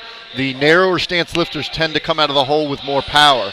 So it's a little give and take in general, not 100%, but in general, the majority of the top lifters pick somewhere in the middle. But over the course of time, you've seen some legends who've had very wide stance and very narrow stance. But generally, you prefer a medium stance because you're giving away something. You're either giving away speed out of the hole or you're having to push the bar a lot farther if your stance is narrow. Now, this lifter's a little more narrow. Anh Cu coming on for his first attempt. And Anh Cu, he finishes his lift. We'll see what the judges think. He gets 2 out of 3. Now, we talked about it. The one in the center was the one that said he didn't get proper depth there. Yeah, and I actually thought it was borderline. That was one that I could have seen going either way. So Q does get credit for the lift at 215 in his first squat attempt. So he has a qualifying score as that'll bring up Chase Cofield. Here with the good doctor, Dr. Patrick Anderson, Brian Rushing here, just getting started in our final session of the afternoon on this stream as we're bringing on the powerlifting segment of the Superman competition, a bit of a hybrid, something that doesn't get seen every day as both the world of powerlifting and the world of weightlifting converge into an event of this nature being held in the metro Atlanta area. Chase Cofield will make an attempt at 215. Cofield seemed to make easy work of that. I think the depth looked good. He gets 3 white lights, so he's on the board at 215. Because I was coaching over on the powerlifting, Brian, I didn't get to watch much at all of the Olympic lifting, the weightlifting portion this morning. So several of these names are lifters I'm not familiar with. That's how I know that they're coming from the weightlifting portion, because if they're a powerlifter, I would immediately recognize them. So far in this group, we've had a large percentage of them that appear to be coming from the weightlifting discipline or are new to the sport altogether. And as the growth of this sport continues on, there are going to be some of those folks. One in particular was a young man out of the Charlotte area, Robbie Sterling, was in his first event. So it's always good to see lifters making their debuts at events because it lets you know that there's more blood being added into the lifeline of the sport. As Kalil Zaky will step to the podium for his, or step to the platform for his first lift. Very deep, Brian. That will be no problem on depth. The 227.5 seem to have considerable mastery over that one. 3 white lights. So he's on the board at 227.5. And that's a nice barrier for those of you who are fans of the kilos. 227.5 doesn't sound like anything special, but all of us U.S. lifters know that's 501. He broke the 500-pound barrier. 227.5 kilos is 501 pounds. Not that's a bad nice start to the squat format. And his had more in him. We got another 501 with Phillip Carr. Just getting things started here. We'll have 3 rotations on the squat, then the bench press, and then the deadlift. Phillip Carr gets 3 white lights, so he's on the board at 227.5. Always intriguing, and just to give some folks some context as to what it is that they're seeing, and correct me if I'm wrong, Dr. Anderson, roughly 2.2 pounds for every kilo is the starting place to go with. So do the simple math. It's whatever the kilo is, doubled, and then some. In general, we teach people you double it and you add 10%. So the simple one to teach people is 200 kilos, you double, that's 400. You add 10% is 440. So 200 kilos is 440 pounds. It's not absolute, as you said. There's a little change on the end, but it'll get you within 5 pounds of any number. So I just tell people double it and add 10%. Brian Chambers, after connecting on his first squat attempt at 130, is back at 137.5.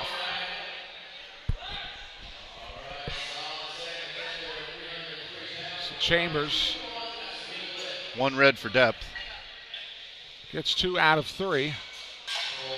Connects now at 137.5, and that'll bring up Cole Cunningham, who will be making an attempt at 145 kilos after connecting at 130. Now here's interesting. We were talking about this earlier, Brian. So Brian Chambers that just lifted opened at 130 kilos. Cole Cunningham that's up now opened at 130. But where the difference is, Brian jumped 7.5 kilos. Cole's jumping 15.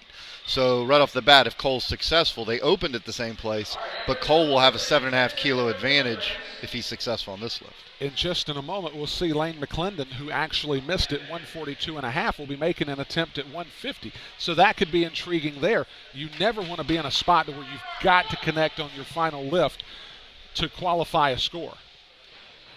It's Cole Cunningham. Put it back on the rack. We'll wait on the scoring. He gets 3 white lights, so he's 2 for 2 to get things started. He's at 145. And he's a teenage, and the teen 2 means he's 16 or 17. That's really a great squat, 319 pounds for a teenage lifter. And aside from the obvious physical things that are taking place, for a young lifter, what are some of the things that coaches have to be especially mindful of out of someone who's 16, 17 years old versus someone who's just getting into the sport at the age of 23, 24 even? Probably the biggest difference is, I always use the analogy of when you're 16, 17, you feel like you can run through a brick wall. And me as a coach, I love that mentality. But I always tell them, well, there's a door, so why don't we go through the door this time? Because we might need you to run through a brick wall later today. But instead of trying to run through 9 brick walls, maybe open the door 8 times, and then when you need it, you go for it. So it's usually holding the youngsters back rather than pushing them forward because they think they could lift anything you put on the bar. Absolutely. Chambers there with his attempt. And McLendon got in the competition, so that's good. His opener had been turned down, as you had noted. So Lane McLendon is able to connect there at 150, so he's on the board. So an interesting play there, missed at 142.5. Could have been nerves, could have been something technical, but he was able to correct it and get to 150 on his second lift, and that'll bring up Doug Becker. His lift, Lane's, was a depth call on the opener, so it's not uncommon if you make the lift easy but it's high that you do go up because you know you've got the strength, but there's a little risk there. That appeared to be deep for Doug. It's a little more narrow stance, Brian, what we were talking about earlier.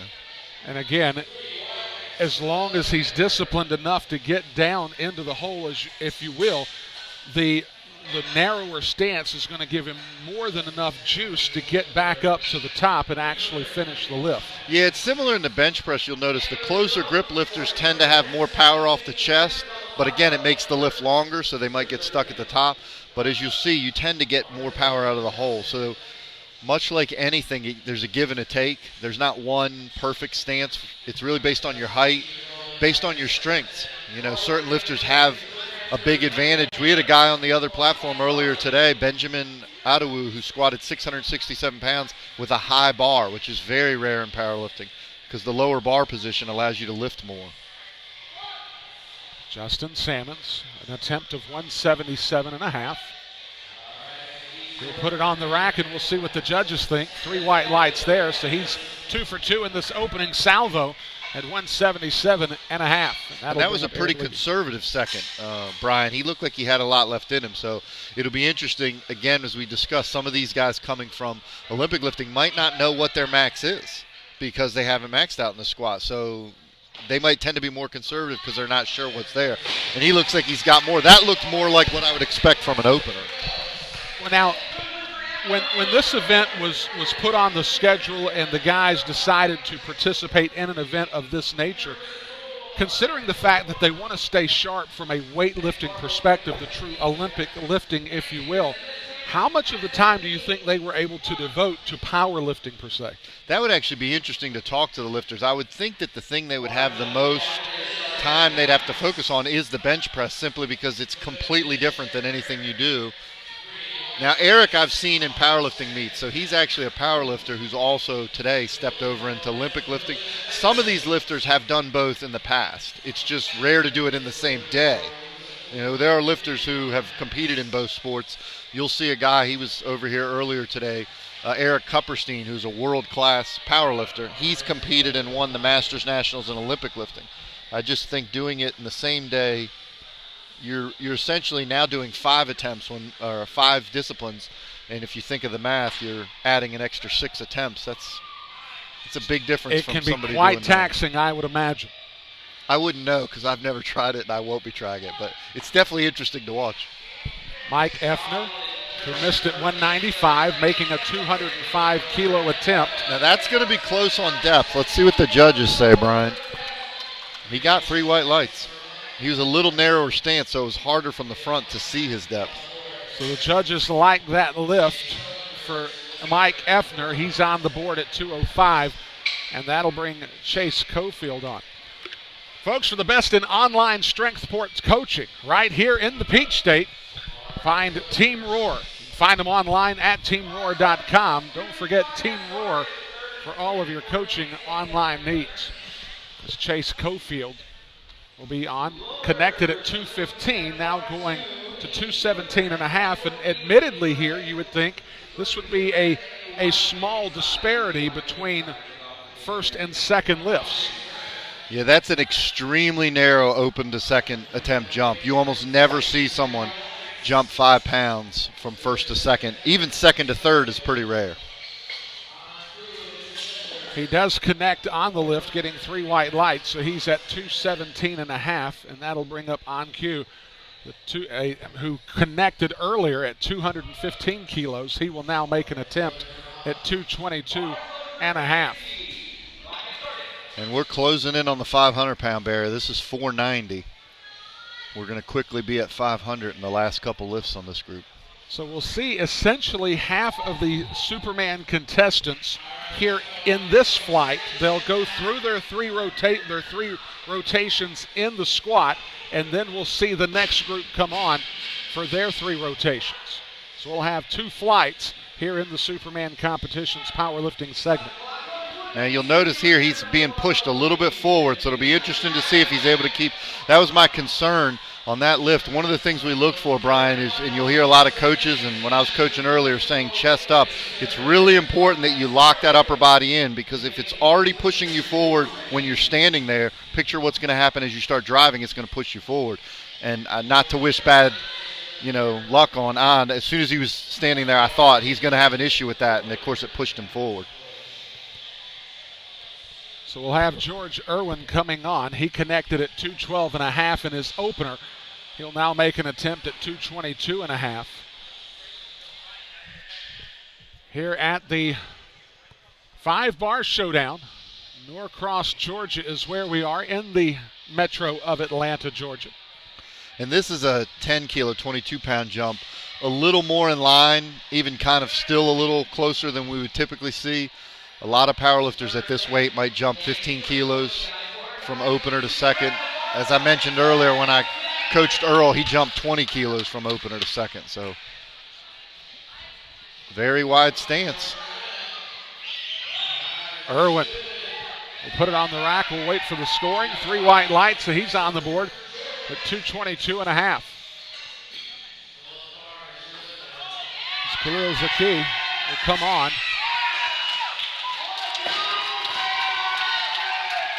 The applause that you hear is on the first platform, the Olympic lifting side. Apparently, we had a record eclipsed just a moment ago. So our vantage point is obscured to the first platform and the second platform. We're basically watching it from the monitors here at our broadcast location. Yeah, this makes me feel better, Brian, because I'm used to working with Trey Cunningham, and he always puts me in some dark cubbyhole corner of the venue. I think, obviously, not necessarily wanting me to be out front. So now that I'm working with you, I know it's not just me. He put you over in the corner, too. Well, but at least the lighting's better in here, which is nice. The lighting is very nice. So if we're going to be sequestered into the corner, at least the lighting's good. And we got plenty of monitors. We're able to see that very, very solid attempt at 518. Phillip Carr, 3 white lights. Phillip Carr connecting at 235. As Kalil Zaky will check on for his second attempt. He was able to hit at 227.5 his first go-round. Now we'll try to take it a 10-kilogram lift, 22 pounds, 237.5 is where he'll be going for his second attempt.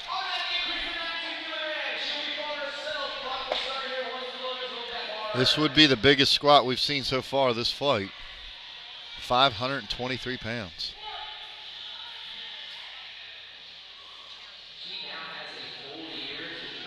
That's clearly deep, Brian. That won't be an issue on depth. Well, and Kalil seems to be the kind of guy that obviously youth in his favor, certainly flexibility not an issue for him as he gets considerably down. But it seemed like that on the way back up, it was a little more difficult for him to get the motor going upward. Yeah, and it was interesting. We talked about earlier the narrow stance lifter. He had a longer way to push the bar, and so you could actually see that it was making him work just because the bar had a longer path to travel on. I'm not sure if we had a misload because they've got Will Saeed back up on there, so normally his attempt should have already passed. Maybe we're moving back to third attempts. As Brian said, we're all the way across the room, so we'll have to wait until they update the score sheet to see if it's Will or Brian Chambers will be your lifter. Well, I am intrigued to find out exactly what happened with Will Saeed. If all he had to do was get a qualifying score to be at the top of his particular platform, I'm not sure. Well, and it was interesting because he was the one that smoked, absolutely destroyed the opener, and I thought, that was too light, and maybe he was just doing what they call a token lift. Sometimes you'll do that just to get on the board, and maybe he's going to wait until the bench press because it appears like he's passed his second and his third. So Brian Chambers is up. So for Saeed, at least as best we can tell right now, he'll have a qualifying score of 75 through the squat segment. And that will bring up Brian Chambers for his third attempt as he's making an attempt of 140 here in his finale.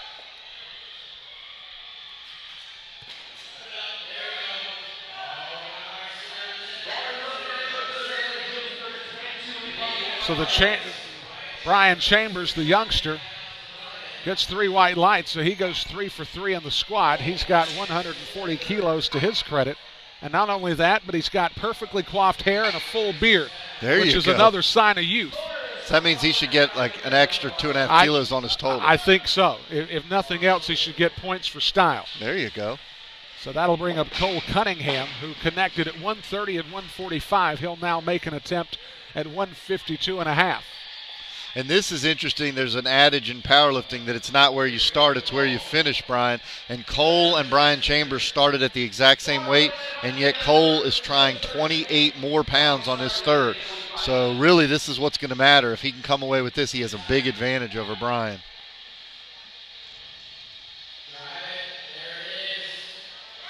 We'll see what the judges think. So he gets 3 white lights, and he's on the board at 152.5.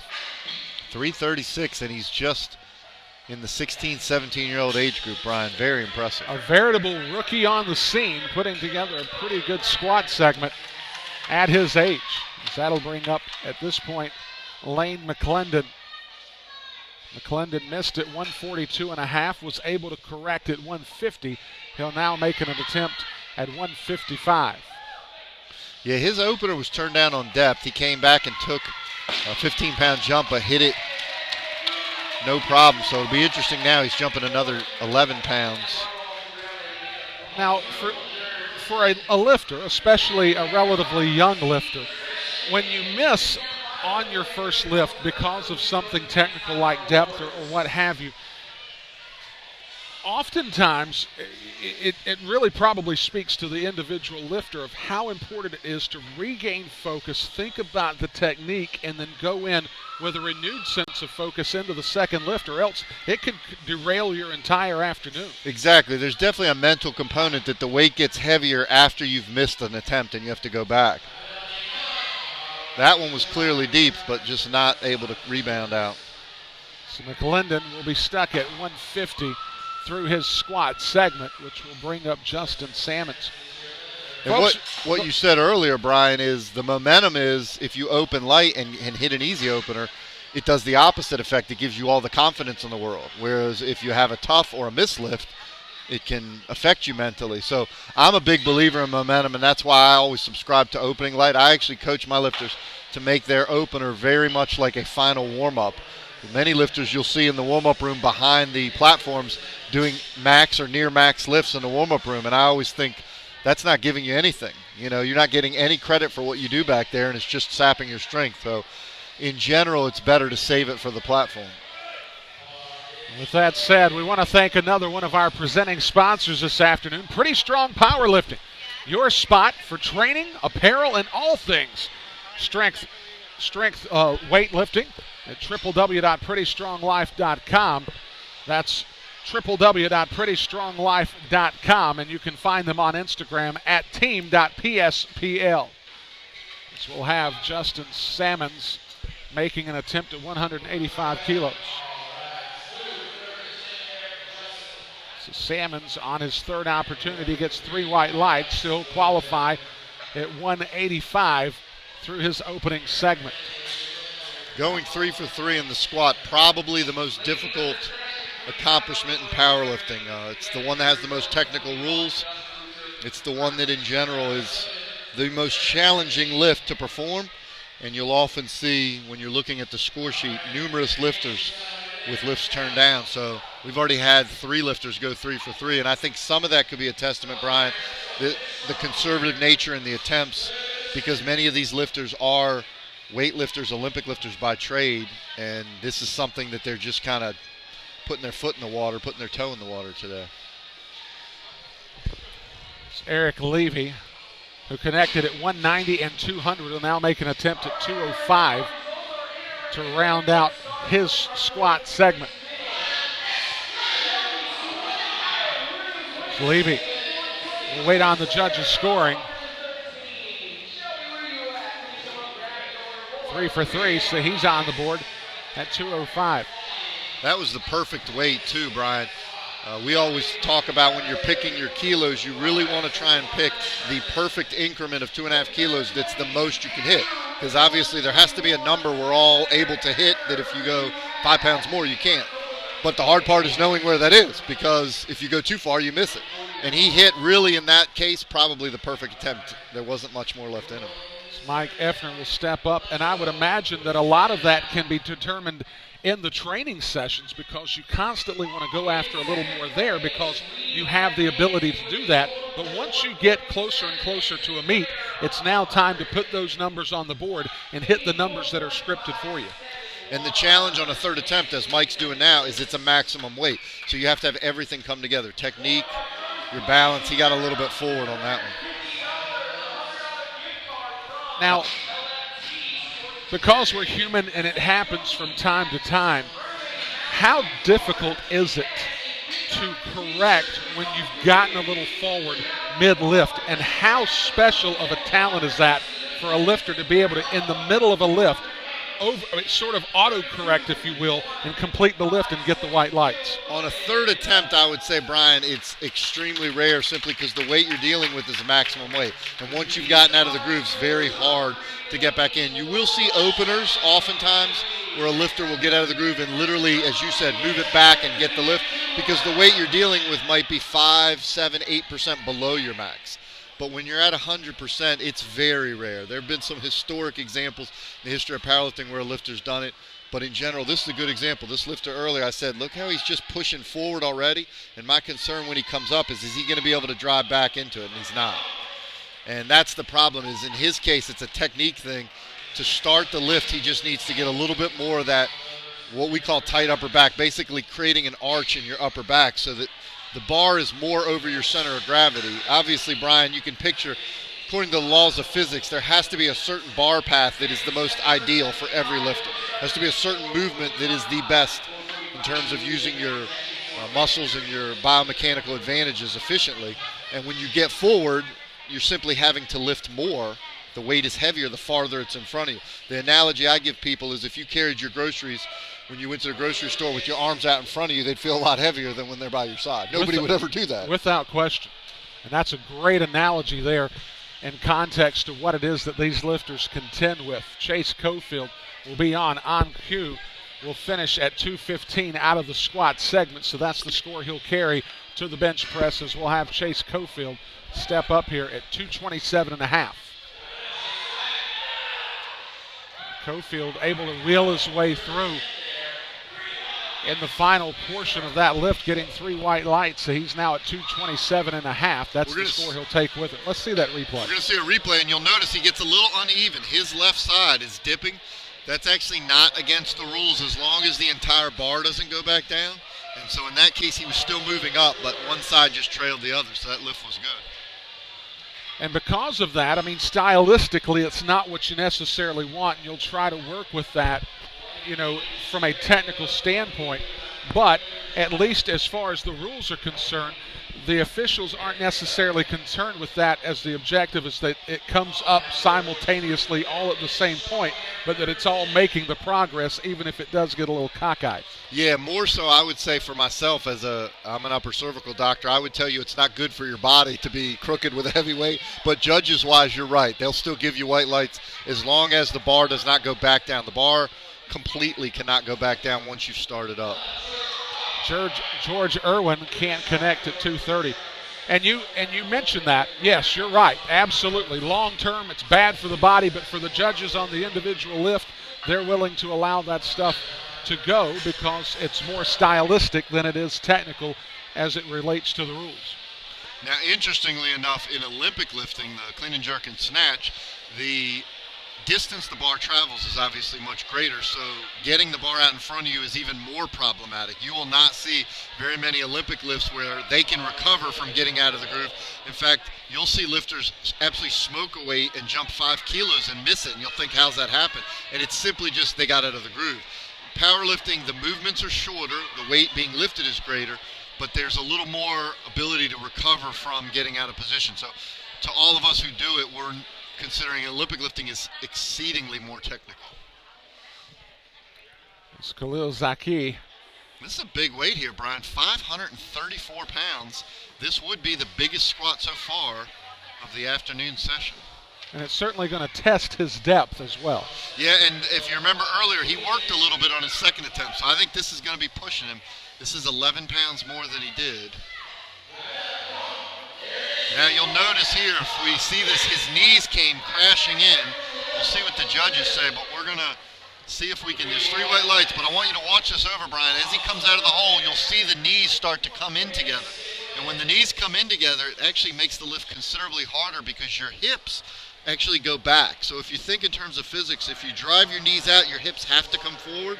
So you'll see lifters when the knees go in, it's actually making it harder. You're keeping your hips behind you.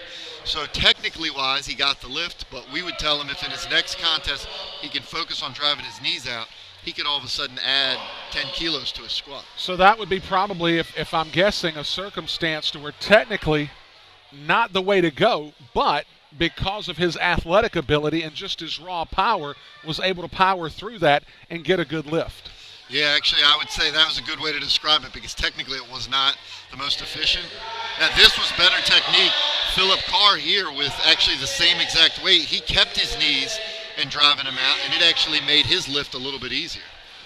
But I think that's another point of separation between the novice lifter, the guy who's plenty athletic, plenty strong, but just lacks the technical acumen, versus a guy who's a savvy veteran who may not have the raw strength, the raw power, or the athletic ability, but because they've been handling so many more reps and they're so much more trained to do this at a higher level, they're able to take that weight and do something technically with it that the youngster just simply couldn't do, even though they may be more athletic.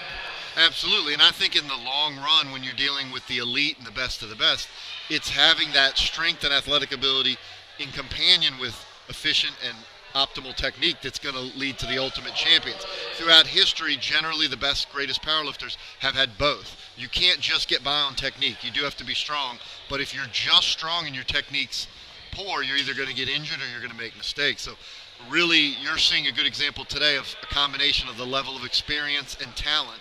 And in some cases, Keith McHoney earlier today, if you watched, he is absolutely proficient and strong. And certainly put on a show to that end. As we have Joe Wooley opening up the new segment in his first lift, an attempt of 147.5. He gets 3 white lights, so he's on the board. And one of the names that you brought up very early on was Elliott Kupperstein. We'll get to see him as he is actually on deck after Elliott Quinones.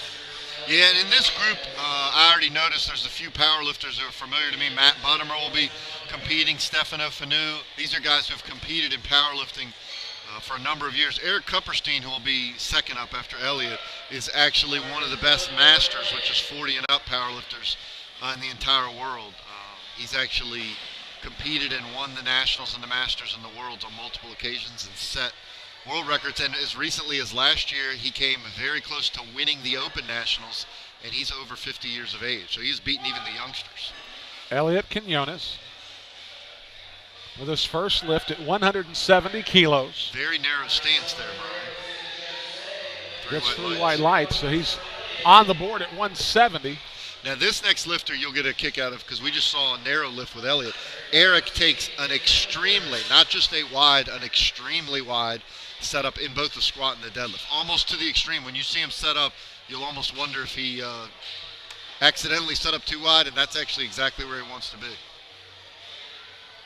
So as you see, Kupperstein in the background just behind the platform, chalking up in preparation for his initial lift.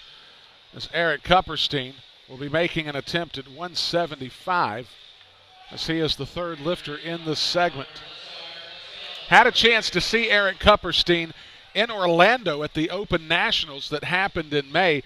Certainly very impressed in what he was able to do as he put together quite a performance as Team Cap Cup had a very big day in the Open Nationals as he represents Team Cap Cup. How's that wide stance for you there, Brian? Look at that. That's a wide stance. I wasn't kidding, was I? Any wider and it's a split. And it's interesting because I think that's going to be close on depth. Let's see what the judges say. Yeah, it's 2-1, no lift. So the lift there, no good at 175 kilos. So now he'll have to go to his second opportunity to get a qualifying score, and that'll bring up Matthew Erwin at 175 kilos. I didn't get to see Eric's Olympic lifts earlier today, but I imagine that wide stance is probably the same way he did, his snatch and his clean and jerk. I've seen him compete for years. This is how long I've been around. I actually saw Eric at a collegiate nationals, and Eric's in his Masters 2, 50 plus, and I saw him win a collegiate nationals probably 30 years ago, pretty close. And Eric usually when he hits the bottom has a little dip. His wide stance makes it where he has to break parallel in that dip because he's so wide, there's not a lot of room for error. I didn't think he dipped on that last one, so we'll have to see. It was an easy lift. We'll have to see if he's able to get that lower on his next one because he will absolutely be in contention for the overall, no doubt. But now, with you having so much knowledge of Eric Kupperstein, has the wide stance been a staple of his lift routine, or has it been something that just through the evolution of his career, that's just something he's taken on? I would say he's always deadlifted wide, extremely wide, but I actually think his squat has progressively gotten wider over time. It's Matthew Erwin making a first attempt at 175 kilos.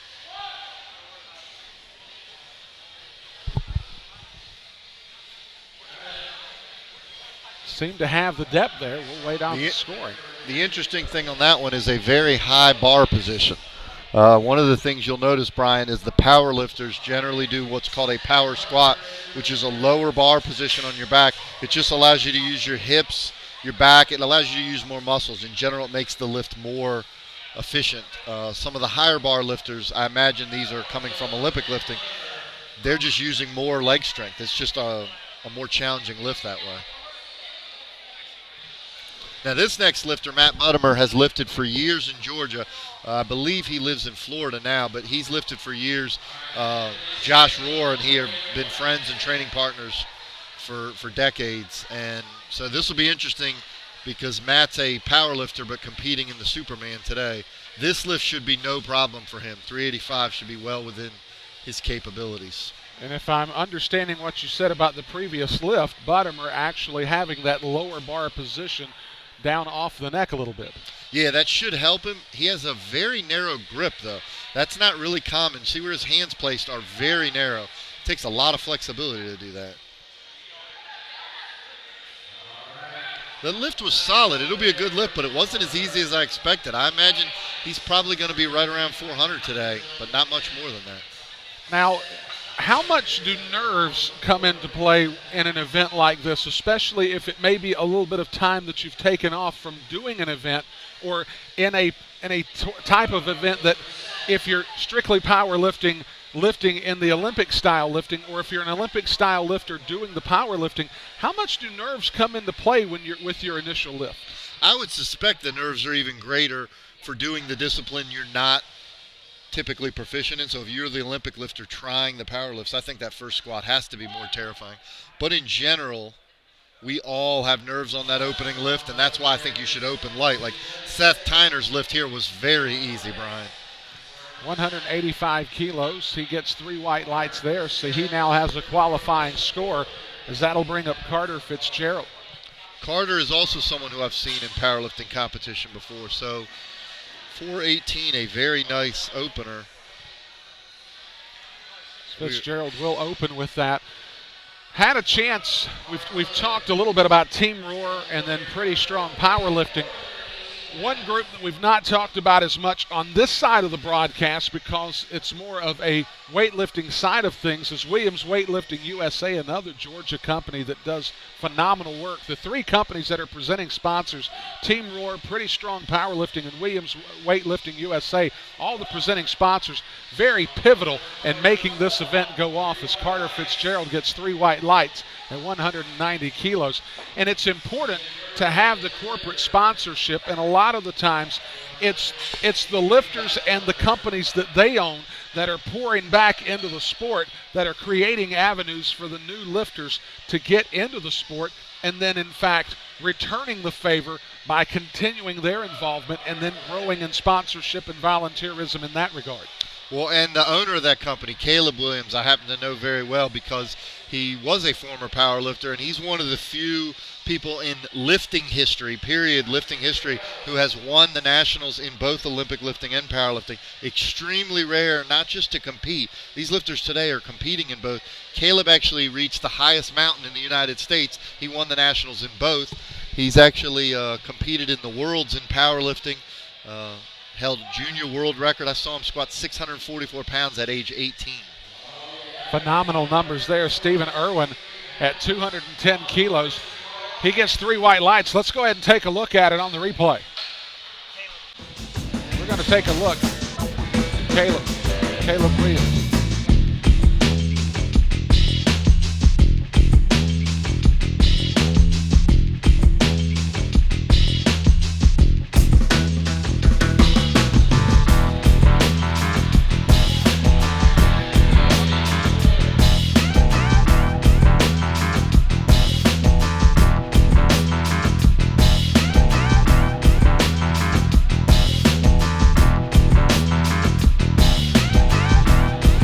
Back, Zack Koenigsberg going at 212.5 kilos for his opener on the squat. He gets it to go with 3 white lights. He's on the board at 212.5.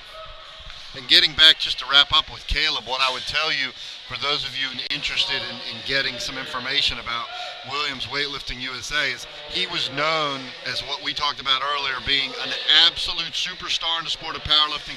He had the physical gifts and the athletic ability that was in the extreme rare category, but he also was technically proficient and put himself to the top of the sport. And so he would be a great guy if you're starting out, if you have a youngster that's interested in weightlifting. He would be a guy that I would get in contact with to learn about the sport. Who better to learn from than one of the best who's ever done it? And he's still young. He could still win the nationals in either sport if he chose to. Kansas Mullins in his first attempt at 212.5 kilos misses for his opener, so he'll have to come back with something. Looks like his second attempt will be at 212.5 also, so he'll try to correct the initial error that he has there in his first squat. This coming up will be Stefano Fenu, one of the names that you brought up very early on of one of the power lifters that are taking part in the Superman event. Yes, I've seen Stefano compete in several of the meets in Georgia in powerlifting, so this right here for him, 523, should not be a problem at all. And you'll notice a wider stance. A wider stance and about as low a bar as you can possibly ask for. But very easy opener. Really using all the leverages, Brian, wider stance and the low bar position. So Stefano Fenu is on the board at 237.5 for his opener. So that's a very solid number, the best so far out of this early grouping. And that was 523. I would say he might be able to get somewhere in the 550, 560 range before we're done. That'll bring up our final lifter here in the opening rotation of this segment, Lewis Arnold. And Lewis Arnold, 260 kilos. So that'll tell you about this man's raw power. If this is his opener, he obviously can push a lot of weight around on the bar and certainly has a very athletic build. So this will be his opener. A pretty impressive opener for a guy who doesn't appear to be built for the squat. His legs do appear pretty muscular, but he's relatively long and lean, which is not favorable in the squat. Well, there you go for leverages. He didn't have any problem with that, Brian. He seemed to manage it quite easily as he's now on the board at 260, so a good start for Lewis Arnold. So we'll now go back to the top for our second rotation, as it'll be Joe Wooley to get things going here in this second rotation. So we're having our squats taken care of right now. We're doing everything off of one platform, platform number 2. In the bench press segment, Dr. Patrick Anderson will be taking you through that, and then I will rejoin for the deadlifts to wrap up this evening of action that is going. It started at 9 a.m. today. We are going into our 8th hour of action here on the air. So glad that you've been able to join us. Hope you've been for all of it. But for those of you tuning in late, a great morning session of powerlifting action. The powerlifting segment has now transferred over to all the men in the Superman division to try to see who comes up in the 5-bar showdown as one of the best in these disciplines. You mean they're actually going to give you a break during the bench? I'm going to take a break during the bench. I think I've been given permission to do that. It's made for quite a day. I imagine. This is definitely a full day and another one to follow tomorrow. We'll be here for all of it as Joe Wooley connects at 152.5, so a 5-kilo increment there on his second lift as he advances his number, as that'll bring up Eric Kupperstein. This is the comeback attempt, Brian. This is the lift where he had plenty of strength, but he was turned down on depth. And as we said, Eric will be absolutely in contention, so he has to get this on the board. Because the problem here, Brian, is if he's not successful here, he'll end up having to repeat it on his third attempt, and then even if he's successful, he won't have any room to go up. So he needs this lift to still give him one shot to put some more pounds on his total. But where a younger lifter might really be rattled after an opening miss, he, the savvy veteran, probably not going to be as rattled by it. No, and he's competed internationally. He's competed in all different parts of the world and under different circumstances. I think he'll have no problem. He's just got to dip it at the bottom. If he does, he'll have plenty of strength.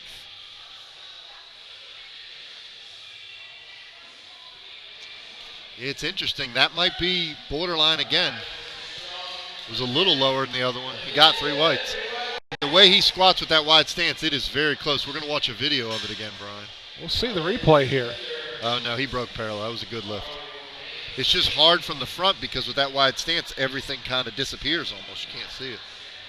Well, and again, with that wide stance and the veteran reputation of an Eric Kupperstein, I would imagine when it comes to these 50-50 calls, just by reputation and acumen, if there's any doubt, they're going to white light him. Well, you would like to think that the judges are only judging based off of the lift and not the lifter, but human nature, you're absolutely right in any sport. You know, Michael Jordan used to get a call or two in basketball, so yeah, I'm sure there's a little bit of that. He definitely got a call or two. Yeah, I was being polite. Elliott Quinones, after hitting at 170, will now take his second attempt at 175.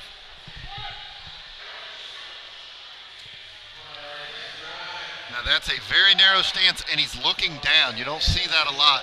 Some lifters look straight ahead, but to actually look down is uncommon. No lift on depth, Brian.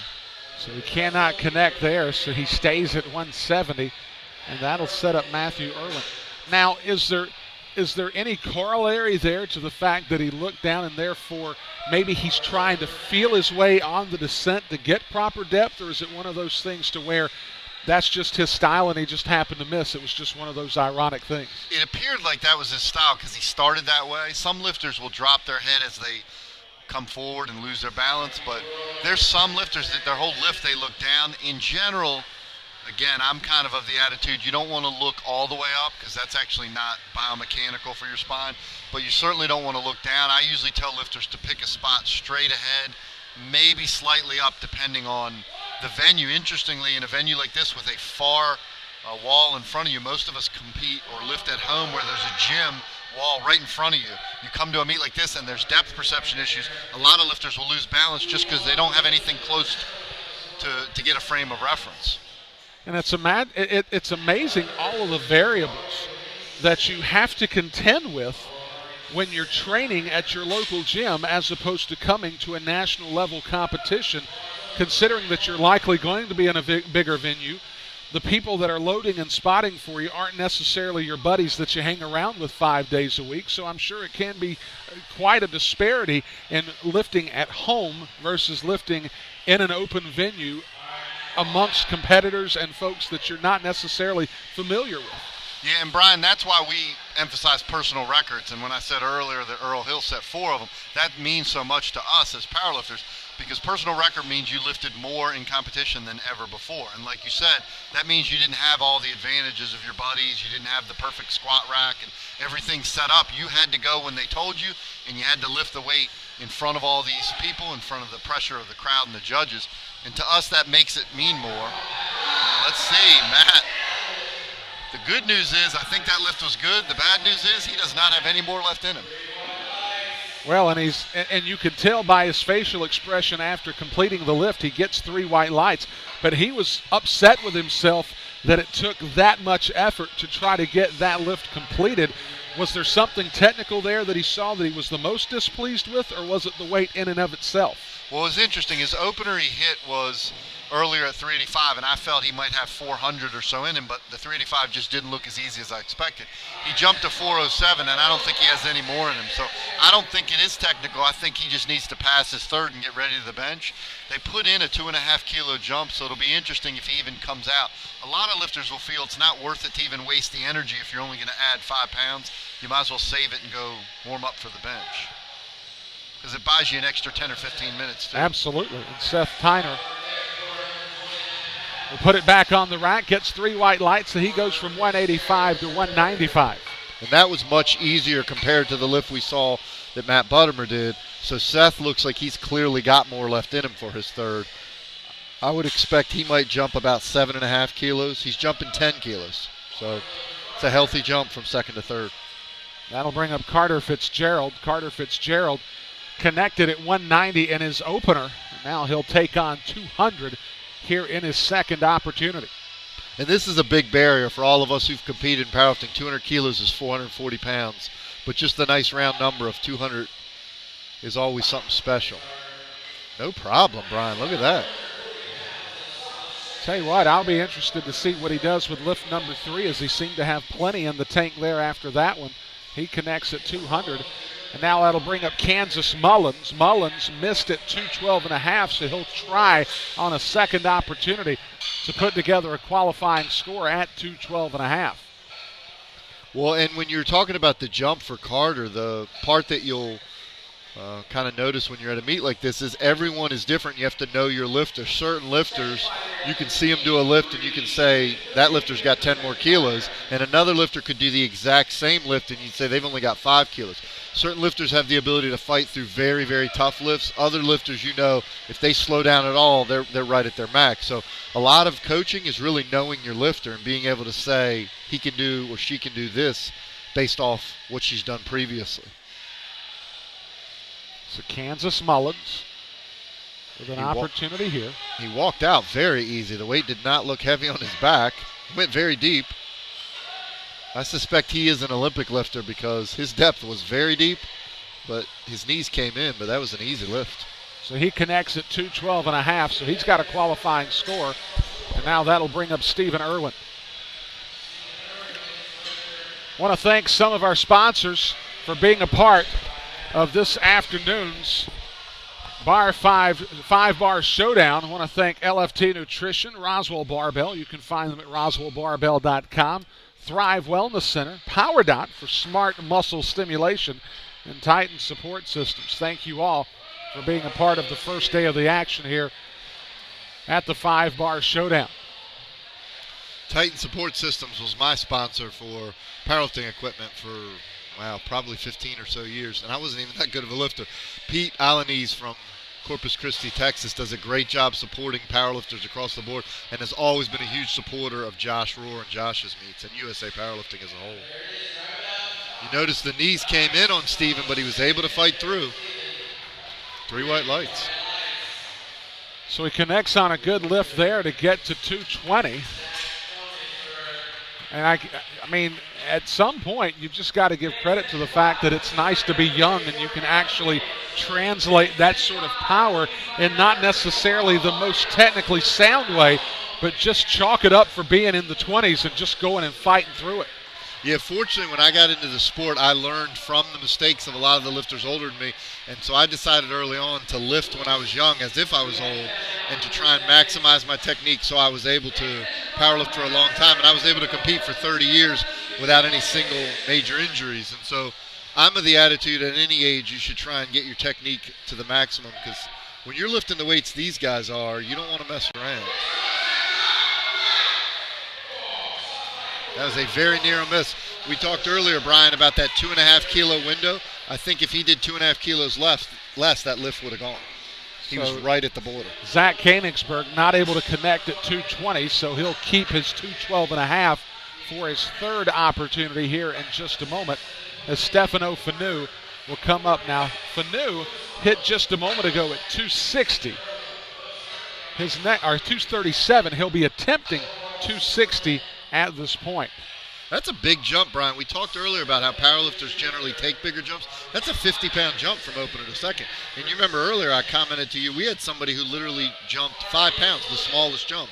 This guy's jumping 50 pounds from opener to second, which is a large jump, but it's not certainly out of the question at all in powerlifting. So Fenu with a bit of a gut check here at 260 kilos. A substantial jump. I think this will push him, but he should have it in him. I don't know if he has 600 today, but I think he's got this in him. Notice his head position, Brian. He was looking down the whole lift. So Fenu gets 3 white lights, so he's on the board at 260. And I guess from the looks of the lift, where exactly would Stefano Fenu go if he went from 237.5 to 260? How much more would he possibly have in him in this third attempt if he decides to do anything? I would suspect he's going to jump about 7.5 kilos. I think that second was a little higher than I would have thought. If he would have gone a little less on the second, I think he'd be right on target for the third.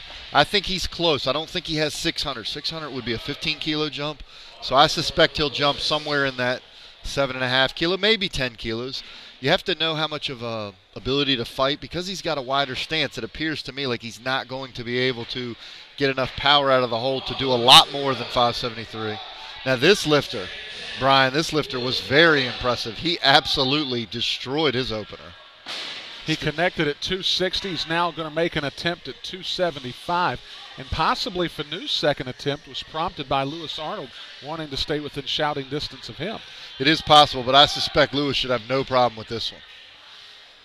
Yeah. And you notice the knees driving out. That is impressive at 275. And now, what can he do possibly with his third attempt to really separate himself from the rest of the field? Remains to be seen. Well, Stefano jumped, I had said 7.5 kilos. He jumped 5 kilos. I think that's a good call because I think that is possible. I think Lewis could jump 10 kilos. He could go 285. We'll see if they take the conservative approach and go 282, or does he go all the way. A guy like that looking very strong, he could really open up a big lead on his third squat. Yeah, one thing's for sure, Lewis Arnold hasn't missed many leg days in his routine. I would back you up on that, and his technique looks on point. He really does look ahead of his years. I mean, he's obviously a relative youngster, but he really does seem to have a real knack for connecting and doing it in good form. And he's only jumping 5 kilos, so they must know something because I think that's a very conservative jump. I would be surprised if he has any trouble with that. I would have given him, and I'm usually conservative, and I would have given him 7.5 or 10 kilos.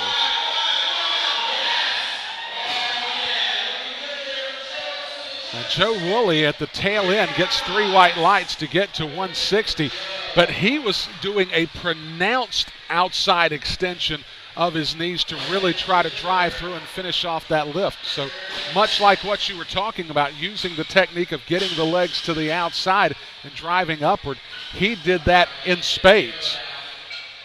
Yeah, and it really is something under max weight. You almost have to think about driving out because the tendency is your legs will start to come in as that muscles literally are pulling the knees forward, and a lot of times when people come out of the hole with speed, the knees will instantly go in. This is Elliott's comeback attempt because he missed his second. Missed at 175, now is going to make an attempt at 177.5. As Quinones has a qualifying score of 170 at this point. So this is an important lift for Quinones, as he would like to put together a little bit better than 170, which is why he's making the attempt at 177.5. And I would imagine this is a big lift for your confidence going into the bench. Especially if he gets this pass. Let's see what the judges say. I think it was good, yes. You're right. right. That's going to give you confidence because all of a sudden you got momentum. So he takes 177.5 and momentum to the bench press segment, as that'll bring up Eric Kupperstein, who'll be making an attempt at 185 kilos in his final opportunity on the squat. Here's where the strategy comes in for a veteran like Eric. So we saw him open at 385 pounds, 175 kilos. He had to repeat it. So now what do you do on your third, Brian? You wouldn't necessarily jump all the way to your planned third attempt because you didn't get to do a second, but you might not want to go just to your second. Maybe you pick something in between. So I suspect this 185 is a little more than his planned second, but less than his planned third. And based on what we saw earlier, there doesn't appear to be a strength issue at all. It's just a matter of will he get deep. And the numbers game as it is, just probably wanting to keep himself within shouting distance, knowing how he's going to perform at the bench press and the deadlift. Yeah, he's a phenomenal deadlifter, so you're dead on. He just needs pounds in the squat. Very strong lockout. Be interesting to see what the judges say. He got 3 white lights. If you watch this over again, this will be interesting on the replay. He actually comes out of the hole, the bar gets a little uneven, and he kind of catches himself, gets back underneath, and it was an easy lockout. That's typical of the savvy veteran, correcting in the middle of a lift and getting himself connected at 185 kilos. So he's on the board at 185 to take that with him to the bench press segment. And that backs up what you had asked earlier, Brian, about can you recover in a maximum lift. If that was his absolute max, I don't know if he could have. But because he had to repeat his opener, that really wasn't his max third, and he was able to regain the groove. But because the weight was a little below, I believe probably his best would be somewhere in the 190 to 192 and a half range. So he's a little under PR, but that's going to help him a lot come deadlift, because his deadlift opener is 474. He will pull over 500 pounds. Eric Kupperstein. He weighs about 130 pounds. Good catch by the spotters. And again, the spotters, one of the more thankless jobs that you have here in the entire arena, because usually they don't even come into the conversation until something goes wrong, and they were able to cut off a real problem there for Matthew Erwin by actually getting that bar off of Erwin and saving him any possible trouble. Well, and those fans at home of Georgia Powerlifting will notice the spotter loader in the back is the platform manager, a man named Dale McLaren. He holds the distinction. Last year he competed in the Masters Worlds, the 40 and up age group, in both the World Championships in raw powerlifting without gear and equipped powerlifting. So it's extremely rare for you to be at the top in both at the same year. That means he was having to train for both. Similar to what we're seeing with the Superman, training with equipment or training raw is two separate entities. And so some lifters will switch at certain points, but for him to do them both in the same year is a tremendous accomplishment.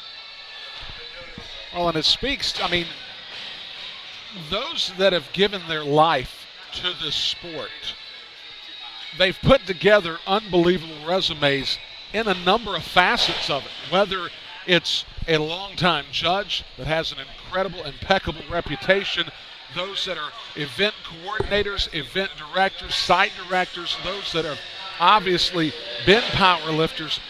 They parlay their success at one level of the sport into multiple levels, and that's why these folks are so unbelievably connected in the sport and have such tight relationships with folks very much like yourself. Well, and how great is it that a guy of Dale's caliber, we actually just saw him at the meet that Josh put on a few months ago, hit his first ever 500-pound bench press. He benched over 500 pounds and deadlifted 650 in the same day, 661 actually in the same day. And for him to here be spotting and loading. So you're talking about one of the best in the state of Georgia, and here he is volunteering and helping out. And it's the toughest job in powerlifting, Brian. Don't let anyone fool you. Those spotter loaders have the hardest job. And without question, a labor of love. Yeah. In fact, I always joke that the reason why most of us became powerlifters was so we didn't have to spot and load at a meet anymore. It's to be able to say, nope, sorry, I'm lifting.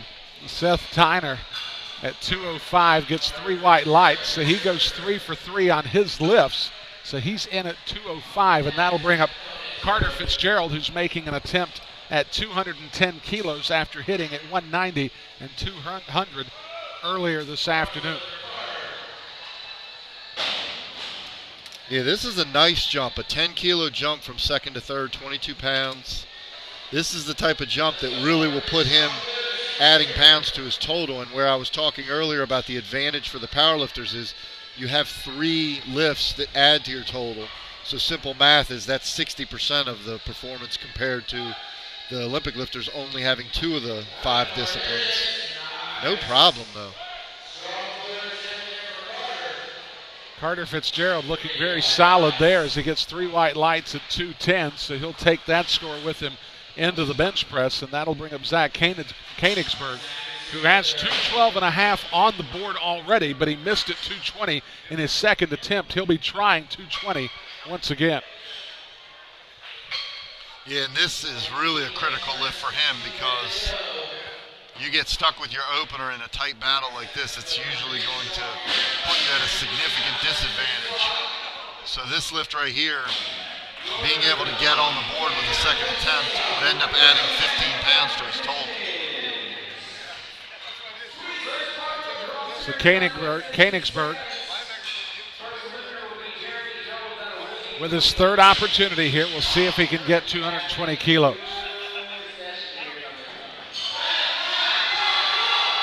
And he can't do it.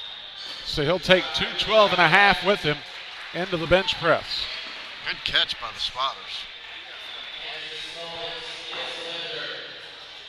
So they'll reset the bar and prepare for Kansas Mullins, who'll be attempting 220 as well. He missed at 212.5 on his first attempt, but was able to recover and get to 212.5 on his second. This will be his third offering. Very narrow grip position for his hands. Appears to be looking down. Let's see if his head stays there. Oh, and the knees came crashing in on that one, and that really did him in. Was it my imagination there, Dr. Anderson, or did he seem a little rushed going down into the hole and seemed like was never able to really rebuild himself going up? Well, and it's some people, that's their technique, Brian. Sometimes you're right. It is simply a matter of they get rushed or get excited about the moment. But some lifters actually use that momentum to then get momentum out of the hole. But as I discussed earlier, everything has a give and take. You generally want to hit the hole with some tempo, with some good pace, because the faster you hit the hole, you tend to come out faster. The problem is there's a point you can go too fast, because then you shift a little bit out of position, and because you're moving fast, you have no chance to recover. So generally, I subscribe to taking a middle approach. I like to control about the first third or half of the descent, and then as I'm getting close to hitting below parallel, pick up a little more speed. So essentially, you're not in the bottom for too long, because that's the hardest part of the lift. Stephen Irwin at 227.5 can't connect there, so he'll take 220 on that particular lift. We're going to watch this over, and I want to point out a few things here for you, Brian. Watch his knees as he comes out of the hole. You'll see them just crash in together, and it pushes his hips way back, and he just rounds forward. And that's clearly a technique issue. If he can work on that, he's got plenty of strength. So Erwin not able to hit at 227.5. He'll take 220 with him to the bench press, and that brings us to the final two in this particular grouping. Stefano Fenu will be making an attempt of 265. He connected just a moment ago at 260 as he's trying to stay in relative distance. I think he should have this. This will push him, but I think he will have this lift. He's just got to hit depth. That was actually easier, but the depth was going to be close. I think it will be a good lift, though. No lift, 2-1. So he cannot connect there. So he will stay at 260. He'll take that with him to the bench press.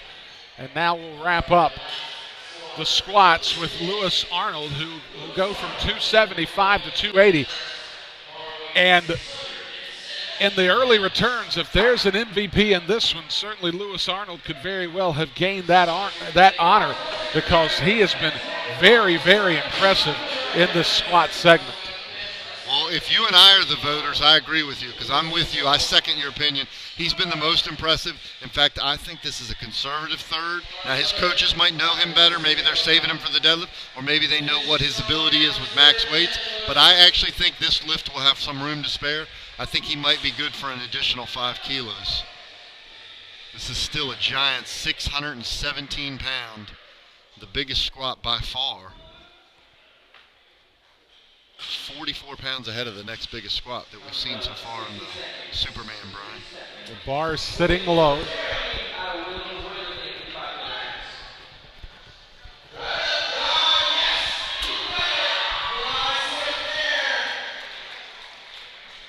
We'll see that on replay. He gets 3 white lights there. See, he's on at 280. And if you watch this over, this is where his coaches knew better than I, because he did not have a lot more left in him.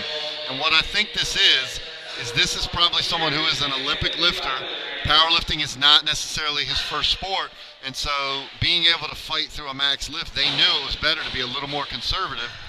It's a very impressive finish, and it was a smart attempt, because I don't know if even 2.5 kilos more would have gone. But taking a look at the eye test and what we saw out of that lift at 280, as impressive as it was, is there a possibility in the bench press that there will be an opportunity for folks to maybe cut off some of that distance and really make it a one discipline event going into that final segment of the deadlift? Well, and I think you're right on target. I think the reason where you'd have a shot against a guy like what we just saw with Lewis is that he doesn't appear like he would necessarily have a huge bench press. He's longer, leaner, it's farther leverage, farther you got to push the bar in the bench. Of course, we've seen surprises, so I'm not familiar with him benching. Him being an Olympic lifter by trade, I suspect that also will be a lift that he won't be as proficient in. So if there's a lift to catch him, that might be the lift. But then the deadlift ends up slamming the door in his favor, because based on what we just saw in the squat, I'm sure he's a great deadlifter.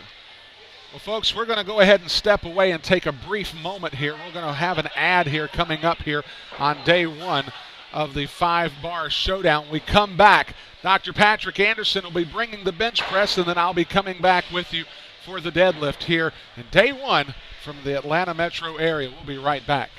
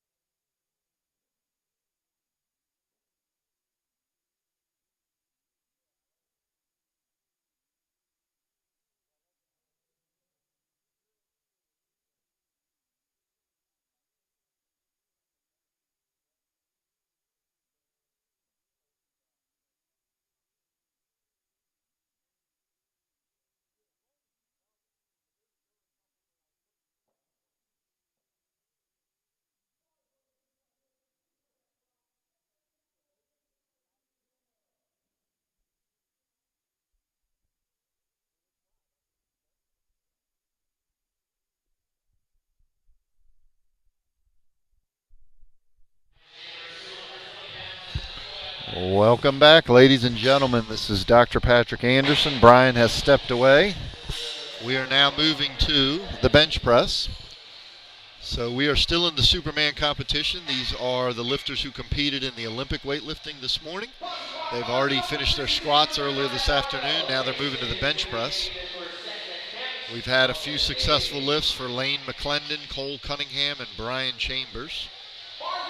We're now moving to 264 pounds for Justin Sammons. 83 kilogram lifter.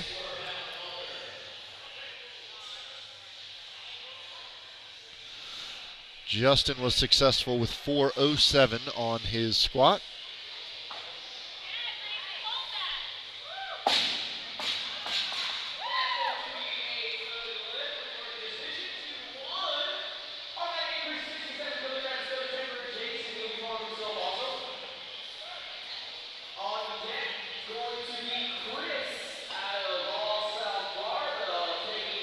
A little bit unsteady on the descent and the ascent, but the lift was 3 white lights. So we'll have to see if he's able to correct some of that before he jumps up for his second attempt. Eric Levy is the lifter. Same weight, 264. Eric was successful with a 451 squat earlier in the competition.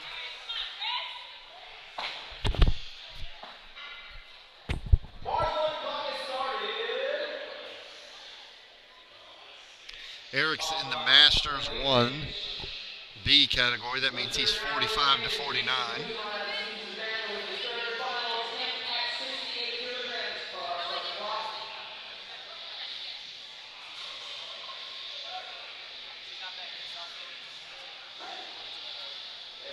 Now that is a technically proficient and a very strong opener.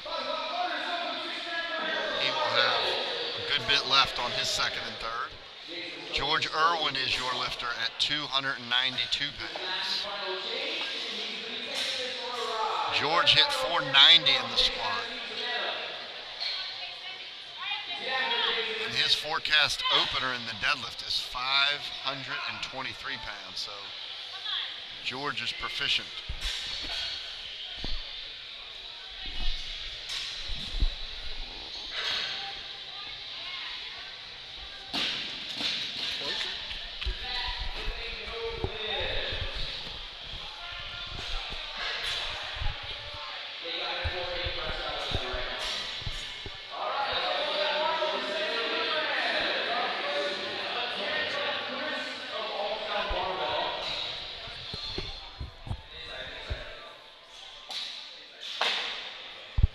George Erwin, 292 pounds. Opening attempt in the bench press. A very controlled descent and a strong lift. 3 white lights for George. We are perfect so far, halfway through the opening round of bench press.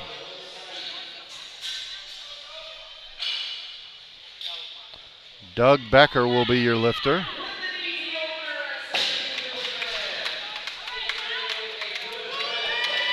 £297. Becker will be your lifter.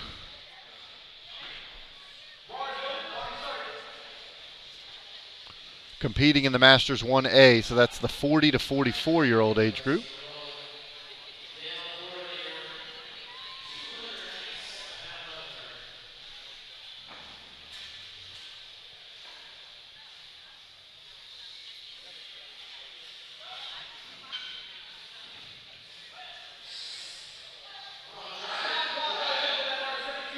Hit a little bit of a sticking point in the middle, but he drove right through it.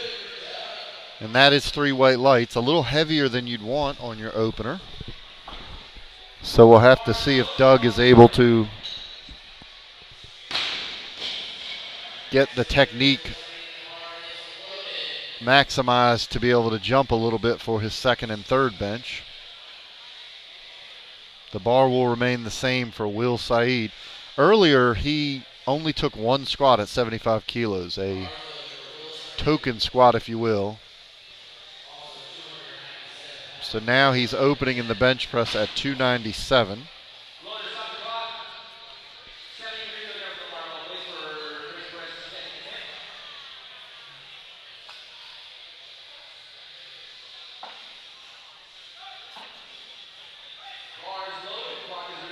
And absolutely smoked opener.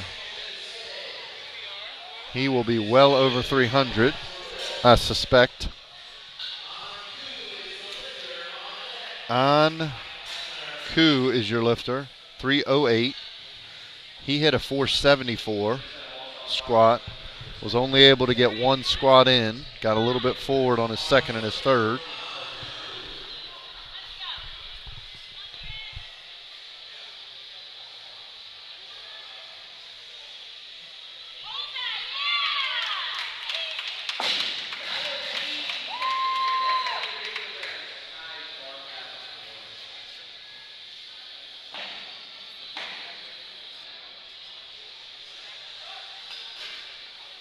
Very narrow grip for the opener bench press, but a strong opener. 3 white lights. Mike Effner will be your lifter. Effner, 331 pounds. Opener in the bench press, perfect so far on the round. We have not had an unsuccessful bench press attempt.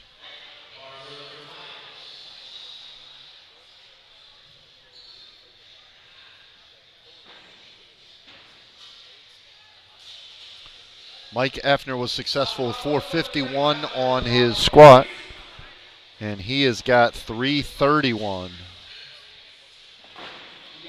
Opener in the bench press in the 93 kilo weight class.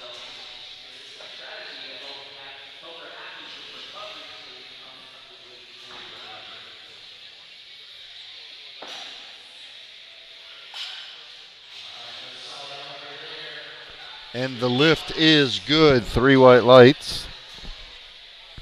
Chase Cofield will be your lifter at 352. Chase was one of the few to squat 500. He squatted 501 in the opening round. There were only 3 500-pound squats done in the first flight. So Chase looking to keep himself right in the hunt with a 352 bench opener.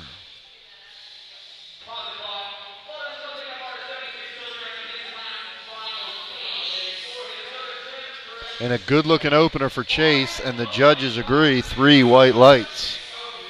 We now move to Kalil Zaky, 358 pounds. He also had one of the big squats in the first round. He was able to hit 534. So this 534 squat to go with his 358 opener, he is going to be knocking right on the door of a 900-pound subtotal.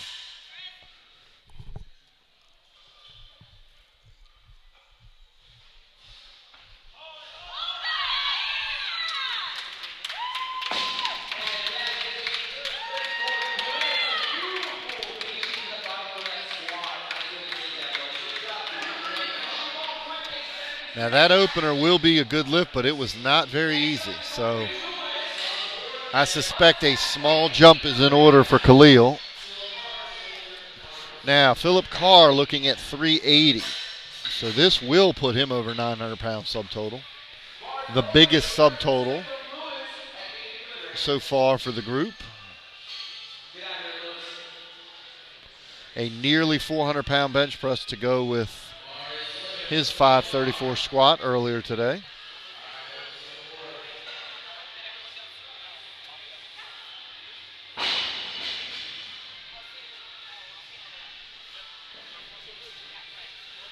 Phillip Carr, 380 pounds.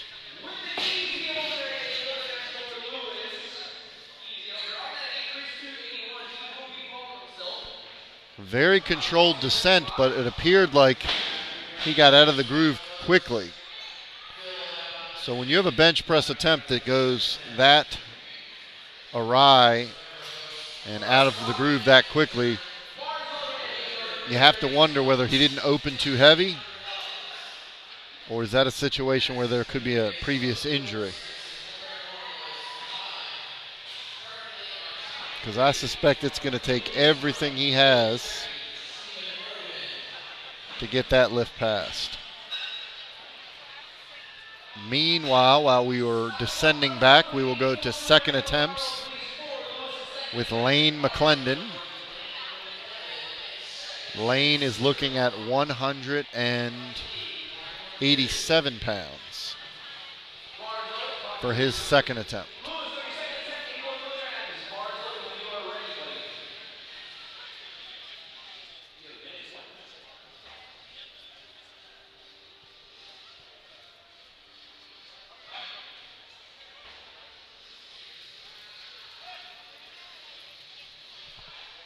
About a perfectly timed press signal and a very easy second attempt for McLendon.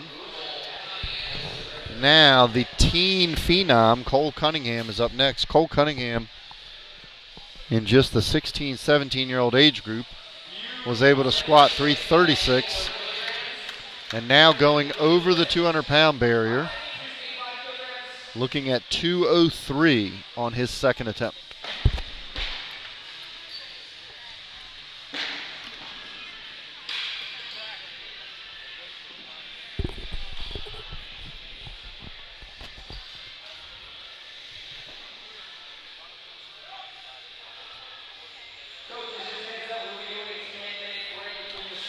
And Cunningham's lift is no lift, 3 reds.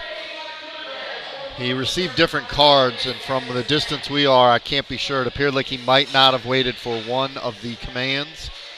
If you're watching at home and powerlifting, particularly the bench press, is new to you, we will give a quick primer. The lifters take the bar out at arm's length. They are allowed to receive a lift off from one of the spotters. At the point that they are holding the bar at arm's length, the chief referee will give them a start command.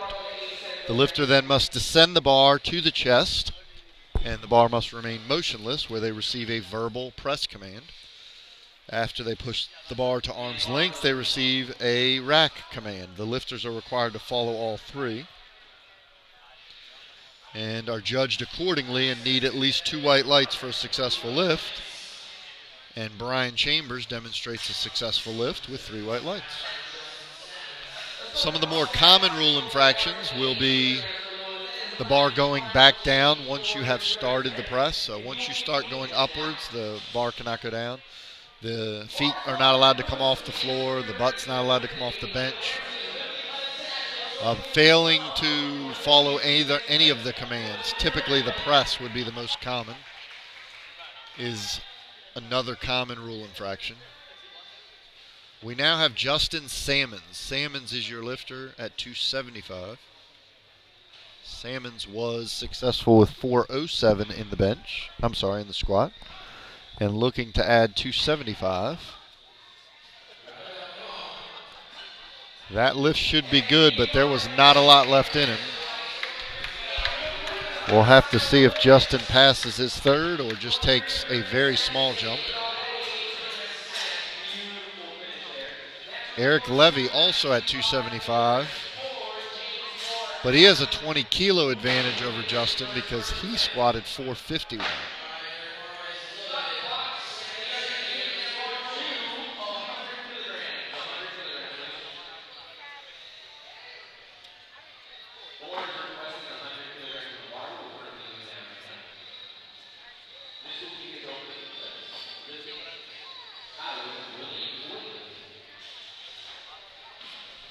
Levy is your lifter.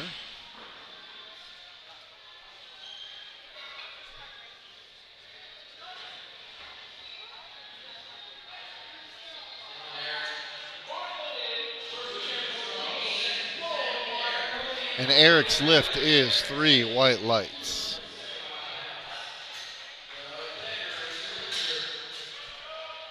Doug Becker will be up next at 308. Successful with 374 in the squat.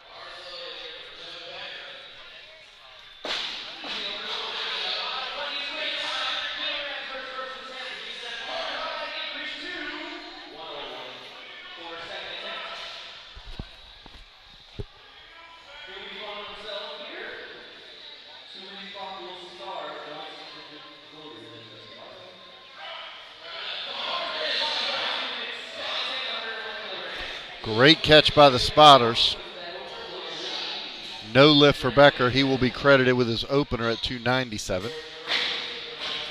George Erwin will be on deck. Anh Cu will be in the hole. And Will Saeed, third lifter. So George Erwin is your lifter. Anh Cu on deck. Will Saeed in the hole. Mike Effner, fourth out. And Chase Cofield will be your fifth lifter.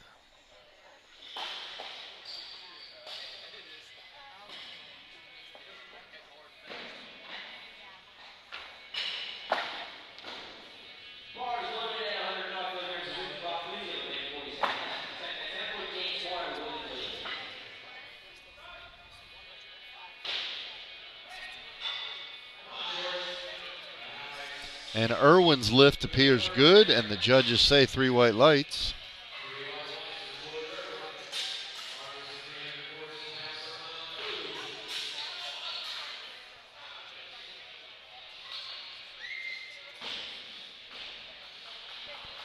That lift for Erwin put him just shy of 800 pounds on the subtotal. So his final bench press attempt will move him over 800.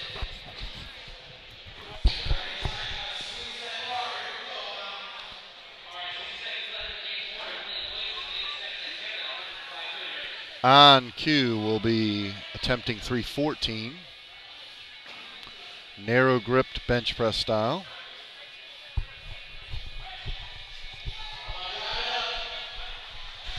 A little bit of a sticking point, but a smooth lockout, and the judges say 3 white lights.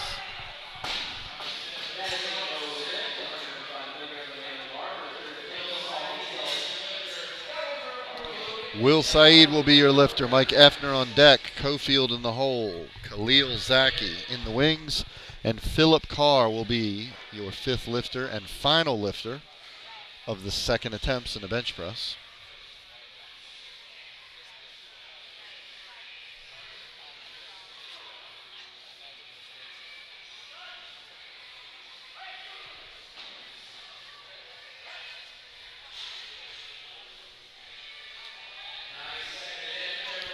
Will Saeed, 314 pounds, and the lift is good for Saeed. Mike Effner will be your lifter. Effner, 352, so the bar jumping up after a 451 squat.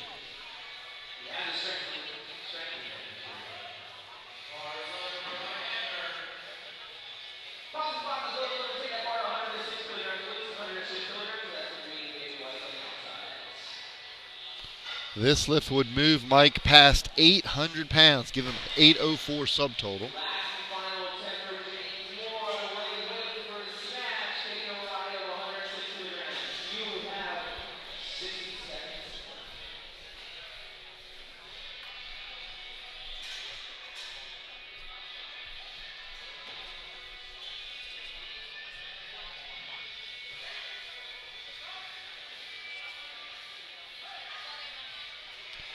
And Effner's lift appears to be no problem. The judges say 3 white lights. Chase Cofield will now be your lifter at 369.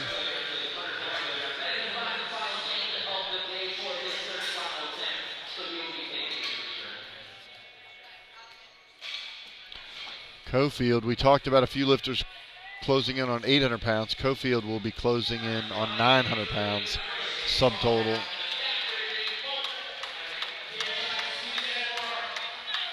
When he's successful with this lift, he will have an 870 pound subtotal.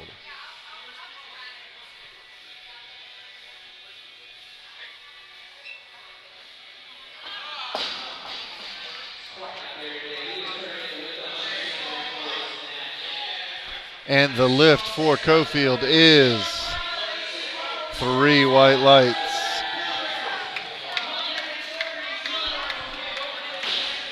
Kalil Zaky will be your lifter. Zaky looking at 374, which would give him the biggest bench press of the Superman competition so far. And he was already successful with the biggest squat, so Kalil's absolutely one of the favorites, and making this lift will open up a little bit of a cushion for him. And looking ahead, he has got a 650-pound deadlift opener. The largest opener by a sizable margin. By, it looks like, about 100 pounds in this flight. So,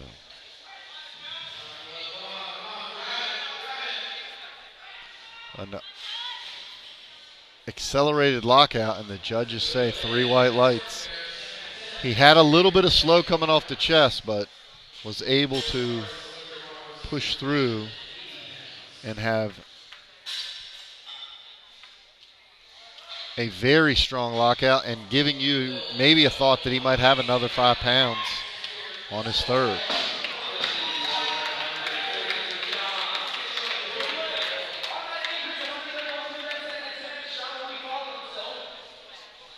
Phillip Carr is your lifter at 380.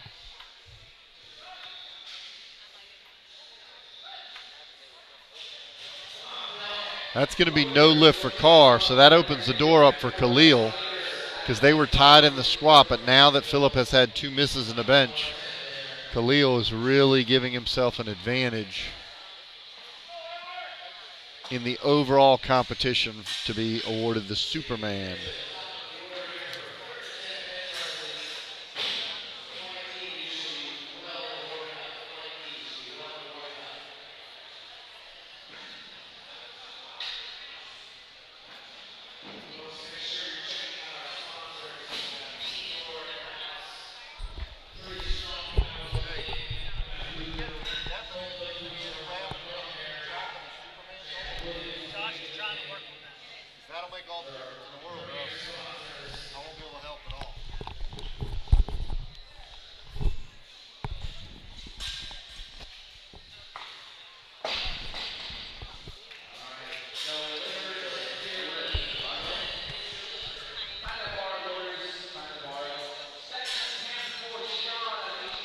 McLendon now to wrap up the bench press. He will be the opening attempt of the third round, the first third attempt. He's looking to go 3 for 3.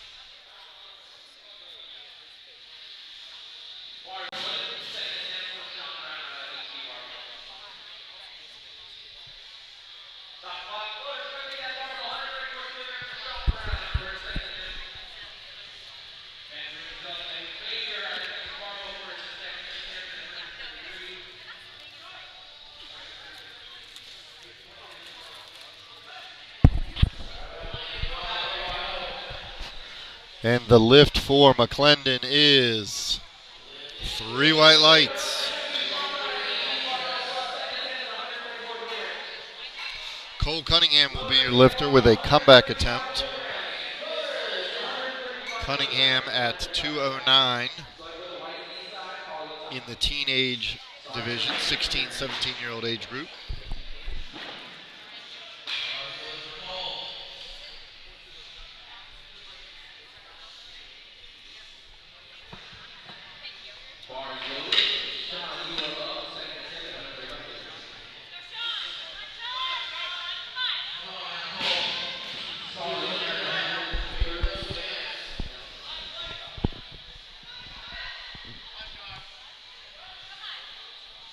Cunningham, a controlled descent. Really good, solid lift all across the board. Very good attempt selection. He might have had 5 more pounds, but put himself right up against it. So a very nice finish.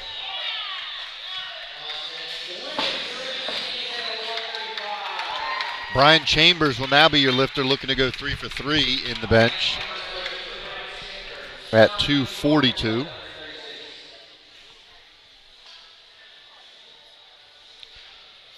Chambers was successful with a 308 squat.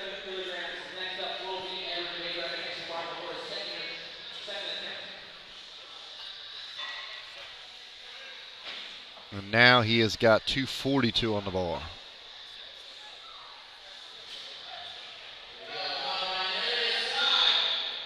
And a very smart selection on his third attempt, because that was the perfect number. We discussed earlier in the squat how challenging it is to pick the third attempt that is the exact 2.5 kilo increment that you could not do anymore. And Brian actually hit that number very well. Justin looking to do the same. Justin Sammons at 281 pounds.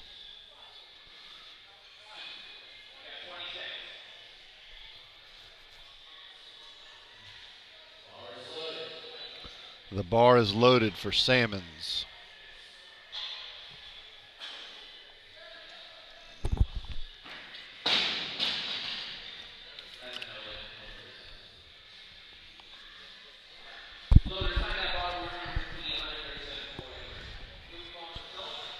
Sammons. And another attempt selection right on target. Would not have been 2.5 more kilos for Justin, so the perfect attempt to finish at 281 pounds.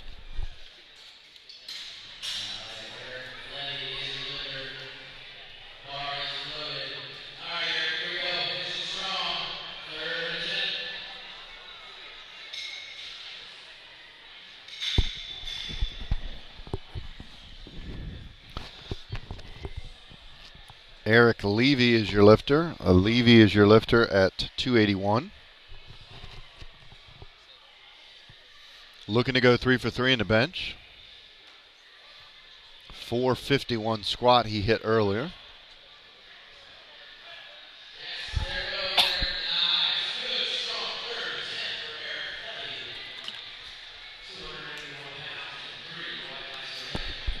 Three white lights for Levy.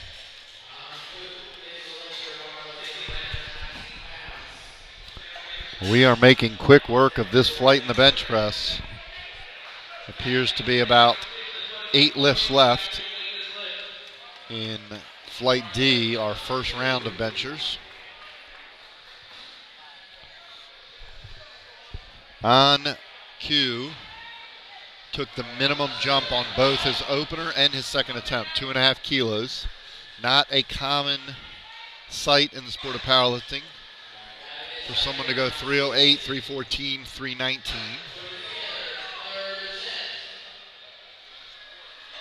The concern would be that you would have used up so much energy in what's near maximum weights. Let's see if he can hit a third.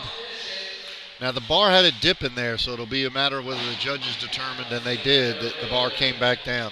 As we discussed earlier, the bar is allowed to have uneven, but it is not allowed to go back down the entire bar. So if one hand moves ahead of the other and the bar dips on one side, that is not considered a rule infraction. But if the entire bar, as happened there, goes back down and then moves back up, it is no lift. And George Erwin is your lifter at 319. George hit a 490 squat, one of the bigger squats we saw. Just shy of 500 pounds, and now he's looking to add 319. And this will put him over 800 pounds in the subtotal. It would actually give him 810 pounds.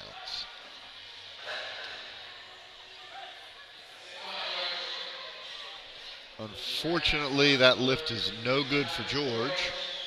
So we now move to Will Saeed. And Mike Effner will be on deck.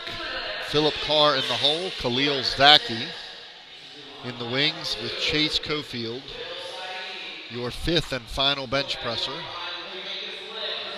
of the first flight of benchers.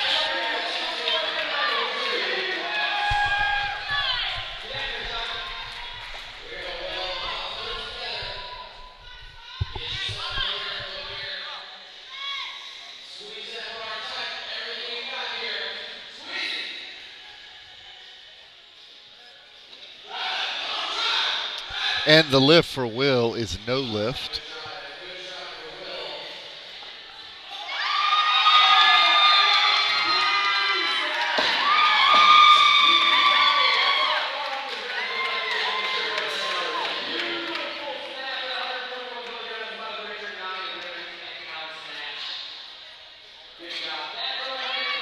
Mike Effner will be your lifter at 369. Phillip Carr will be on deck.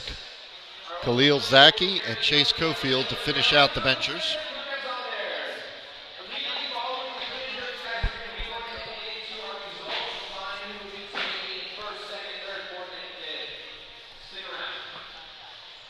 Effner already has an 800 subtotal. He is looking to add to that. This would actually give him 821.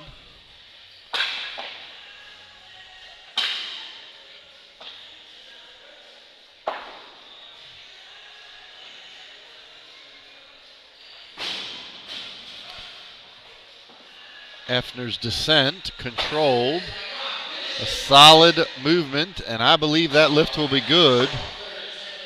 And the judges agree. 3 white lights for Effner. Phillip Carr will then be looking to get a bench on the board. He has been unsuccessful in his first 2 attempts. So this is up against it. You have to make this lift or he will be ineligible for the Superman total, because you have to record at least 1 successful lift in each discipline. And with his big squat, he will be in contention. His deadlift opener of 578 indicates that he absolutely needs this lift, because in order for him to have any hope of being declared the Superman, he's got to get one on the board. And it's no lift, just too heavy. There was not any other way to look at it. It was just simply too heavy of an opener. Probably should have opened a good 10 kilos, maybe even 15 later. All right, we actually have an update we can give you of the Superman forecasted totals. And it appears like, as we discussed earlier with Brian, that Lewis Arnold has an absolutely commanding lead over Kalil Zaky. So these are based off of the forecast, assuming what their opening deadlift and bench puts them at.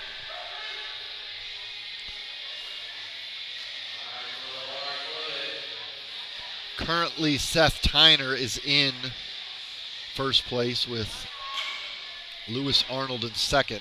But it appears like the forecast, including openers, puts Lewis Arnold in first, Kalil Zaky in second, Stefan Erwin in third, Seth Tyner in fourth.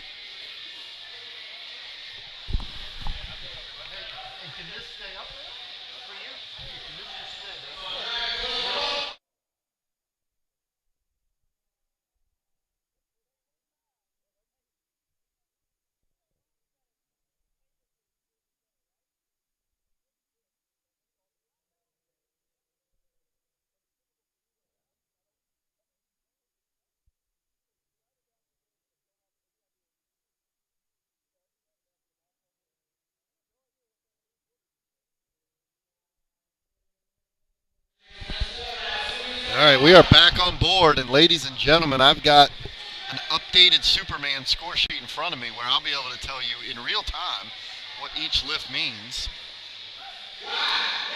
Chase Cofield right here attempting a bench press. Chase is currently in 8th in the Superman. We are now done the bench press for flight D, the first flight of benchers, and we now move to the second flight of benchers.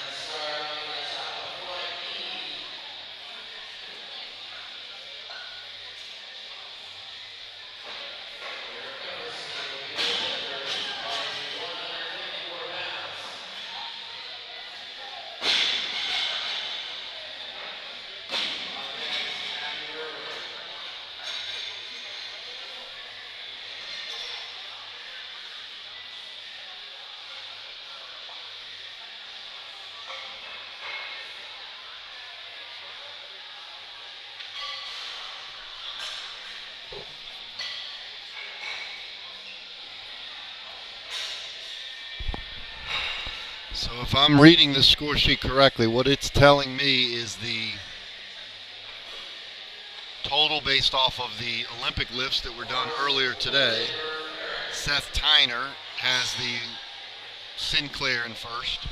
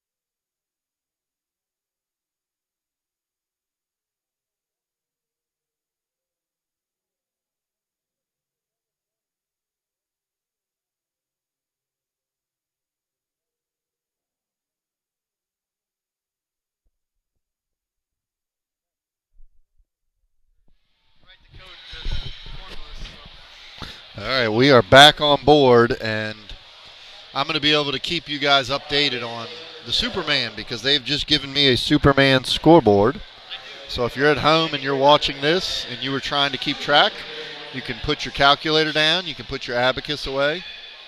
All you need to do is kick back, get a beverage of your choice, a snack of your choice, and enjoy some Superman powerlifting, Olympic lifting combo.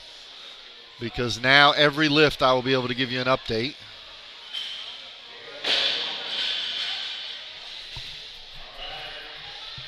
Joe Wooley's lift is successful.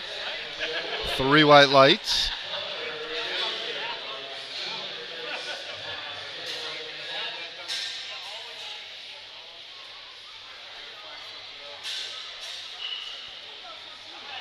Joe Wooley is currently forecast in 9th place in the overall.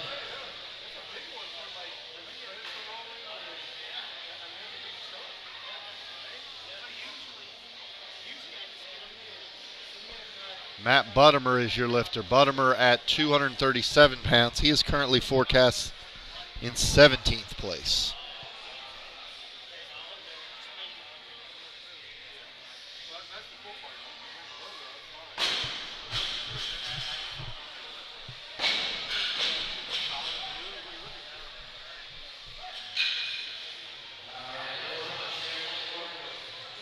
Easy opener for Buttimer at 237.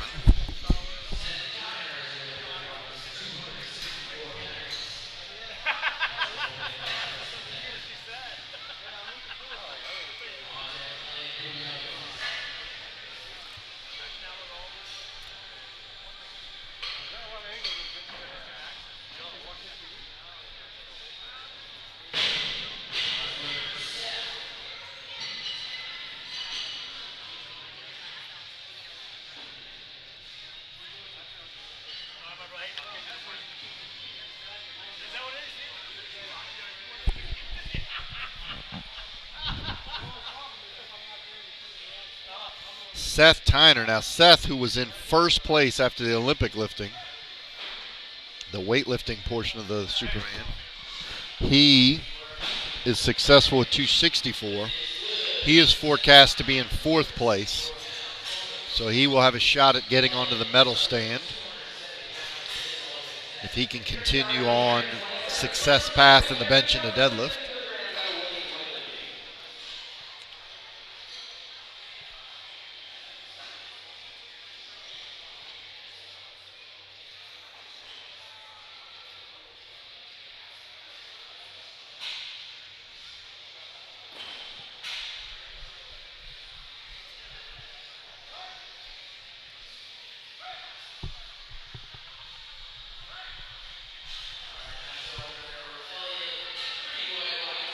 And the lift for Elliott is good. Now, Elliott was actually in third after the weightlifting portion of the program, so he is clearly one of the leaders. But heading into the deadlift, forecasting out his opening bench that he just did with his deadlift puts him at 8th place. So what you'll notice is some of the lifters are going to be moving backwards based on their success in the weightlifting portion, but not being as proficient in the powerlifting. And many of the lifters who were not as proficient in the weightlifting portion but have powerlifting expertise are then going to be gaining on them as the competition advances and they have more opportunity to catch up. So it really will come down to the deadlift to see who's going to be the Superman and tomorrow the Superwoman. Carter Fitzgerald, who was in 6th place after the weightlifting portion, 3 white lights, he will definitely be in contention.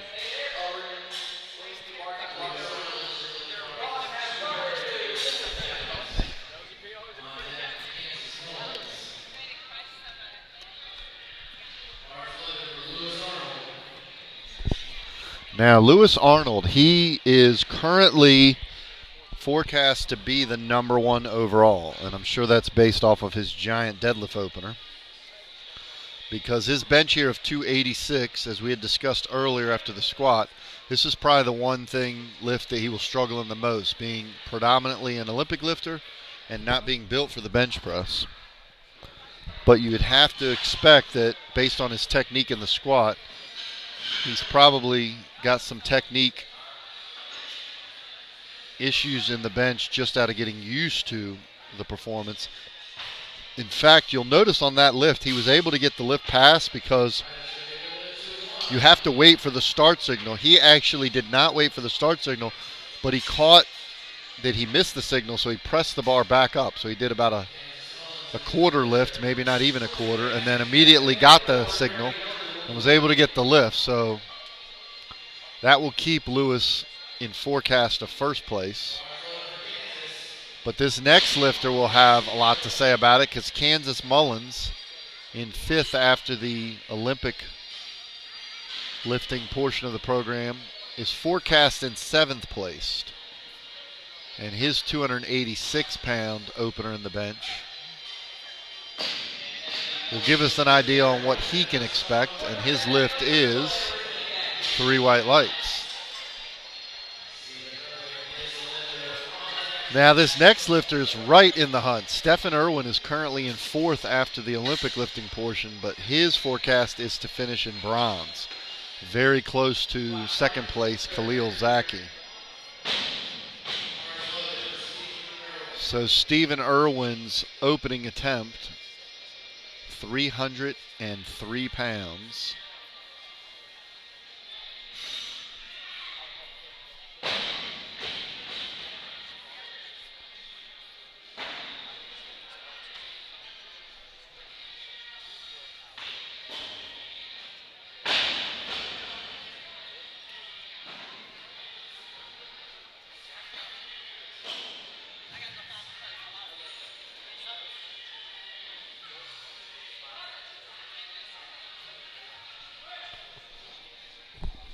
Stevens' lift is solid. I wouldn't say that it was smoke. There's not a lot left in there. But I imagine these Olympic weightlifters are viewing the bench as they've just got to get as many pounds as they can. So they're probably doing smaller jumps just to be able to keep themselves in contention. Zack Koenigsberg is your lifter.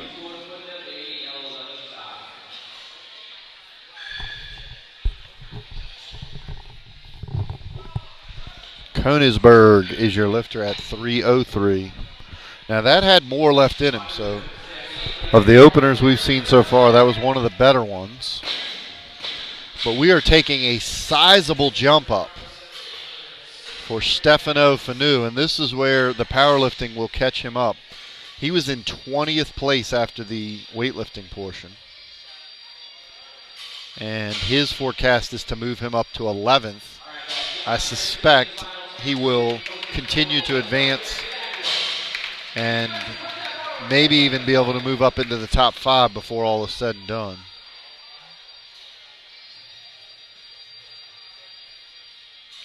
Taking the lift off out himself at 363. And very easy.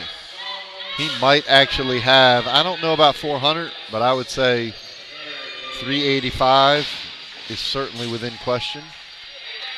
Certainly 391 or 396 would not be out of the question.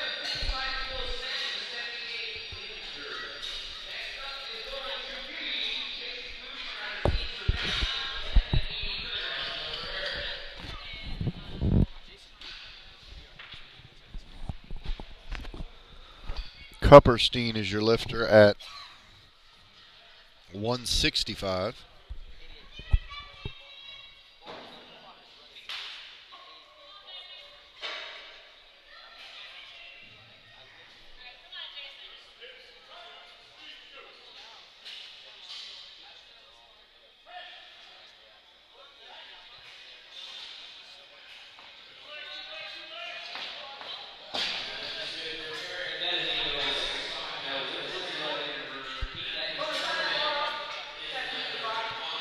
Lift for Kupperstein is good. And Matthew Erwin is your lifter. Erwin is currently in 7th place in the weightlifting portion of the competition. Looking to add 5 kilos to his total with 237 pounds. It appears like the gold medal spot will be pretty locked into Lewis Arnold, but we only have 3 Wilkes-Sinclair combined points, which is the formula used to determine the overall. 3 points less than 3, 2.5 separating second and third.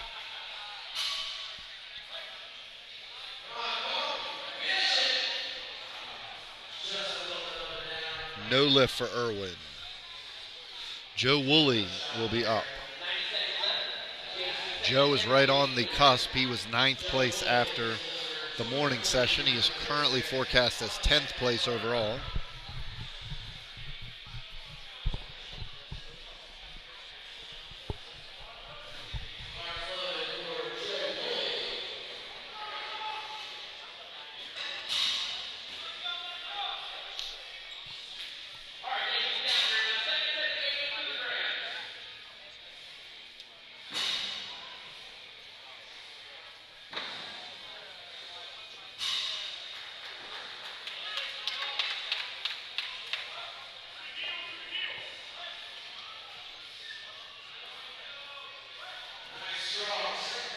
Joe Wooley's second attempt, 242, 3 white lights. Matt Buttimer will be your lifter.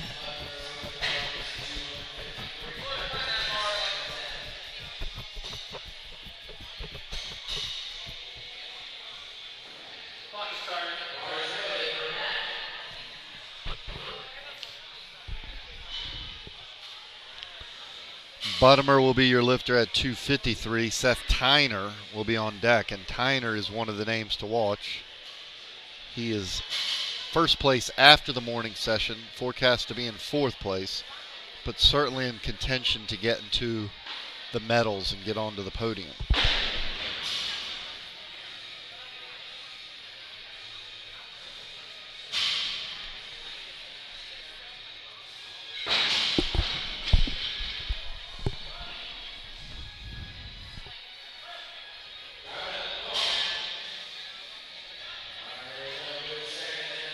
Lift for Buttimer is 3 white lights.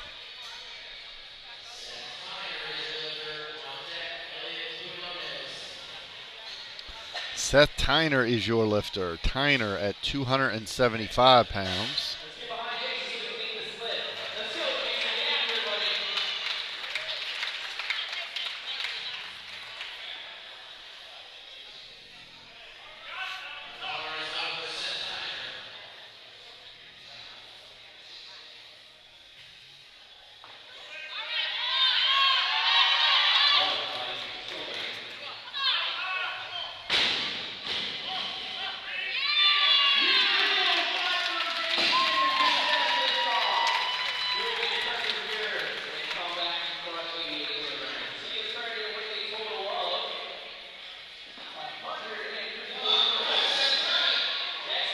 And no lift for Tyner.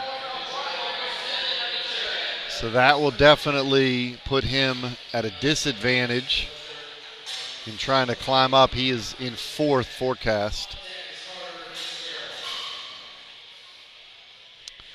Elliott Quinones is up at 281. He was in third place after the morning portion, weightlifting portion. So clearly a proficient weightlifter.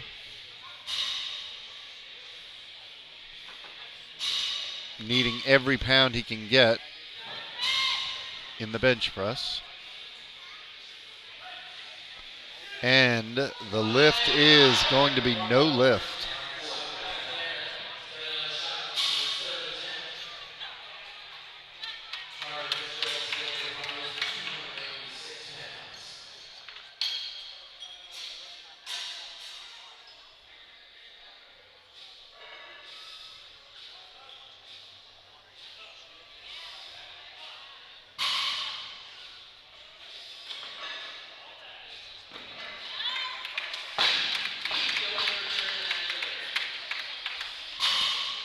The lift for Carter Fitzgerald is 286 pounds. Currently he is in sixth place.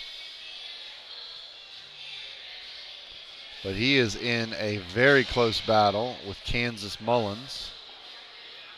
Separated their forecast total by less than half of a super total point.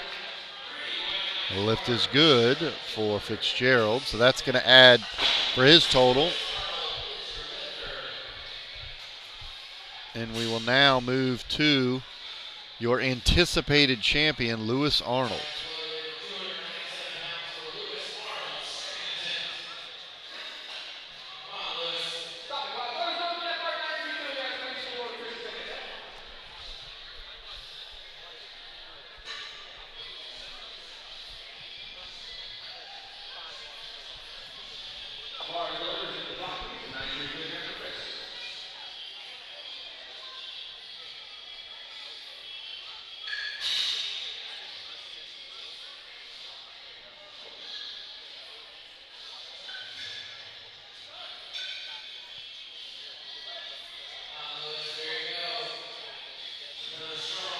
The lift for Lewis looks very good, and that will just help to add to his total.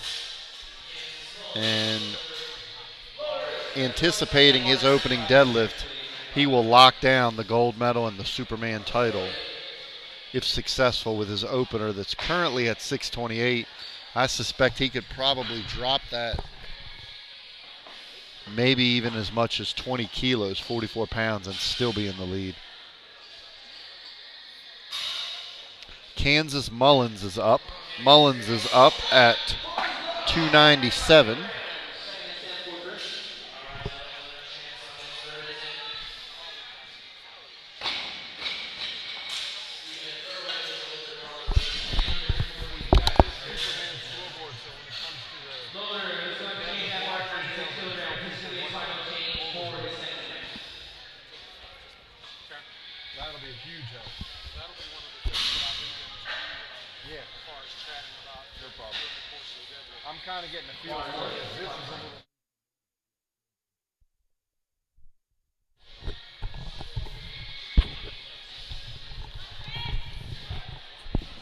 Stefan Erwin is your lifter. Stefan Erwin is currently forecast to be in the third spot, very close to Kalil Zaky. The lights have not appeared. They are 3 white lights. Stefan Erwin good at 314 pounds. Zack Koenigsberg is up next.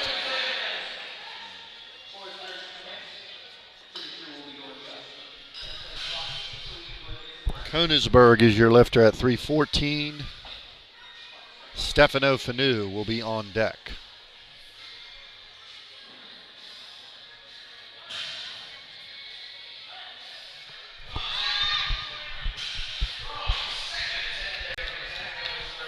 The lift is good for Koenigsberg, 3 white lights.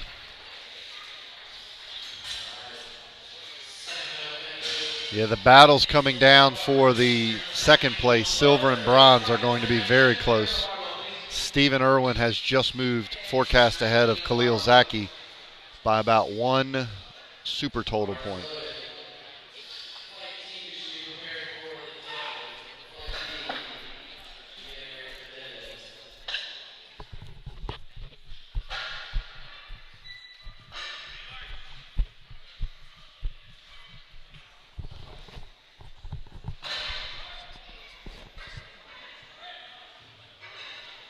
And Fenu's bench press at 391, that is going to help him tremendously. He has already moved from 20th place in the weightlifting up to 10th place in the super total. So I suspect if he can continue on that pace, he is going to have a shot to get into maybe as high as 8th place. I would say 8th is very realistic. There's a big gap between 8th and 7th, so he might have trouble getting in the top 7. Eric Kupperstein will be your lifter at 80 kilos, 176 pounds. Kupperstein looking to go 3 for 3 in the bench.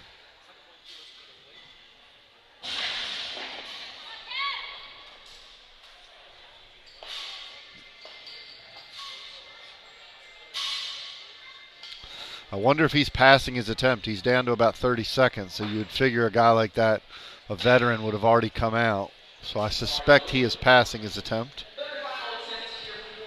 which simply means we will be moving to Matthew Erwin, followed by Joe Wooley, Matt Buttimer, and Seth Tyner. And we will be completing these round of bench press attempts, and then we will be done with the bench press portion of the competition for this evening. And we will move to the deadlift. Approximately 10 bench pressers left.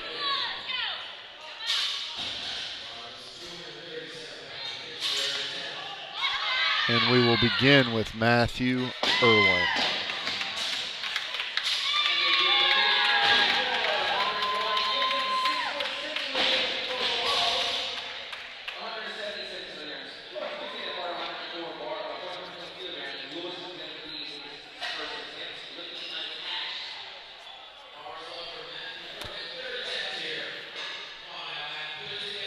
Matt Erwin at 237.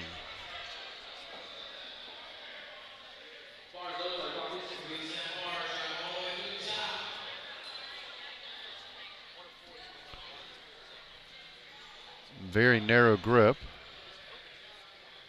Long descent down, strong off the chest, and he hits a wall, and that lift will be no good for Erwin. He will be credited with his opener, and Joe Wooley will be up next. Wooley is right on the cusp. He is currently listed as 9th place in the forecast total. So he's right at that top 10 barrier. But there are a host of lifters. It appears as many as about 5 lifters who are going to be battling to make it into that top 10 spot based on benches and deadlifts. Really as high up as 8th place is open for grabs. Joe Wooley needing this one, 253 pounds.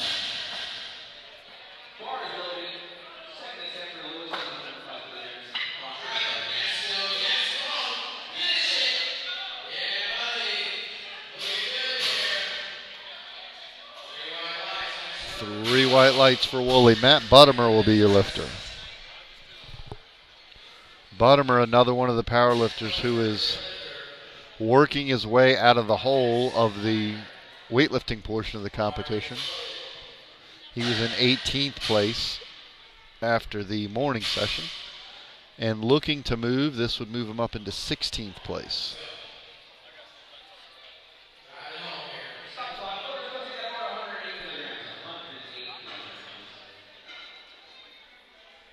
Seth Tyner will be on deck. Elliott Quinones in the hole. Carter Fitzgerald in the wings. Kansas Mullins will be 5th out.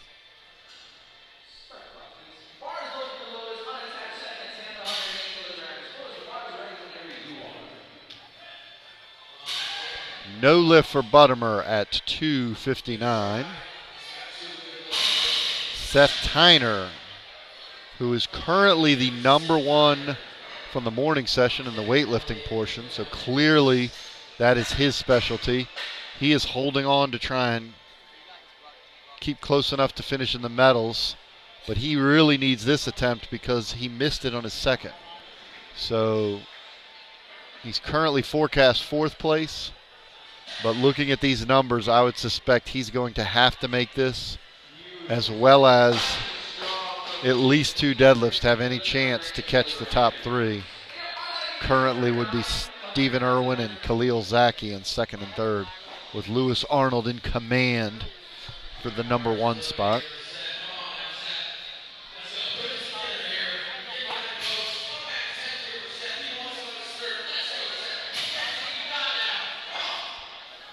You really can see how the Superman ends up being the great equalizer, because Seth had a commanding morning session Sinclair formula.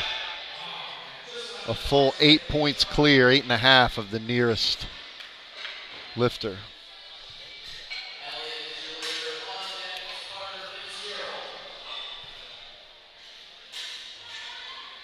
Elliott Quinones is your lifter at 281.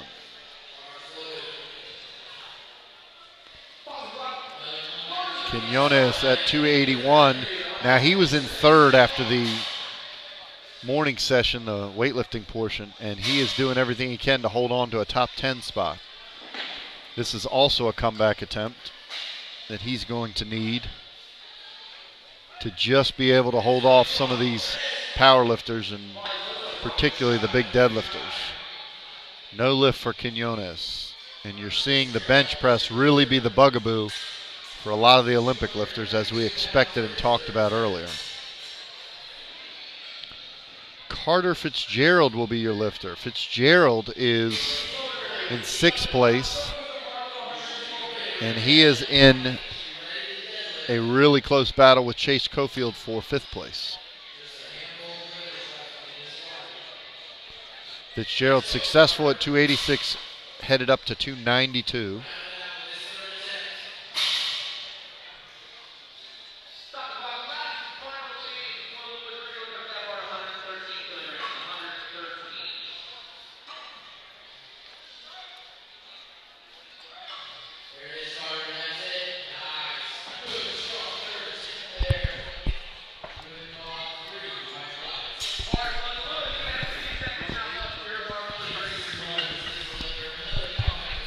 Kansas Mullins will be your lifter.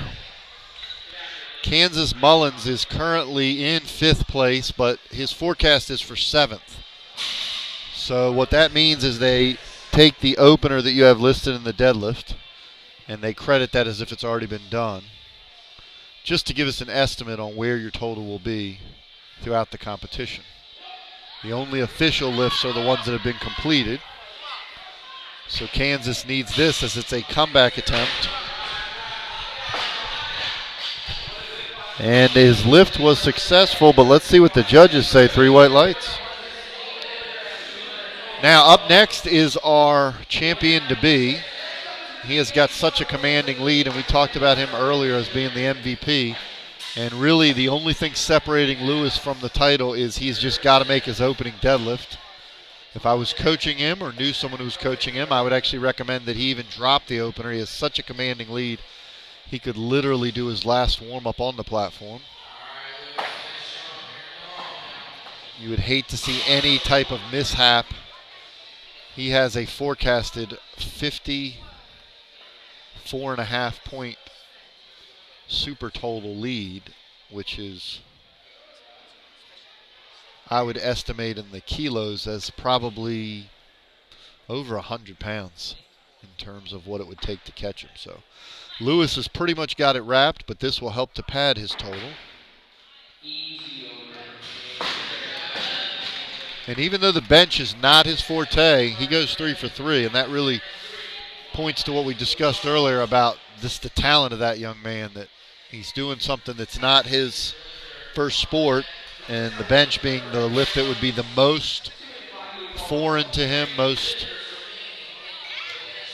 of a new exercise, and he goes 3 for 3 and finishes over 300 pounds. It's a nice 303-pound bench press. So Koenigsberg is your lifter. Koenigsberg is got 319 on the bar. Stefan, Erwin, and Stefano Fenu will finish out the bench press portion, and we will be done benching, and it will be deadlift only the rest of the way. Now that was a nice finish for Zack. Let's see what the judges say. 3 white lights. That's a great finish. Absolute maximum attempt on your third is what we all dream of. It's what we're all hoping for. All right, Stefan Erwin. He is actually in 4th place, but this lift would forecast to move him all the way up to 2nd. So Stefan Erwin really, he's in a close battle with Kalil Zaky for the 2nd place spot. Kalil will be to follow in the next flight. And based off their deadlift openers, I would suspect Stefan has to have this lift in order to have any chance to stay ahead of Kalil. He got the lift. Let's see what the judges say. 3 white lights. We are down to our final bench press attempt for the entire day's competition. You will no longer be subjected to watching the bench press. We get back to the real fun. The real action is the deadlift, the bar hitting the floor and the biggest weights being lifted. But before we do that, Stefano Fenu has a treat for you. If you are someone who has ever laid down on a bench and put a bar in your hands, you know what 400 pounds means.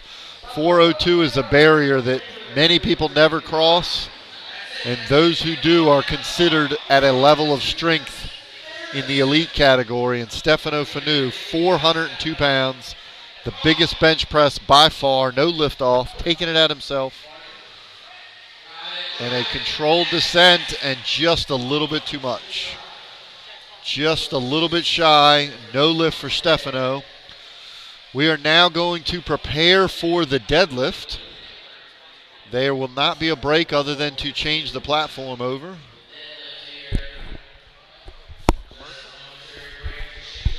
What we are going to do is have a commercial break, and then my partner in crime, the play-by-play announcer, Brian, will come back in after this commercial break.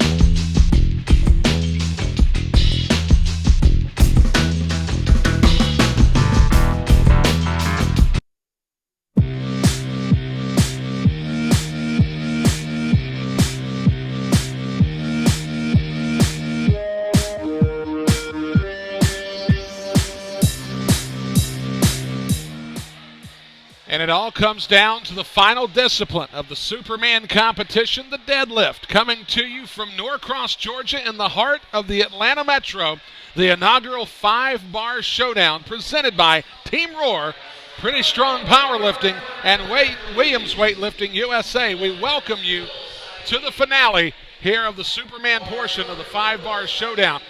With the doctor, Patrick Anderson, this is Brian Rushing. We welcome you to the final segment. Dr. Anderson, it all comes down to this final discipline as we get ready to see the guys, as you so eloquently put it in the bench press segment. These guys are going to be lifting the greatest amount of weights. They're going to be taking them to the floor, and it's going to be a matchup to where essentially everyone's playing for position except for the guy on the top. Kind of give us your thoughts as we lead into this final discipline of the afternoon. Well, an old adage in powerlifting, Brian, is that the meet hasn't begun until the bar hits the floor. They call it the deadlift, simply put, because the weight is at a dead stop. There is no momentum. In the squat, you obviously have a rebound. In the bench press, you're pushing the bar off your chest. But in the deadlift, you've got to get it started from a dead weight. And it really is the lift that all of us know is the truest strength lift. It incorporates muscles throughout the entire body, and it will be the biggest weights of the competition. I would suspect, as you had awarded him the MVP title earlier, I will go so far as to say Lewis Arnold has such a commanding lead that if he simply makes one deadlift, he will be your Superman champion. But we will have quite a few battles, and we have the score sheet in front of us where we can keep track all the way down to the 10th place spot. We're going to have battles for the silver and the bronze, and some really close battles throughout the weight classes all the way down. We have over 20 Superman lifters in this afternoon session. So it looks like we'll begin the deadlift segment with Cole Cunningham, who will take a first crack at it at 135 kilos. And certainly, if you're part of Team Arnold or you're Lewis Arnold's coach or whatever, however they situate themselves, I would imagine everyone has that in their mind. Hit a real good qualifying lift here in the deadlift, and essentially you're cruising to the title. Well, and I actually said during the bench press that I believe if I was coaching Lewis, that I would actually drop his opening deadlift because he has such a commanding lead that he could probably drop his opening deadlift 40 or 50 pounds and still have no problem on the lead he has. And my thought would be whatever his last warm-up was going to be in the warm-up room, I would simply make that my opener.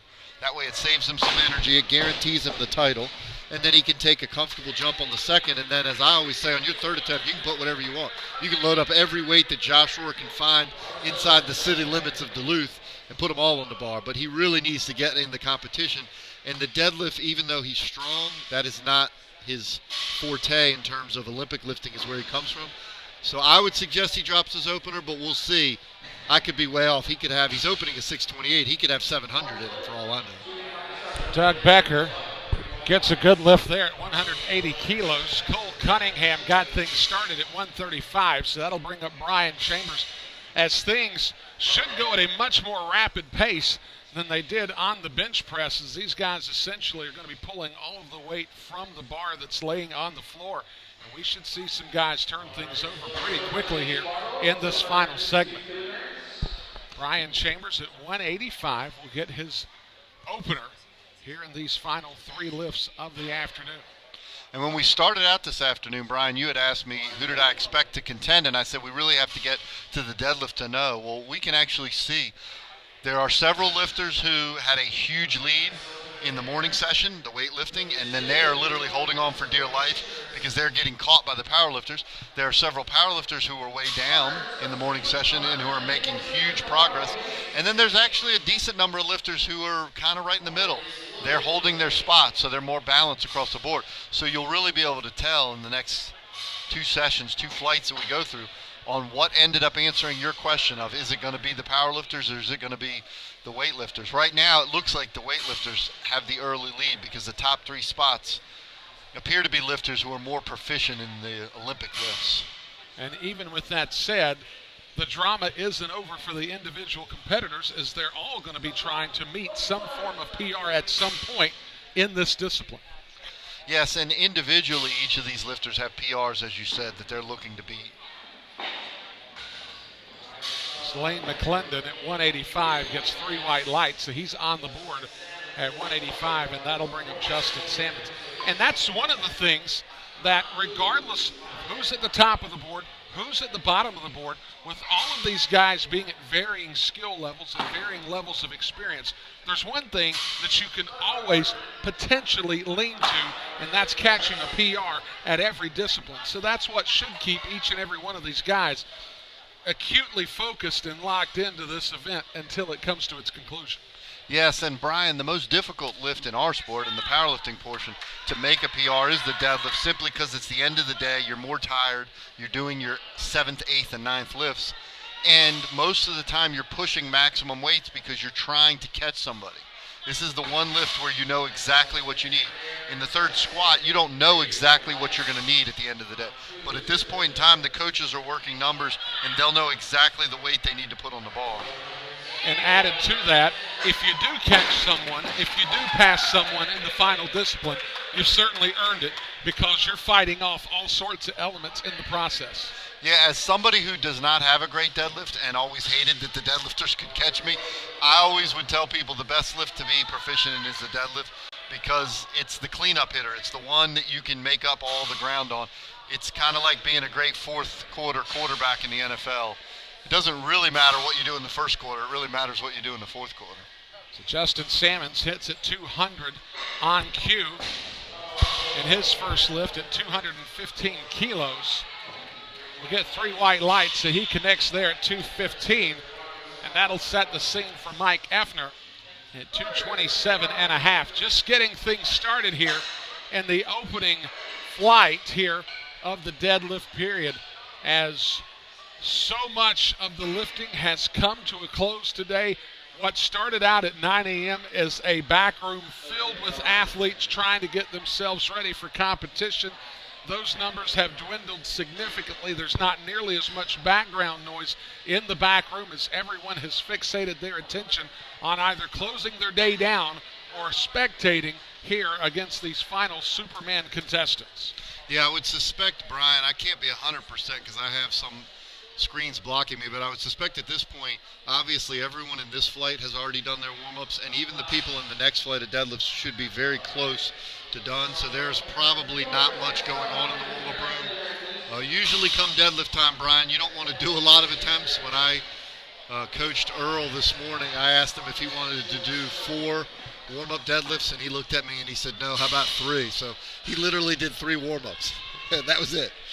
So he actually did 3 attempts in the deadlift, and he only did 3 attempts in the warm-up room. Well, and as it turns out, it actually ended up being a good strategy for him because he was able to connect and do a good job and put together a good effort on the day, actually conserving some energy for that deadlift segment. Yeah, you don't want to be wasting your energy in the warm-up room. You don't get any credit for that. Eric Levy, a 230-kilo deadlift, his first attempt. And he'll hit on that, so he's got a 230-kilo qualifying score. As that will set the scene for George Erwin. Action moving quickly here in this final discipline of the Superman competition.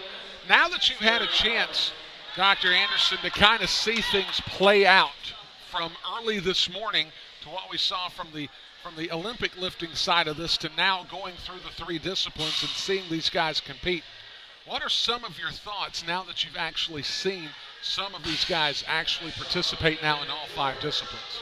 I guess the thing that jumps out at me the most is really what it comes down to is being proficient across the board. You don't necessarily have to be the best in either the power lifts or the Olympic lifts, but if you're proficient across the board, it really gave you a great advantage, because where we're seeing some lifters who finished, say, in the top 3 to 5 overall in the Olympic weightlifting, they're going to finish 10th or 15th in the combined because their powerlifting score was so low. And reverse, we have a lifter like Stefano Fenu, who was 20th place after the Olympic lifting portion. He has already climbed up to 9th place, and with the deadlift to go, he might have a shot to even get in the top 5. But clearly, he was at a disadvantage because of the low Olympic lifting total. So I really think the top guys are going to be the ones who essentially had the best weakness rather than the best strength, if that makes sense. I think that does make complete sense. As George Erwin hit at 230 just a moment ago. Phillip Carr just finished at a 242.5 deadlift, so he's on the board now at 242.5. And now Chase Cofield, who is attempting a 245-kilo deadlift to open things up, as he is the next to last lifter in this particular in this flight. And Cofield actually is a guy we're going to have to watch, because he was in 8th place after the morning, but he's already climbed up to 5th. So that's a guy who the powerlifting is actually helping him, and he's going to have a shot maybe even to climb into the medal stand. An interesting comment, though, before that, Phillip Carr, you mentioned, he bombed out in the bench press, so he's not eligible for the total. But his total, based on where he was headed, he would have been somebody right in the hunt, because he's been good across the board. He just wasn't able to get a bench. That'll bring up Kalil Zaky, as that will wrap up this flight as far as the first rotation of deadlifts here in suburban Atlanta, Georgia. So glad that you could be with us as we started the powerlifting segment this morning at 9 a.m. We are now into, if I'm not mistaken, our 10th hour of broadcasting here this afternoon. Just an incredible event. It's been a long, busy day, as we'll be wrapping up things here. I would imagine the deadlift portion will wrap up somewhere between 7 and 7:30 this evening. This is a huge lift here. This is the guy forecast in 3rd, but I think he's actually going to finish in 2nd, depending on how strong this opener looks. A very slow off the floor, but a very easy lockout. So those are one of those lifters, Brian, that are difficult to coach against, because if you saw the way it started, you'd think he doesn't have any left in him. But the way it finished, it wouldn't surprise me if he jumps 10 kilos and has more in him. So he connects, Kalil Zaky does, at 295 kilos. So that wraps up the first rotation. And I'll be interested, because you mentioned Chase Cofield, who is in the top 10 and has the opportunity to move forward. The question you would have to ask is just how aggressively, now that he has a qualifying score in the deadlift, do you think he could be going into these final 2 opportunities? Well, his attempt looked a lot easier than Kalil, so I think he should be more aggressive. But what it'll really come down to is after he does his second, which he's jumping 10 kilos, they'll be able to do the math and see what is really a realistic weight he can take to jump, because we're also looking at some of these people that are way ahead. Lewis Arnold, if he hits one attempt, has first wrapped up. It appears like 2nd and 3rd is going to come down to Kalil Zaky and Stefano Erwin. So Cofield, I think, would have a shot to get into the top 5, maybe even 4. I think getting to 3rd is going to be tough. When you're dealing with these Wilks formula, 10, 20, 30 points can be a giant jump. So yes, Kalil Zaky, as I just mentioned, he has actually moved into 2nd. So him and Stefano Erwin are only about 2 points behind each other, but Kalil has moved into 2nd. Cofield is in 5th. He's chasing Seth Tyner. So right now it's Lewis Arnold, Kalil Zaky, Stefano Erwin, Seth Tyner, and Chase Cofield as your top 5. Cole Cunningham is about to approach the platform.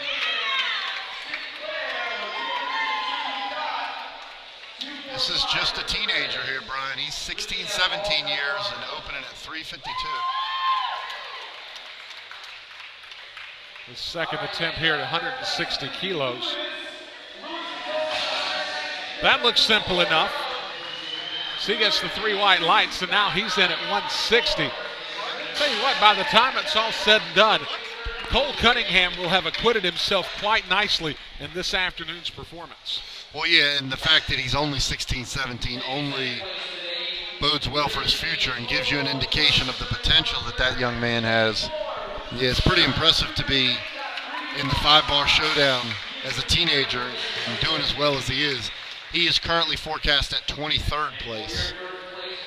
You know, Dr. Anderson, what kind of chutzpah does it take for a kid that's 16 or 17-year-old to say, yeah, Superman challenge? Yeah, I'll go for it. Well, you mentioned something earlier that I'd be curious to know. Is it because he has a coach, his dad, somebody that coaches him, that has an experience in that pushed him to it? Or does he just have basically what you're saying, yeah, just the drive and the guts to want to go and take on such a big challenge? It'll be interesting to find out, because that's not something you would typically expect to see. Most people choose one path, either Olympic lifting or powerlifting. but maybe he has someone in his family or someone at his gym that noticed that he could do both and are telling him, hey, why don't you go ahead and do this? I think this could take off because once we're seeing the format, what I'd like to see now is some of the more proficient powerlifters and more proficient Olympic lifters then cross over. Because earlier today you saw the Perry Ellises and the Tony Waltons and the Keith McConey. What would it be like if they came over? They wouldn't have to do a lot in Olympic lifting because their total's so high in powerlifting. And I think you create a certain level of spectacle there that folks on either side of the aisle, when it comes to the various strength disciplines, I think they could create for themselves a real platform that I think more and more people would get into and might advance both of their disciplines and the entirety of the sport. Yeah, and there's a few lifters in history, Caleb Williams, who we talked about earlier, who are proven sound performances in both. Caleb, for instance, could come to a meet like this and would absolutely destroy even a lifter like Lewis Arnold. Caleb would just be light years ahead because he's that good on both sides. In fact, Caleb, you saw Keith McConey earlier today. Caleb's numbers in powerlifting were comparable to Keith McConey. And in Olympic lifting, Caleb's numbers would beat everyone we've seen today. That's how proficient he was. So he would be on par with the best in both. Well, certainly Caleb Williams was a star amongst stars in his prime when he was lifting at his highest peak levels possible and has become a real ambassador for the sport in its entirety. Well, and he left the sport of powerlifting when he was in his prime to go with the goal of getting to the Olympics. So Caleb is an example of a guy who, he was at the top of his game in two sports, which is pretty remarkable. These sports, although to the outside observer, lifting seems like lifting, they really are two different sports for those of us who are in the sport competing ourselves. Doug Becker was not able to connect on his second opportunity at 200 kilos, so he right now has stayed at 180. Justin Sammons will come up next, as he'll be making an attempt at 210 kilos. Sammons starting out with that much wider position, but going over the top with the grip. Yeah, he's got what's called the hook grip. This means that you use both hands facing palms down, but you lock your thumbs underneath the bar. It is essentially known to all of us in lifting as an extremely painful lift because the bar has to rest on your thumb. But the people who are proficient at it say that once you get it locked in, the bar doesn't budge. So it provides you extra grip strength, but you have to be a little bit of a high pain tolerance to put up with it. Another reason that I will never, ever, if I got into powerlifting, use that grip.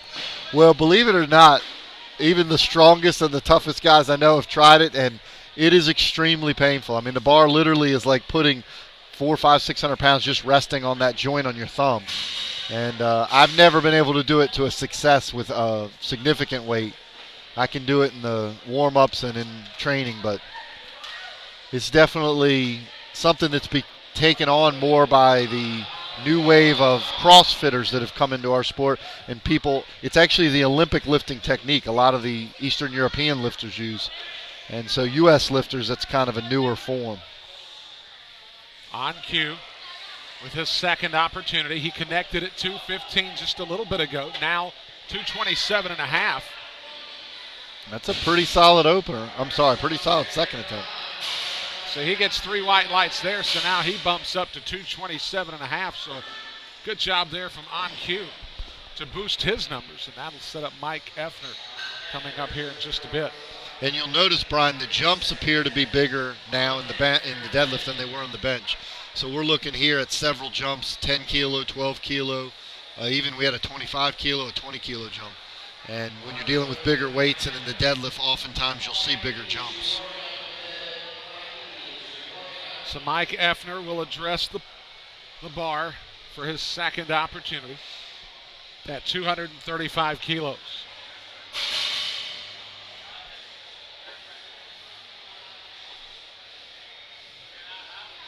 And this is the more traditional alternating grip, Brian. So you can see he's got one hand up, one hand down. Essentially the premise there is it keeps the bar from rolling out of your hands. And good lift. 2 out of 3 there, so he's on the board at 235. Folks, for the best in online strength sport coaching, right here in the Peach State, Find out more online about Team Rohr at teamrohr.com.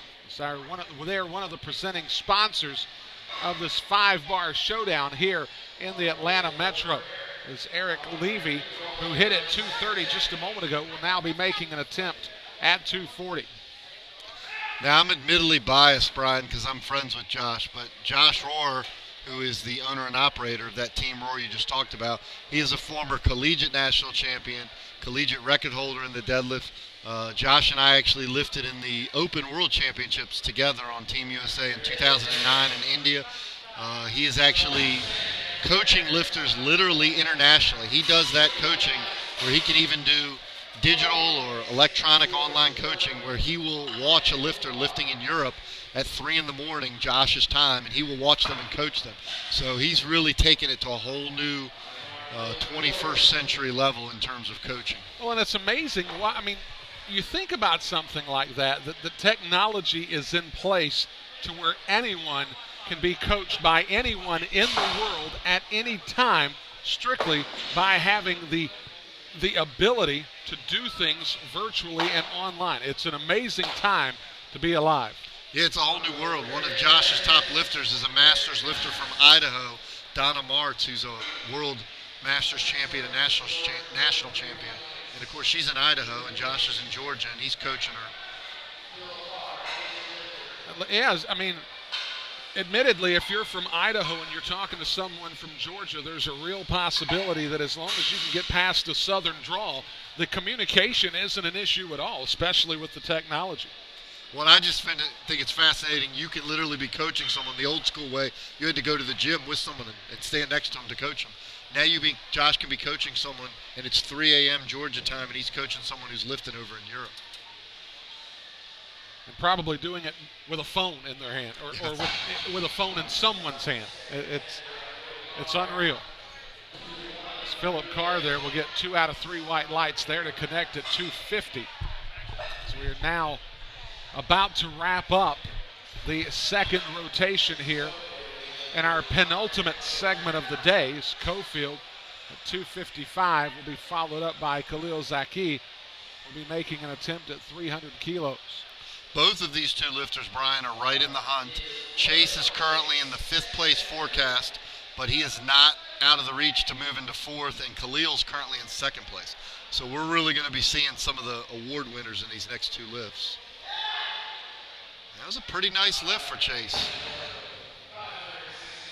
So Cofield, 3 white lights, improves his number to 255. So we'll now bring on Kalil Zaky.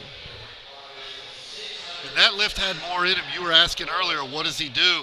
I really think he's going to at least try for 4th place. They'll have to do the math to determine what it would take. I imagine it would take at least a 10-kilo jump. But at this point in the competition, generally people will go for broke when it comes deadlift because there's nothing left to save it for. This lifter is locking down 2nd place with this lift. This will open up a 2-point lead over Stefan Erwin if he's successful for Kalil Zaky.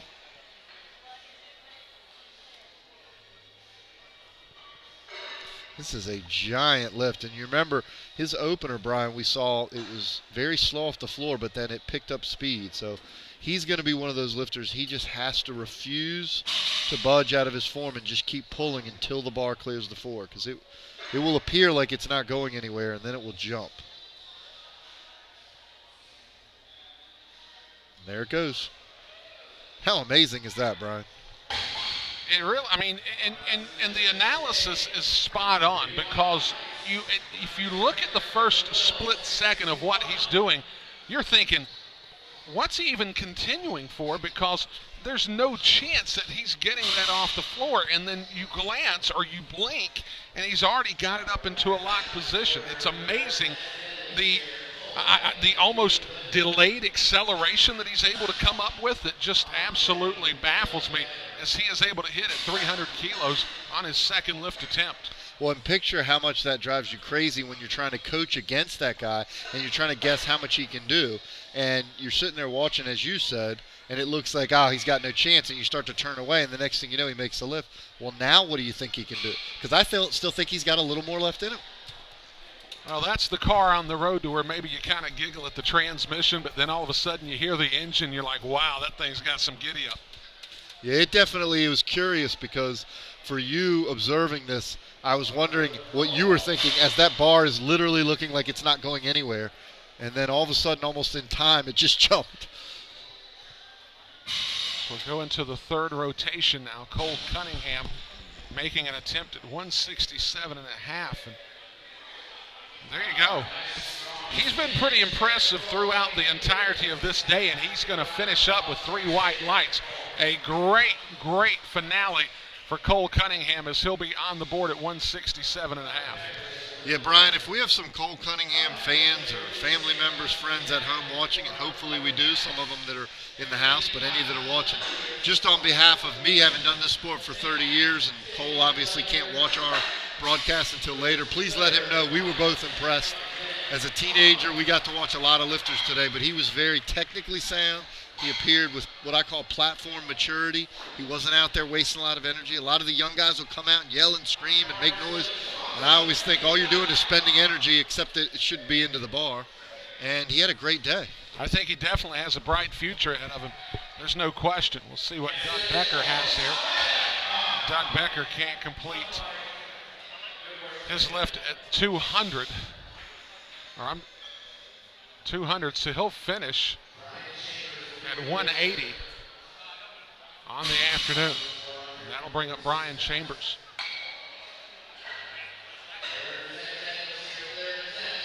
Chambers in his second attempt got to 195. He's going to give 202.5 a whirl here in his final lift of the day. And certainly we've had in our minds at least a most valuable lifter. However, most outstanding here at this point, I'm sorry, Brian Chambers is the leader in the clubhouse. Yeah, I think I got to go with you on that one. As they say, that is a nice salad with extra croutons. He's got everything on that one. Chambers not able to connect on that lift, so he'll carry a 195 with him to round out his day in the deadlift. You have to wonder, though, as stylish as his hair is lifting all that extra hair maybe the difference between a made third attempt deadlift? I don't know. I got to be honest with you. If I had that much hair or the capability of growing that much hair in my life now, I think I'd forego the 2.5 you kilos. Wouldn't care. I think I'd be perfectly okay with my lot in life. That's funny. I think a lot of guys would agree with you on that. Yeah, I mean, not all of us can be world-class lifters, but if you got a world-class quaff like that, I'll take that one any day. Nobody's watching me at the gym, I promise you. Yeah, there you go. Lane McLendon. Well, and his hair got him a lot of notoriety from you today, so that definitely means he's got to stick with that. Tell you what, I think he's a super hair. I think he's a superstar in the world of hair. There's no doubt. Lane McLendon. It was interesting. It was something that I don't know if the viewers could see at home because we have a close-up camera angle, but on one hand, he actually did not wrap his thumb around the bar, his overhand. So even the lifters who do that hook grip at least wrap their thumb around the bar. He was essentially keeping his thumb on the opposite side. So it's unusual, and I would say a much more difficult technique because you're not using the advantage of having the thumb wrapped around the bar. And though it's not conventional, certainly something that at this point in his life works for him, and certainly as he nailed that final lift, McLendon finishes up at 205 on the afternoon in the deadlift, and that'll set the scene for Justin Sammons, who's trying to connect at 215 to round out his day. Yeah, you can tell that the deadlift has really picked up the pace on the weights because we're not even halfway through this flight. We're already up to 474. So Sammons, 3 white lights there, connects at 215 as we're blasting right through this next to last flight here in the deadlift. Is on cue. How about this, Brian? We have 7 deadlift attempts left, and they're all over 500 pounds. So we got 7 lifters left, and the lowest one of them is going to be 523. they have put together some impressive numbers, and I would imagine we'll see much the same thing out of our final flight coming up here in just a bit. Yeah, I'm really excited to see what Lewis Arnold brings to the table. I'm wondering if he's going to come, all out and maybe get in the 650 to 675 range. Well, in effect, once you get your qualifying lift and you've wrapped this baby up, you're essentially playing with house money. You just don't want to get hurt. Yeah, and a lot of these guys, the deadlift is, look at this.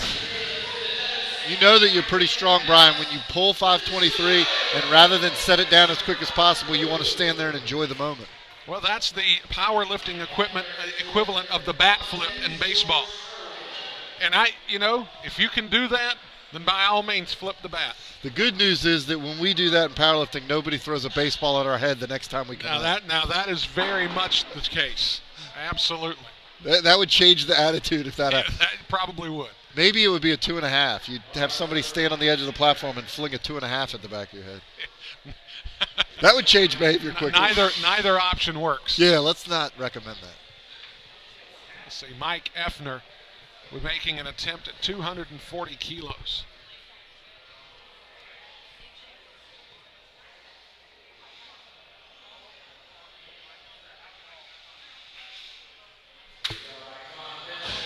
Effner not going to be able to complete that.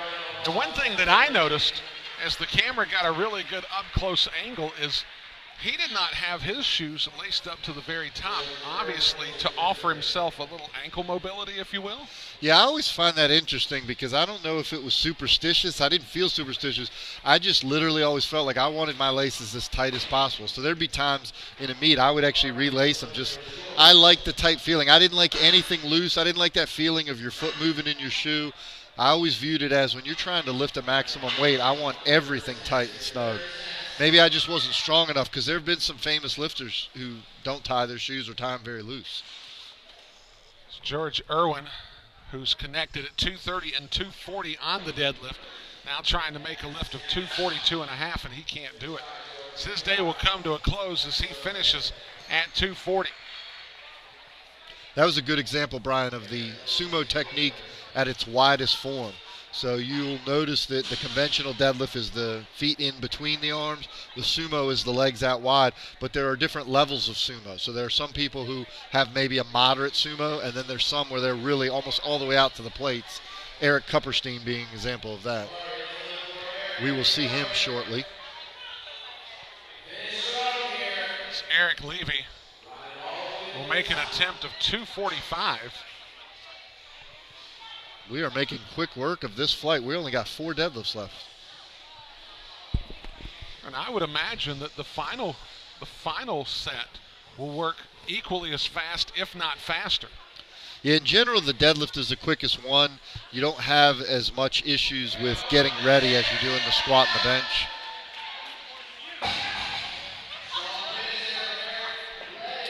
Levy, 3 white lights to wrap up, and he puts the 245 on the board in his final discipline of the afternoon. So it's a good job there by Eric Levy to round out his day. And now that'll set up Phillip Carr, who connected earlier at 242.5 and then 250, and now he's going to take a shot at 260 this afternoon in his final attempt. And Chase Cofield, who is the lifter on deck, is trying what we suspected. He's picked the exact weight. If he makes it, that will move him into 4th place in the overall. He's currently in 5th. Seth Tyner will be coming in the next flight to have a chance to knock him off. Phillip Carr didn't seem to waste a lot of time there as he gets 2 red lights on that one, so that lift will not count. He'll be stymied at 250 here in his final segment. He was bombed out in the bench because he didn't get a successful bench, so he was not going to be in contention for the total, but his lifts would have put him there if he would have gotten a bench. But this lift here, Brian, this is where the excitement, what we've been looking for all day.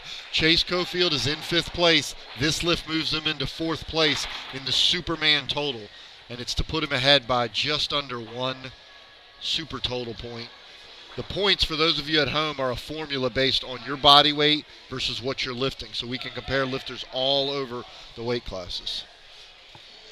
I think I mentioned it with David earlier in today's broadcast during the morning session. It's essentially what I would imagine to be sort of the power lifter's equivalent to the handicap system in golf. Yeah, actually that would be a good way to compare it. It's a way that you can, when you're on the golf course, you can go out and have a good round with people of different levels of ability. In powerlifting, it's more just because body weight is an advantage. Somebody who weighs 200 pounds is generally stronger than someone who weighs 150. And this just gives us an equalizer. There's always debate because the little guys say the formula favors the big guys say it favors the little guy. No formula will ever be perfect, but it at least gives you an opportunity. Now, Chase's lift was successful. He's in fourth. This lift, Brian, for Kalil, he's already in second, but this will open up his lead over Stephen Erwin, who comes up in the next group even farther. So this lift is really critical because based on what their attempts were, I think if Kalil hits this, he's probably going to hold Stephen off for second place. And this is also the lifter that we talked about. He almost fooled you twice where it looked like it wasn't going to leave the ground. Now this one will be even slower, but if it's a little too much, it won't leave the ground at all. So for him, it'll be hit or miss. I think if he just refuses to budge, I still think he can get this, but it's going to push him to the max. I would just encourage him, just continue, keep pulling. Lock everything in and do not budge. Just keep on pulling. Because if it clears the floor and in, she's going to make it. He's down there for a long time. I think he's got it. What do you think of that, Brian? That is certainly impressive. And we're going to get a replay, Brian. Yeah, and it's going to be even better the second time.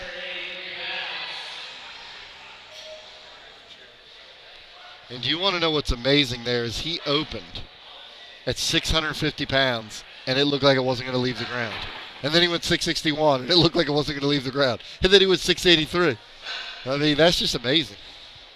And what is almost 700 pounds on the deadlift, he nails it, 310 kilos. And that rounds out the next to the last segment here at the 5-bar showdown. Coming to you from Norcross, Georgia. So glad that you've stayed with us throughout the day with the doctor, Patrick Anderson, Brian Rushing here with you. So glad that you could stay with us throughout the action. Tomorrow, the women will take center stage as most of the action will include the ladies on a Sunday. Hope you'll stay with us. We'll be opening the action on one screen at 8:30. We'll be bringing you this screen at 9 o'clock tomorrow morning. So we'll have a lot of action starting up just like we did today. We'll be bringing you much of the same thing tomorrow as the ladies will be served here at the 5-bar showdown. And we'll get started here in this final segment with Joe Wooley, followed by Elliott Quinones. And this opener, Brian, will move Joe Wooley into 8th place, so it gets him into the top 10. That seems simple enough. Wooley gets 3 white lights. He's on at 182.5. Kalil Zaky, who we talked about earlier, he is actually in the lead right now, but Lewis Arnold has not deadlifted. So as soon as Lewis gets one deadlift, he will lock down the gold. But Kalil, as of this moment, is currently in first.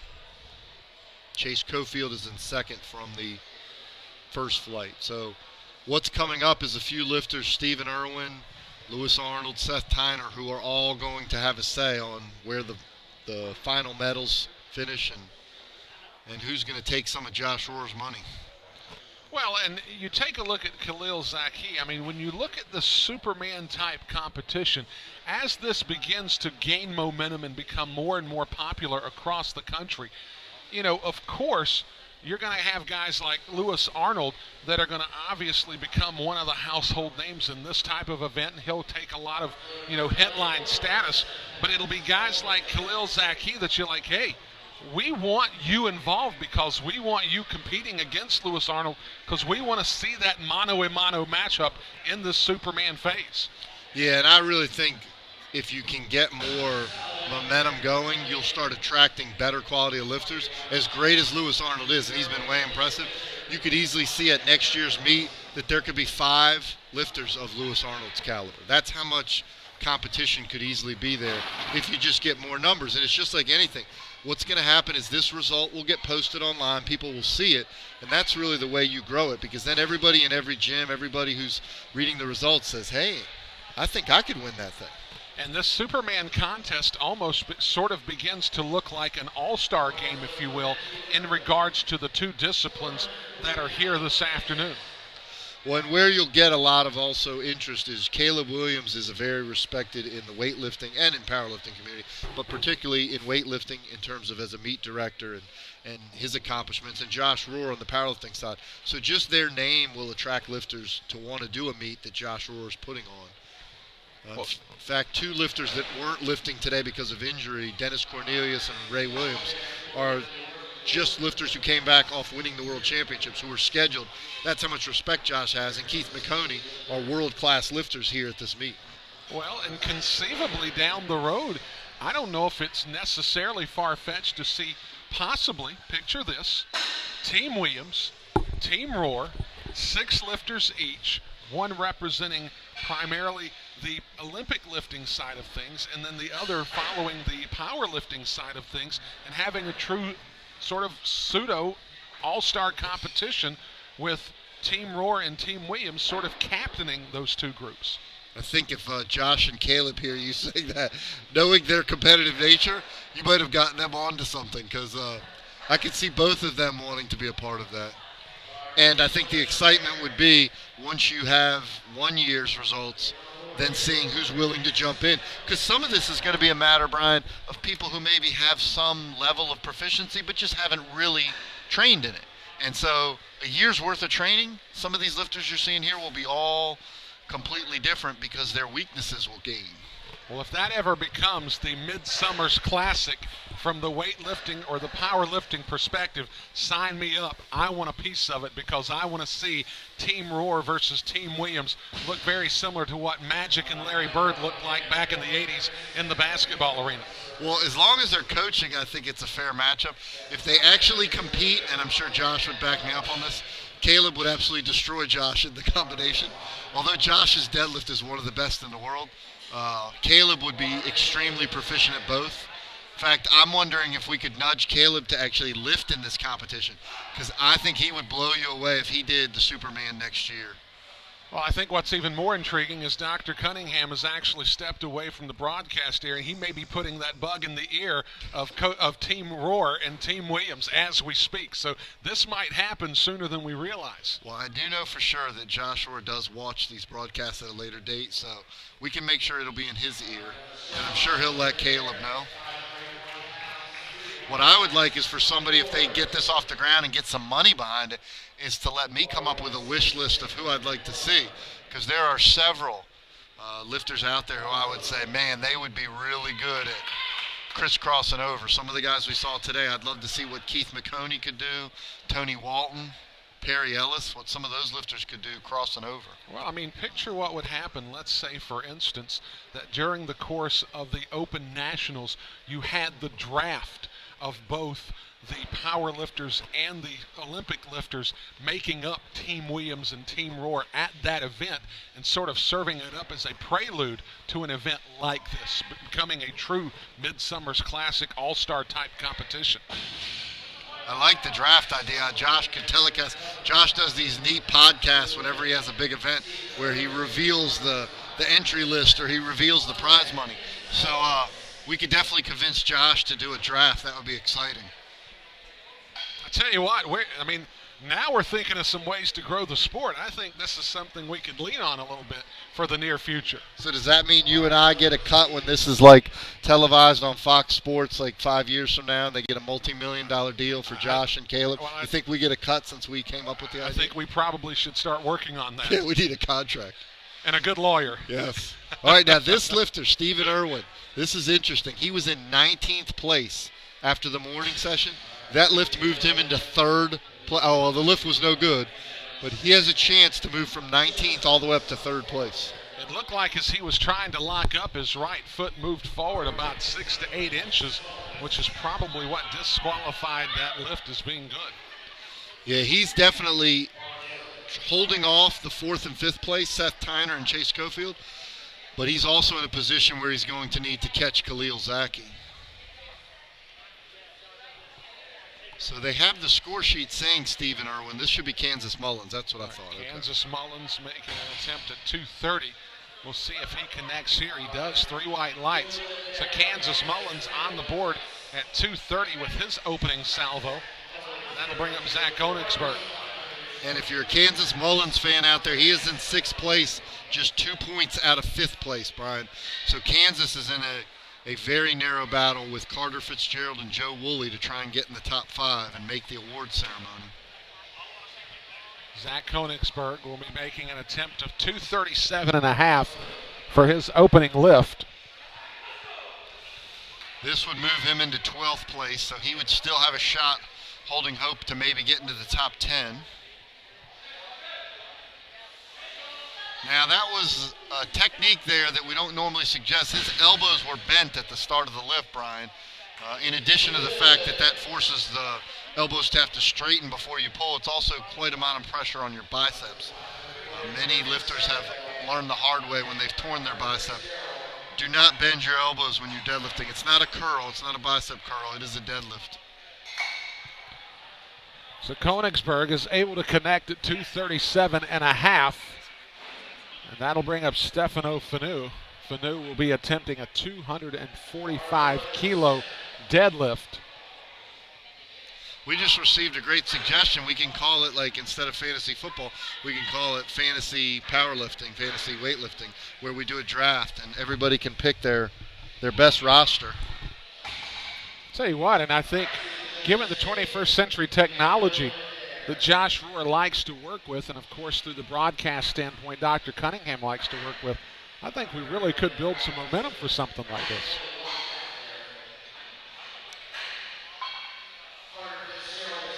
So we'll have Carter Fitzgerald.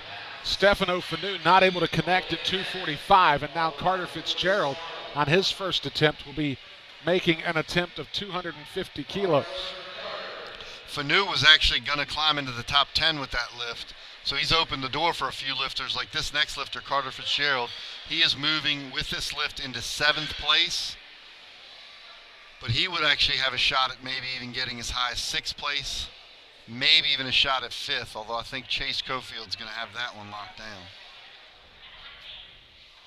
That's a pretty strong opener, Brian.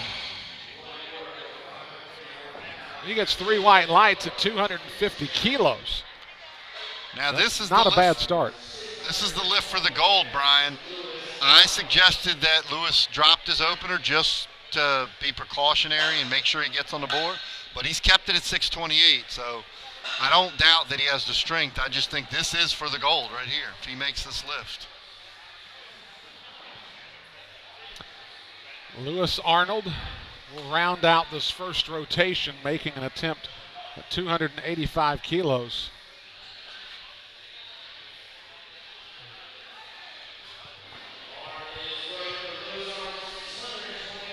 So Lewis Arnold chalking up prior to going to the bar. This would be history right here. The first Superman, since this is the first 5-bar showdown, this would be the first Superman locked down with this lift being successful. Your Superman champion, Brian, would be Lewis Arnold.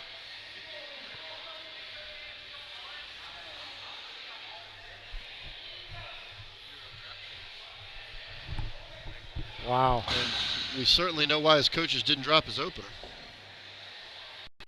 3 white lights at 285. There's your champion. We're going to see a replay here, and it's certainly replay worthy. I don't know about 700, but I would say comfortably 300 kilos, which is 661 is there. And he is locked in as your Superman champion by a sizable margin.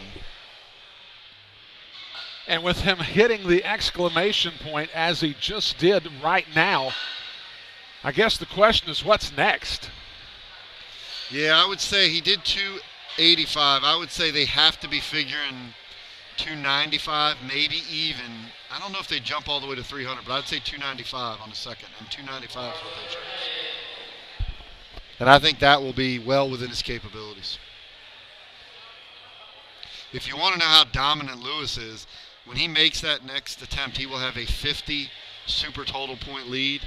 Well, just so you know what that means, the difference between second place and eighth place is 50 points. So the gap between second and eighth is the same as it is between Lewis and everybody else. Oh, he has virtually lapped the competition this afternoon. I don't think there's any doubt of that.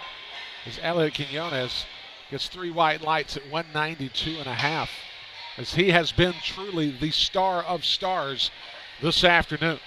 Yeah, you had mentioned the handicap system in golf earlier. That reminds you of Tiger Woods in a couple of the Masters he won in the U.S. Open, where he would have an 8, 10, and 12 shot lead against the best of the best, where the second place golfer, they would make jokes, is competing for the rest of the title to be the best of the rest, because Tiger would be so far ahead, and that's really what's happened with Lewis today. Joe Wooley at 197.5. This is for 8th place. And he looks like he's got more left in him, and he's actually, the gap between 8th, 7th, 6th is relatively close, so I would think he's going to have a shot to move up a spot or two.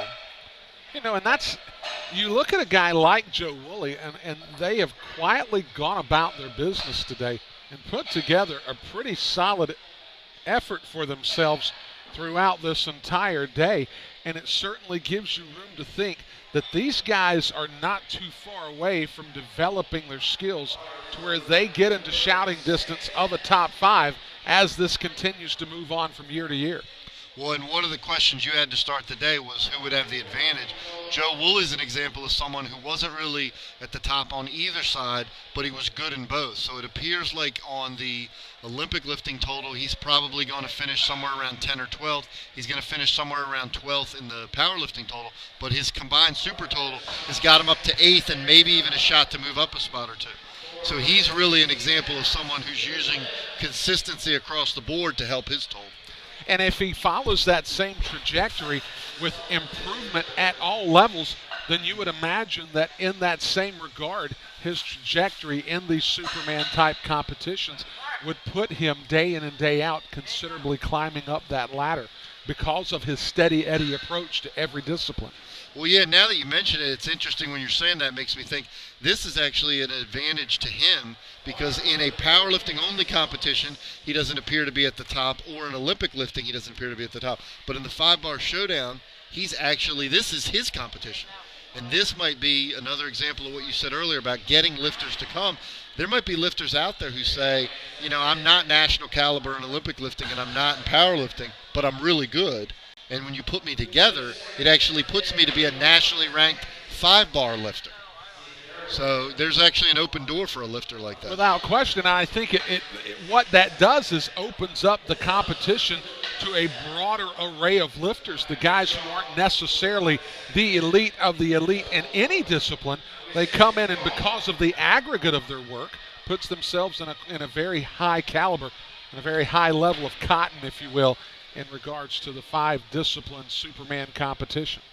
Nice lift for Stephen Erwin. Now let me give the fans at home who are Stephen Erwin fans, let's see, 3 white lights. That lift moved him all the way into 3rd place, Brian. Now because he wasn't successful on his opener, he had dropped all the way down to 22nd. So that one lift moved him from 22nd to 3rd place. And I think we're going to see a lot of switching the remainder of the way as guys are still jockeying for position, leading to that final deadlift of the day. Yeah, you're starting to see really the separation between the super totals. This lifter right here, Seth Tyner, is in 5th, but this lift would move him into 4th. This would actually move him just ahead of Chase Cofield. Guys consistently jockeying for position, who can be the alpha males at the table, if you will. And absolutely no problem.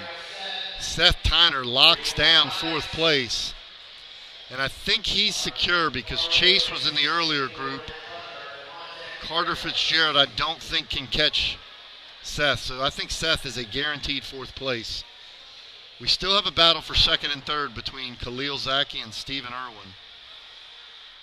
But 4th place in this group is nothing to be shamed about, because this is looks like 26 Superman lifters. Well, and if this event takes on a 21st century model and begins to grow and develop, at the very least, this group of guys can say, hey, I was one of the originals that saw this really begin to take hold in the landscape of weightlifting, powerlifting, strength sport, what have you.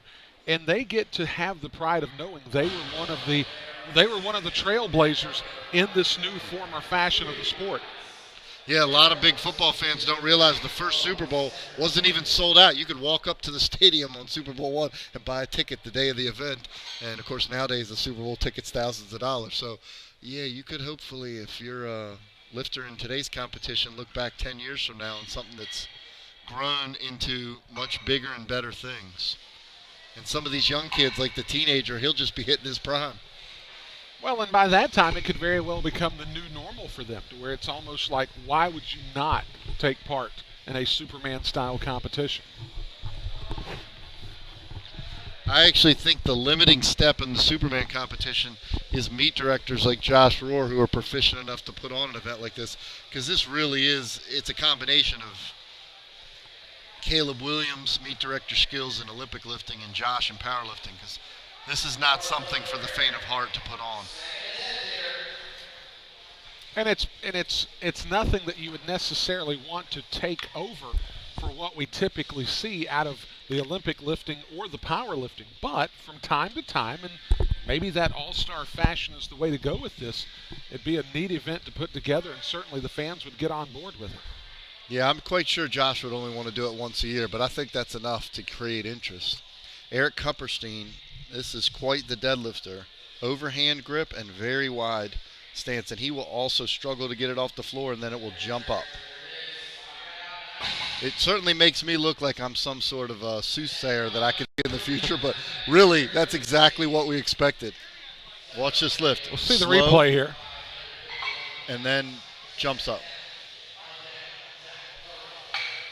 As they say, don't do this at home. Not very many people can deadlift that way. We saw Kalil Zaky do it, but most people need as much power. I know for myself, I'm trying to get that bar moving as quick as possible. Stefano Fenu will be making an attempt at 250 kilos. Eric Kupperstein is in at 245 now.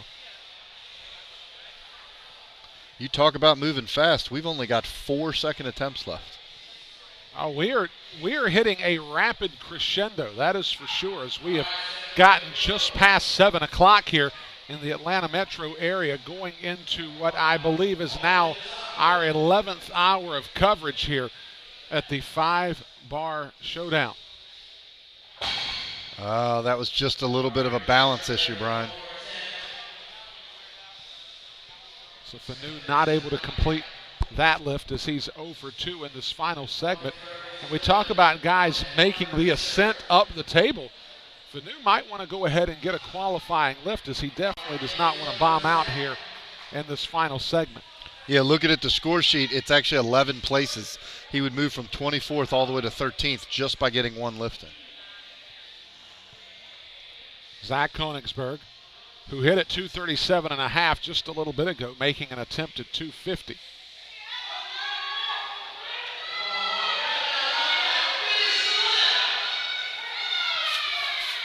So I believe, Brian, we can call that the reverse Kupperstein. Instead of the bar moving off the floor slow and locking out easy, it moved off the floor fast, and then it took a long time to lock out. There, we're watching a video of that. The replay here of Koenigsberg.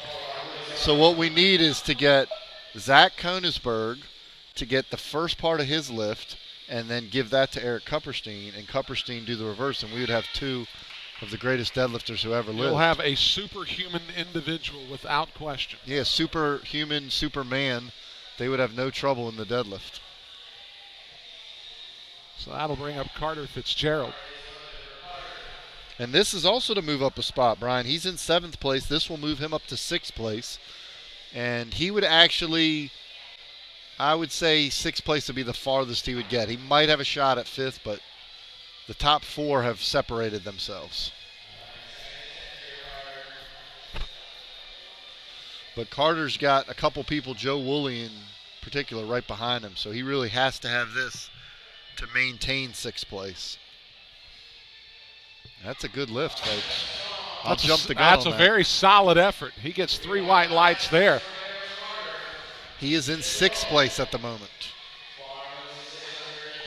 There's not much drama on this next lift for the placing here, Brian. He's in first, and he will only add to his first place total.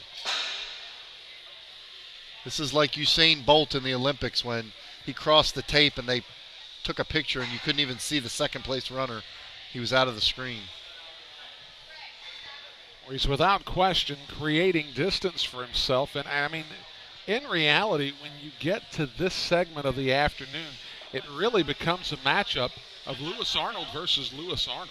Just how far can you push yourself to the outer limits with the final 2 opportunities you have today?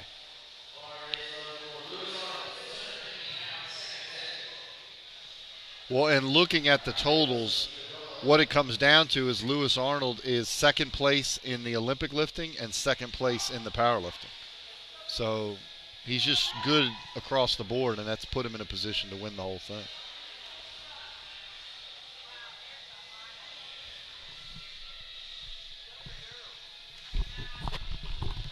It's Lewis Arnold at 295 kilos.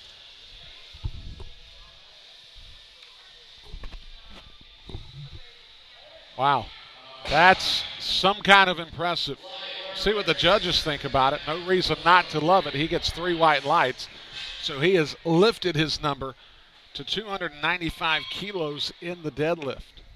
And that will wrap up the 2nd rotation here in our final grouping. And it'll go back to Elliott Quinones. Well, and there's so many numbers going around here, Brian. I actually apologize to the fans at home that I didn't catch this, but the significance of Lewis's lift he just did, we talked about he's absolutely got a commanding lead, but what that lift did was he just won the powerlifting portion of the competition because Kalil Zaky was in first in powerlifting only. Lewis was in 2nd.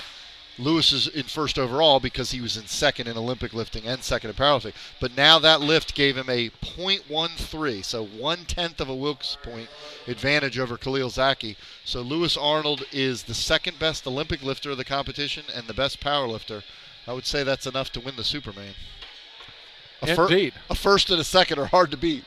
Yes, I mean, it has been an astounding performance today as he has really performed at a high level from the moment the doors opened here. Quinones is not going to be able to connect there at 200, so he'll take a 192.5 with him to round out his day. And now another guy in the mix for a really good performance is Joe Wooley. As we'll see, he's making an attempt of 205 kilos, trying to put some pressure on some guys ahead of him. If he connects here, who knows what this might do for his positioning. Wooley is actually in 8th, and what this lift would do is just secure 8th.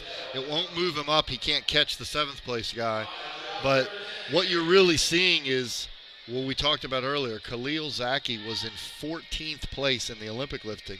He's finished 2nd in the powerlifting, but the difference is Lewis Arnold was in 2nd in the Olympic lifting, and he's winning the powerlifting. And so you can really see where Lewis Arnold across the board has been very impressive. So take a look at Joe Wooley on his final attempt at 205. Couldn't do anything with it. You see the replay there as he started and really got shaky from the word go and never really could make the adjustment.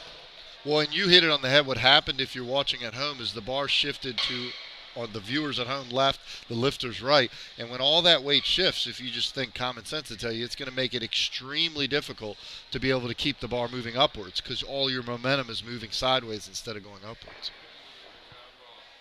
In a few lifts, when Eric Kupperstein comes out, I'm going to actually step away because when you go for a national record, an American record, I should say, you need national referees. And I'm actually one of the national referees. So when Eric lifts, I'm going to step over and judge a lift. We talked about earlier all the things that go on and to put a meet like this on. I've actually gotten to be a part of quite a bit of it because I've announced the in-house announcing, the live broadcasts. I've coached a couple lifters and judged a few national American records, I should say. Well, and I started getting heart palpitations because when it was written down that you needed to be brought over, I thought they were talking to me. I'm like, there's no chance I'm going over there. I'm sorry. I wouldn't judge my own kids as far as a powerlifting segment of the deadlift. There's no chance. So fortunately, I'm glad the memo was turned over your way. It's in the hands of a reasonable person to judge Kupperstein's final lift. Well, and no offense to you, but Eric wouldn't want you judging, because if he makes the lift and you were judging, it wouldn't count. So in order for it to count, he actually needs the certified judges. So even if you could do it and give him the right lift, it would help him out. There's nobody in this building that wants me judging anything in regards to these lifts. That's a bad call for everybody. I may take the sport back 30 years. Kansas Mullins will step up. Kansas Mullins connected at 230 and 235. He's attempting a 240-kilo lift. That's a great finish, Brian. I mean, that's just a really good finish. It was technically sound. He kept the bar in a good groove, and that's the toughest lift, is to make your last deadlift. Kansas can carry on my wayward son as he gets 3 good lifts there in the deadlift portion and 3 white lights in his final lift. So a good finish for Kansas Mullins this afternoon. I want to watch this lift, because this Stephen Erwin is currently in third, and this is the lift to catch Kalil Zaky. This is for the bronze medal. I'm sorry, the silver medal. Lewis Arnold has the gold, but this would give Stephen Erwin the silver medal and move Kalil Zaky into third. And I think Stephen's got this in him if he can keep it in the groove. He had plenty of strength on his second attempt. And there it is. We should watch that again. Yeah, I think we'll catch this on replay. This, Brian, is a technically proficient deadlift. Watch how he just keeps the bar in close to the body, keeps his chest up, drives his knees out, and a very strong lift. All right, I'm going to make my way over to the platform. I will leave this up to you. Dr. Patrick Anderson, thank you for being here this afternoon.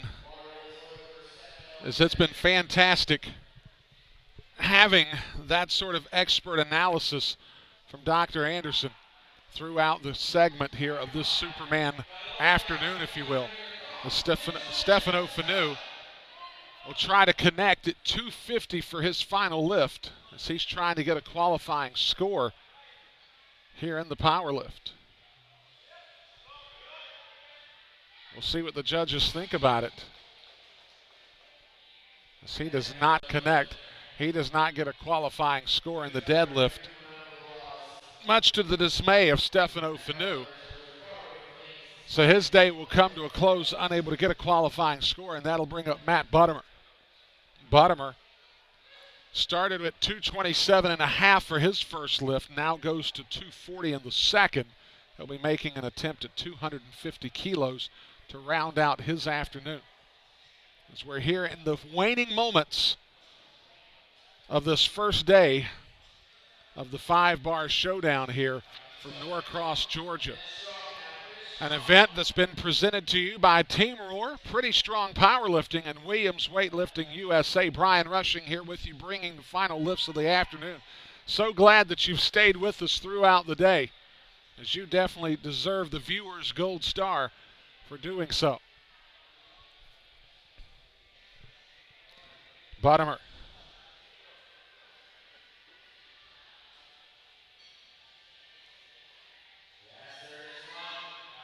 Can't complete the lift, so his day comes to a close at a 240-kilo deadlift. And now, the cause of all the interference here at the broadcast table, as Dr. Anderson had to scurry over to watch an attempt at an American record for Eric Kupperstein at 253 kilos.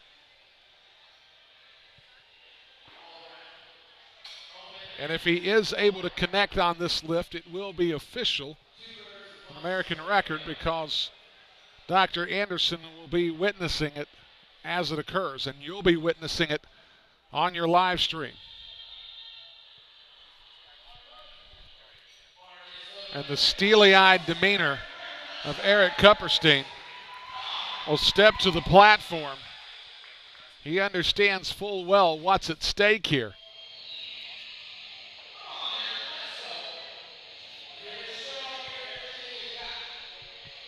The crowd here that stuck around to watch the final lifts will get to see this firsthand, as you'll be watching from your mobile device or at home, whatever.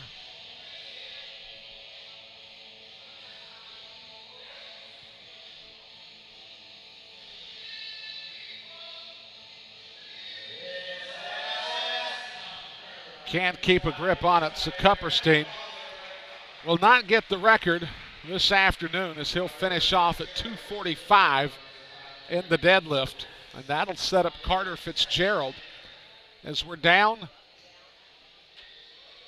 to three lifters after Carter Fitzgerald. We'll have Tyner, Arnold, and Koenigsberg. Fitzgerald making an attempt at 265, as he's 2 for 2 in this final segment, 250, then 260. It's Fitzgerald now chalking up here.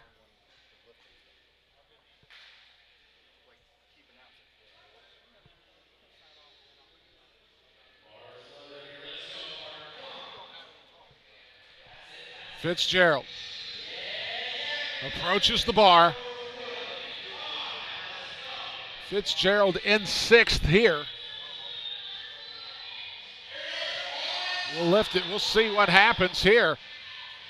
So it looks like he's able to lock it down. That's a good effort for Carter Fitzgerald, as he gets 3 white lights, and he's amped about it, and he has every reason to. So we'll take a look at it here on the replay. A solid effort from Carter Fitzgerald. He nailed it. Seamless transition. It's Carter Fitzgerald solidifies his position at 6. Seth Tyner will make an attempt at 270 kilos, making the jump from 227.5 to 240. He connected on both of those, and now making an attempt at 270 kilos.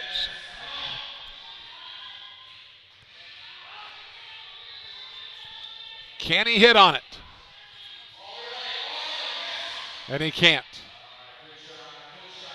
Never could maintain stability there, so the lift is not good.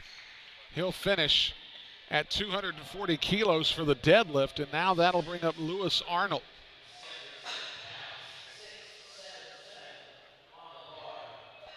As this will be the final one of the day, Koenigsberg will be done.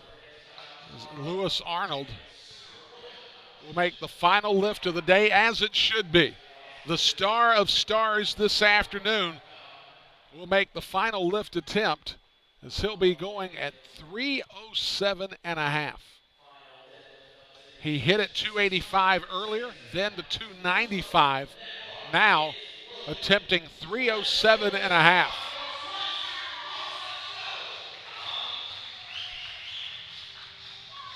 So you and I get to wrap things up with the final lift this afternoon. I want to thank LFT Nutrition, Roswell Barbell, Thrive Wellness Center, PowerDot, and Titan Support Systems for all that they've done for us here on day 1 of the 5-bar showdown. And now the icing on the proverbial cake comes down to Lewis Arnold. And Lewis Arnold, we'll see what the judges think, but I think he nailed it. 3 white lights, yes sir. Lewis Arnold takes care of business with a crescendo at 307.5 kilos to wrap things up for day 1 here in Norcross, Georgia. Suburban Atlanta is where we are, as this day now wraps up. We will finish the weekend with tomorrow's action. We'll begin the stream tomorrow morning at 8:30 on the Olympic lifting side, the powerlifting side, to begin at 9 a.m. We want to thank our presenting sponsors, Team Rohr, Pretty Strong Powerlifting, and of course Williams Weightlifting USA for their presenting sponsorship of this event, as it's been a fantastic day here at the 5-bar showdown, as weightlifting and powerlifting converge, as Lewis Arnold is going to be the Superman winner today. And we thank you so much for tuning in, as it's been a great day of powerlifting and weightlifting joining forces this afternoon. I hope that you enjoyed it. I certainly did. For everyone here with the broadcast, we thank you for tuning in. For Dr. Patrick Anderson, for David bringing in the action here in the morning segment, this is Brian Rushing signing off. So glad that you could join us from Norcross, Georgia. Until tomorrow, good night, everybody.